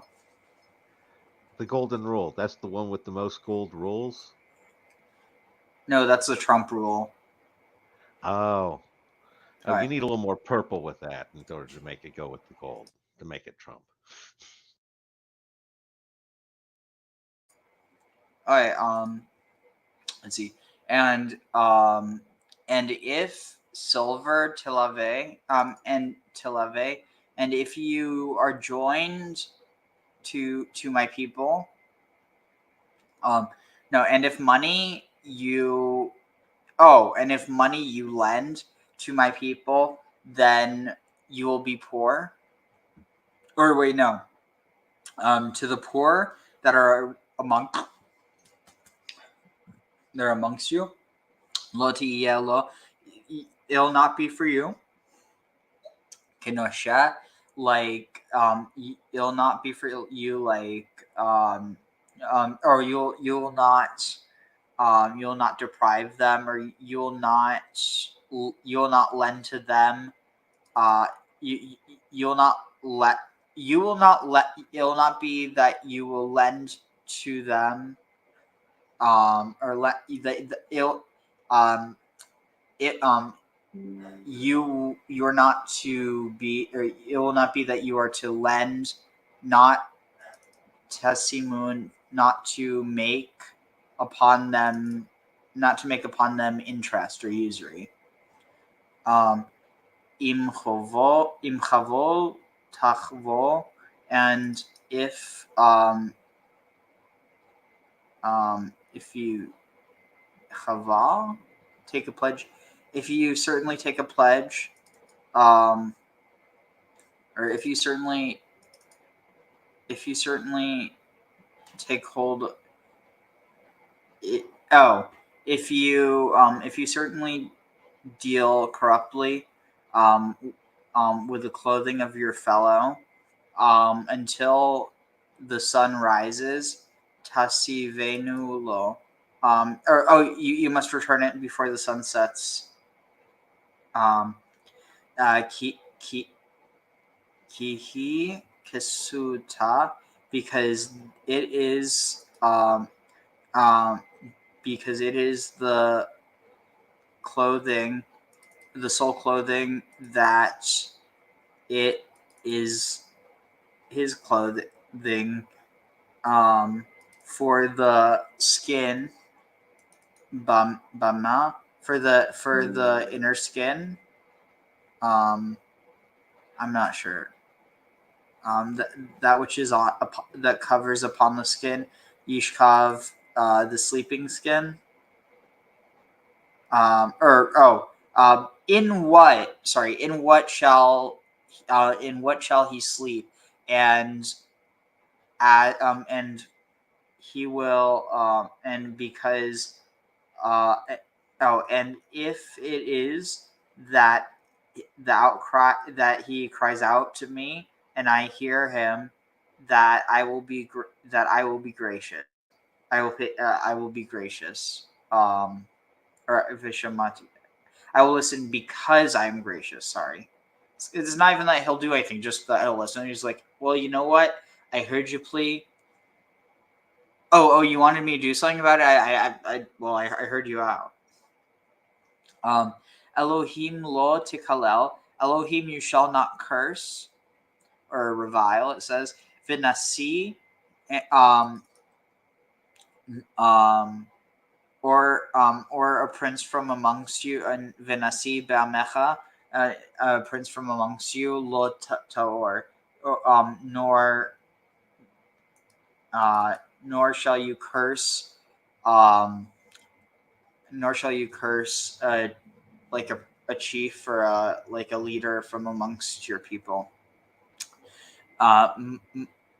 Meleatecha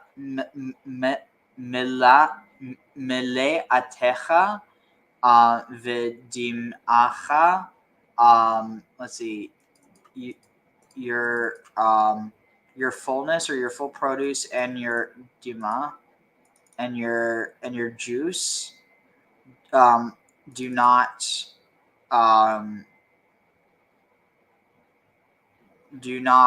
leave behind the first fruits or the firstborn of your children. Titanli, you shall give to me. Again, people want to say that this is human sacrifice, but that's just stupid because there's plenty of context that this could be in that aren't human sacrifice. Yeah, but if I really wanted to human sacrifice, I probably can interpret it that way. Fair enough. Just saying, there are people out there who could, justify maybe a buck and ride over that one. Tag. See if I can find anything.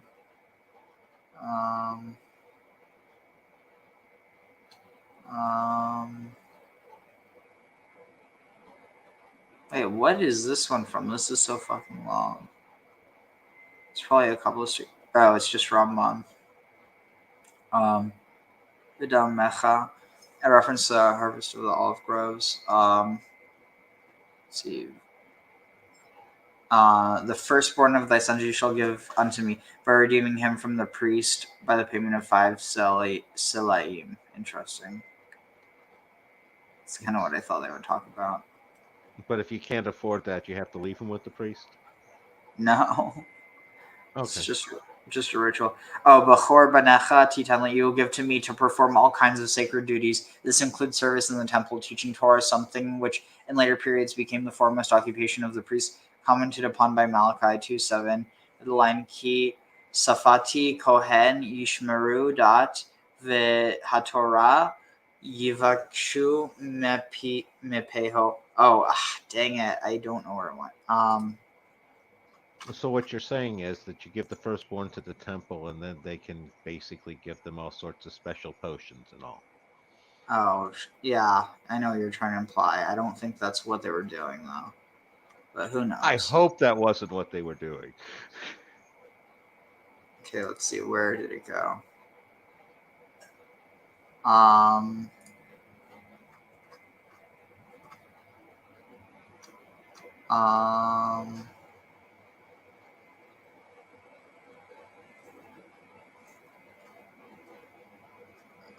Let's see.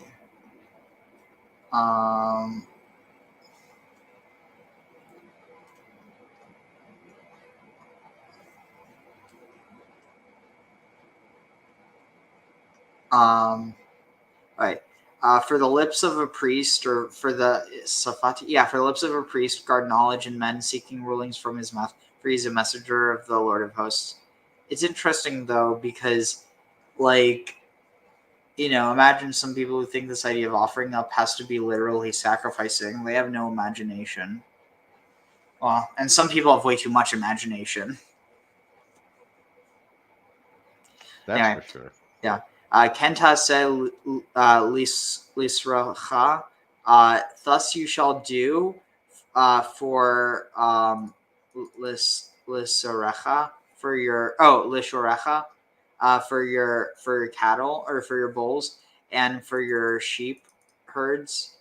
and for your Shivayim, and for 7 days it will be with your mother, or it'll be with its mother, B'yom Hashmini, on the for 8 days, Titanuli, on the 8th day you shall give it to me. Oh wow, so that's a reference to the Brit Milah. So to the bris.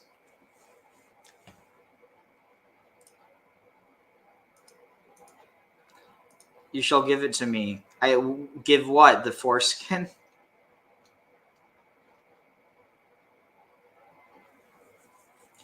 To bring his offering at the...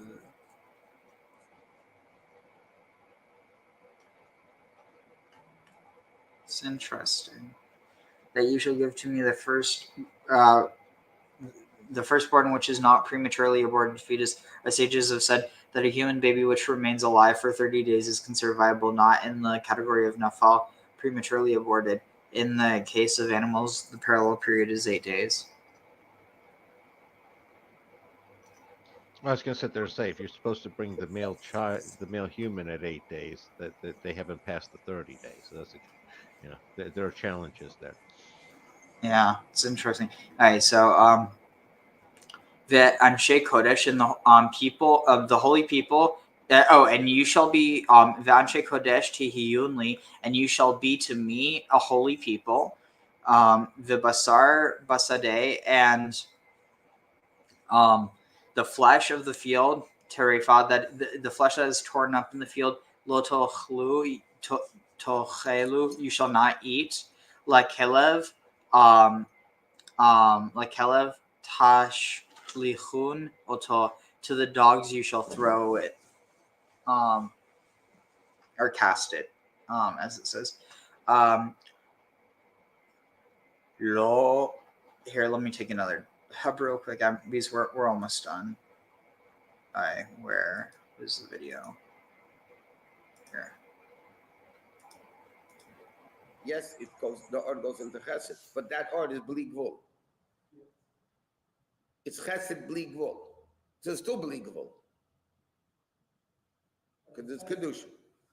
But now when it comes to bria, yesh miyayin, then the ord, because now it's koyach, then it's affected by the kelim. Correct. And he's going to explain now what it means. It's a different, it's went to a parsa. Between Atzilus and Bria is a curtain, right? Remember that? Okay, the curtain, the light on the other side of the curtain is not the same light less. You have a light on the table. So closer you are to the light, you have more light. Further away, you have less light. It's the same light, just more or less. If you put a curtain over the light on the other side of the curtain is not the same light, a little bit less. It's a different type of a light. So in Atzilus, it's still yesh. In Atzilus, it's still ayin. It's still bittul. So it's still elokus. When it goes through the parsa, when it goes through the curtain, so then it becomes koyach. Then it changes from ord into koyach.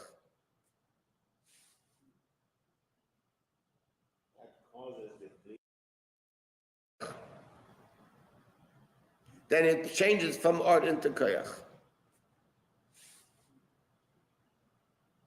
That causes the klipa to exist. Correct. Otherwise, klipa cannot exist without kedusha feeding it. So when we don't sin, so yeah, Hashem gives chayas to klipa minimal. But when so why? Because the only feeding that Hashem does to klipa is over the shoulder. He doesn't want it. So he feeds it like he throws a bone, over the shoulder. But when we do evil, and he said klipa, and then when we are the ones feeding klipa, right? When we sin, and then he says, especially when you take Torah, make it into evil. Yeah? That is when we feed evil, that's when evil becomes very powerful. So the power of evil is dependent on our behavior. That's why Mimnei Chatoenu Galina Me'artzenu. A goy has no control over Yid if Yid doesn't let it. How does a Yid let it? By doing what they're not supposed to do. But the order that comes from Makif is not came dependent. It's constantly coming down. No. It seems like it's more powerful than the man which is care dependent. And I have to do on this spot to receive that hope. I understand. But our Makif to function is dependent on our sins. Our Makif is like over the shoulder. It doesn't affect it directly. What gives Klipa effectively koyach is our behavior.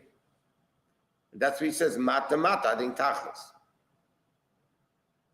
If we behave 100%, the klipa will never go away. Then, no, then we have a Beis Hamikdash. It doesn't mean evil doesn't exist in the world, but then evil is dispelled. It could be powerful evil that we strengthen, we feed it. Okay, then you can have when Jews behave. So then the Ord is dispelling the darkness. It's there, but it's dispelled. When you turn on a light in the room, you didn't get rid of the darkness, because the second you close your light, the Ord is back. Turn off the light. I'm sorry. You shift it. You open and close. So then the evil comes back. That's what the Rebbe explains, the difference between Mashiach's era and Shlomo Melech. Shlomo Melech was a Gilui of Elokus in the first Beis Hamikdash that dispelled darkness throughout the world, constantly. But he didn't transform the darkness. That's Mashiach. Torah, Parshas B'Shalach, page 124, bottom of the second column. Okay, in today's the Oz Yosh is in today's parsha, right? So it says Ashir al Hashem ki goiga. I will sing to Hashem because he's extremely exalted. The Targum Onkelos explains Geya al Gyusana, meaning greatness over greatness. So he says Yuv and the Hegdim. There's a question Alter Rebbe asks very often in Torah Od. Yuv and the Hegdim lahavin in Yiridas and Neshama Leila Mazeh. To understand the purpose of the neshama descending into this world, because the purpose is to go back higher than it was before. Descent for the sake of elevation. The neshama before coming into this world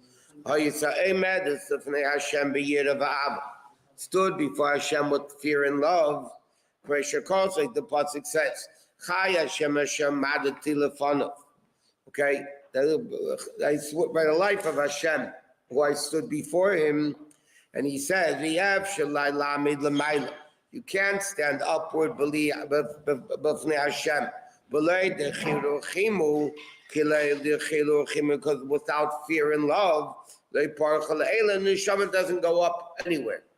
So when it says, Asher madati lefonav, it means the neshama lemaila had yira and ava, but in the way of a madati represents bittul. That's why you stand by shmoneseh. Well, then and this is what the pasuk says: Achayis ratzav v'shaif.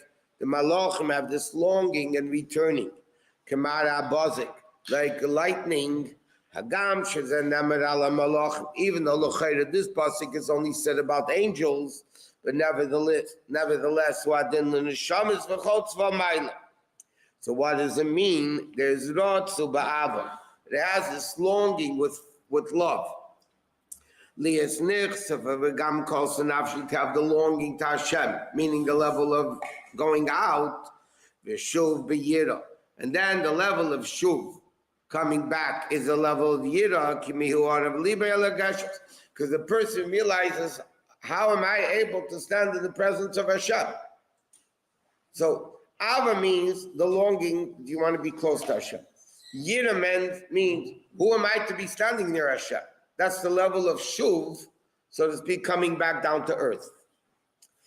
And it says, so that's the Neshama L'mayla.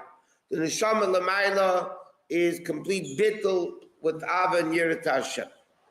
And the neshama comes down to Elam Hazeh. The fear and love become hidden. And the neshama comes into a physical body. Then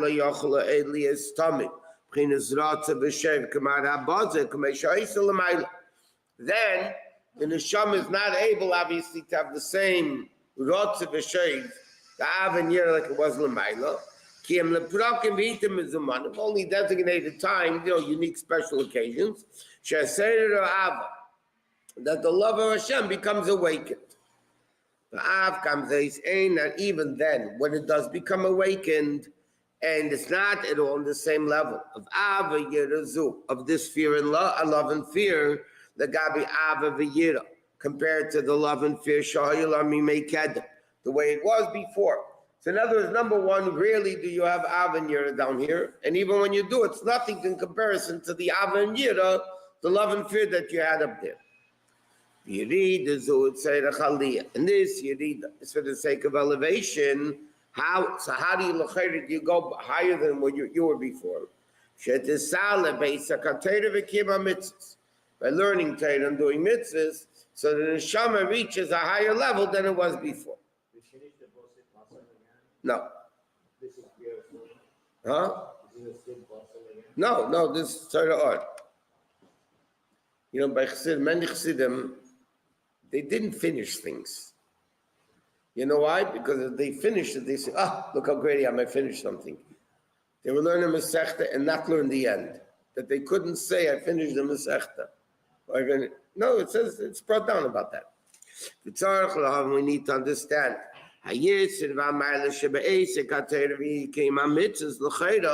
So what are we saying? That through Torah mitzvahs, you come to a level of av and yira greater than it was l'mayla, because the whole purpose is to come to a higher level. So he says, how is it possible?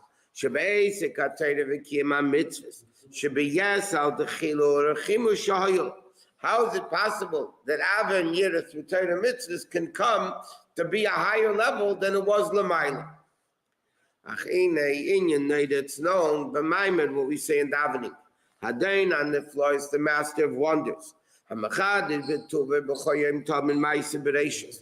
constantly renews the act of creation from the beginning of levels. To the end of all levels. Every day when it says meaning not only Elam Hazeh Gashmi,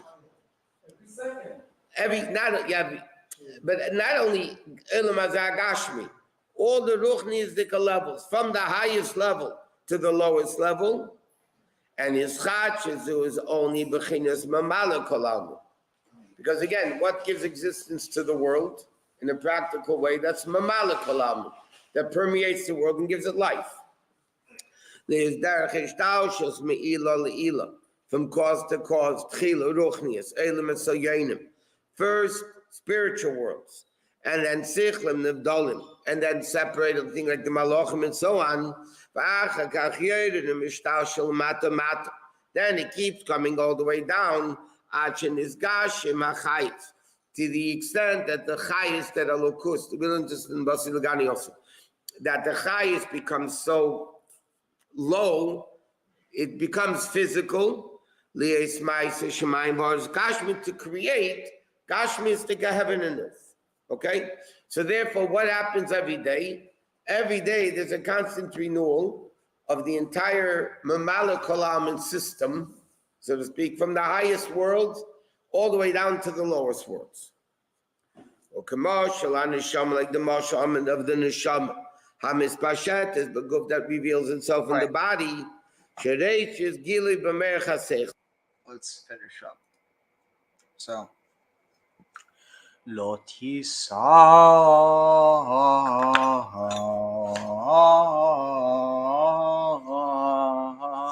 Shema Shaval Tashet Yadecha Imrasha Lehiyot Ehed Chamas לא תהיה אחרי רבים לרעות ולא תענה על ריב לנטו אחרי רבים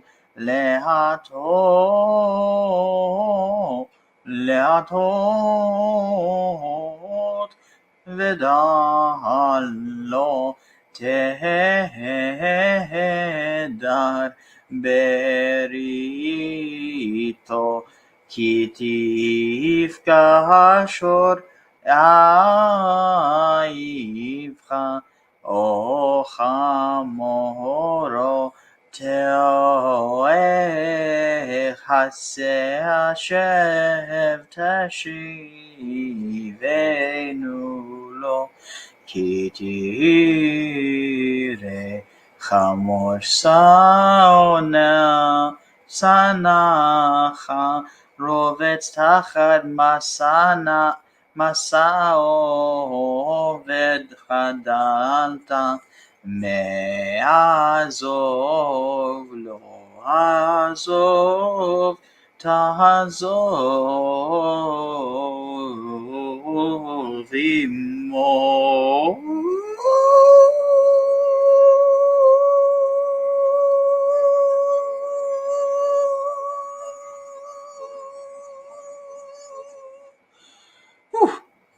I don't know why I decided to do that. But let's see. So we're You decided to flourish the end. Yep. Oh, that's what it's called, huh? One of many terms. See, so I did third to fourth. So this is. Let's see.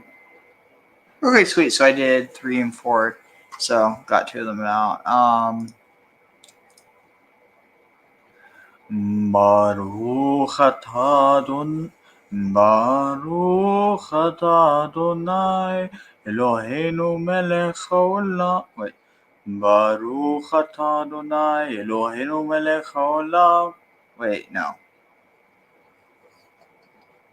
Baruch atah Adonai Eloheinu melech haolam asher natan lanu torat emet וחיי עולם נטע בתוכנו ברוך אתה אדוני נותן התורה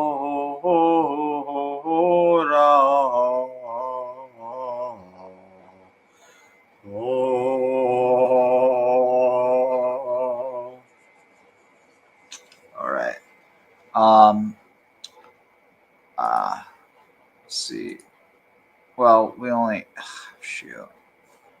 No, I need to get to sleep. We could always finish up this one next time. But you have any thoughts before we close out? No, not a whole lot to add at this point. Just another good session. Likewise, yeah. So on that note, I will see everyone next time. Dang. Okay, next time. Okay, wait, yeah, I got next. Want to tell the Rebbe the words of the new song that we're singing with Mashiach, right? So I'm just going to read him. Am Yisrael, have no fear. Mashiach will be here this year. We want Mashiach now. We don't want to wait. Okay?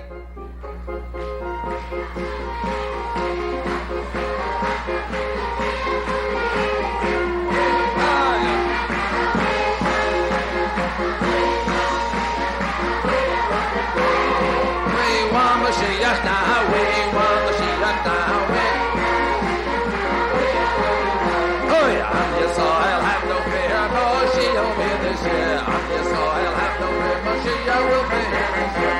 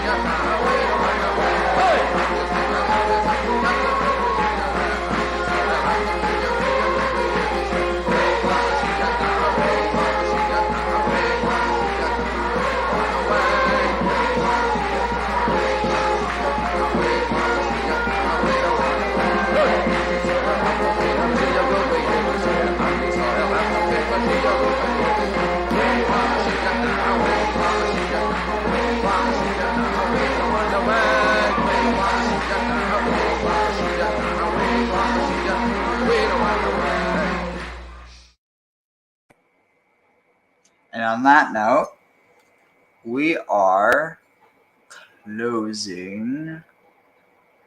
Well, first of all, and then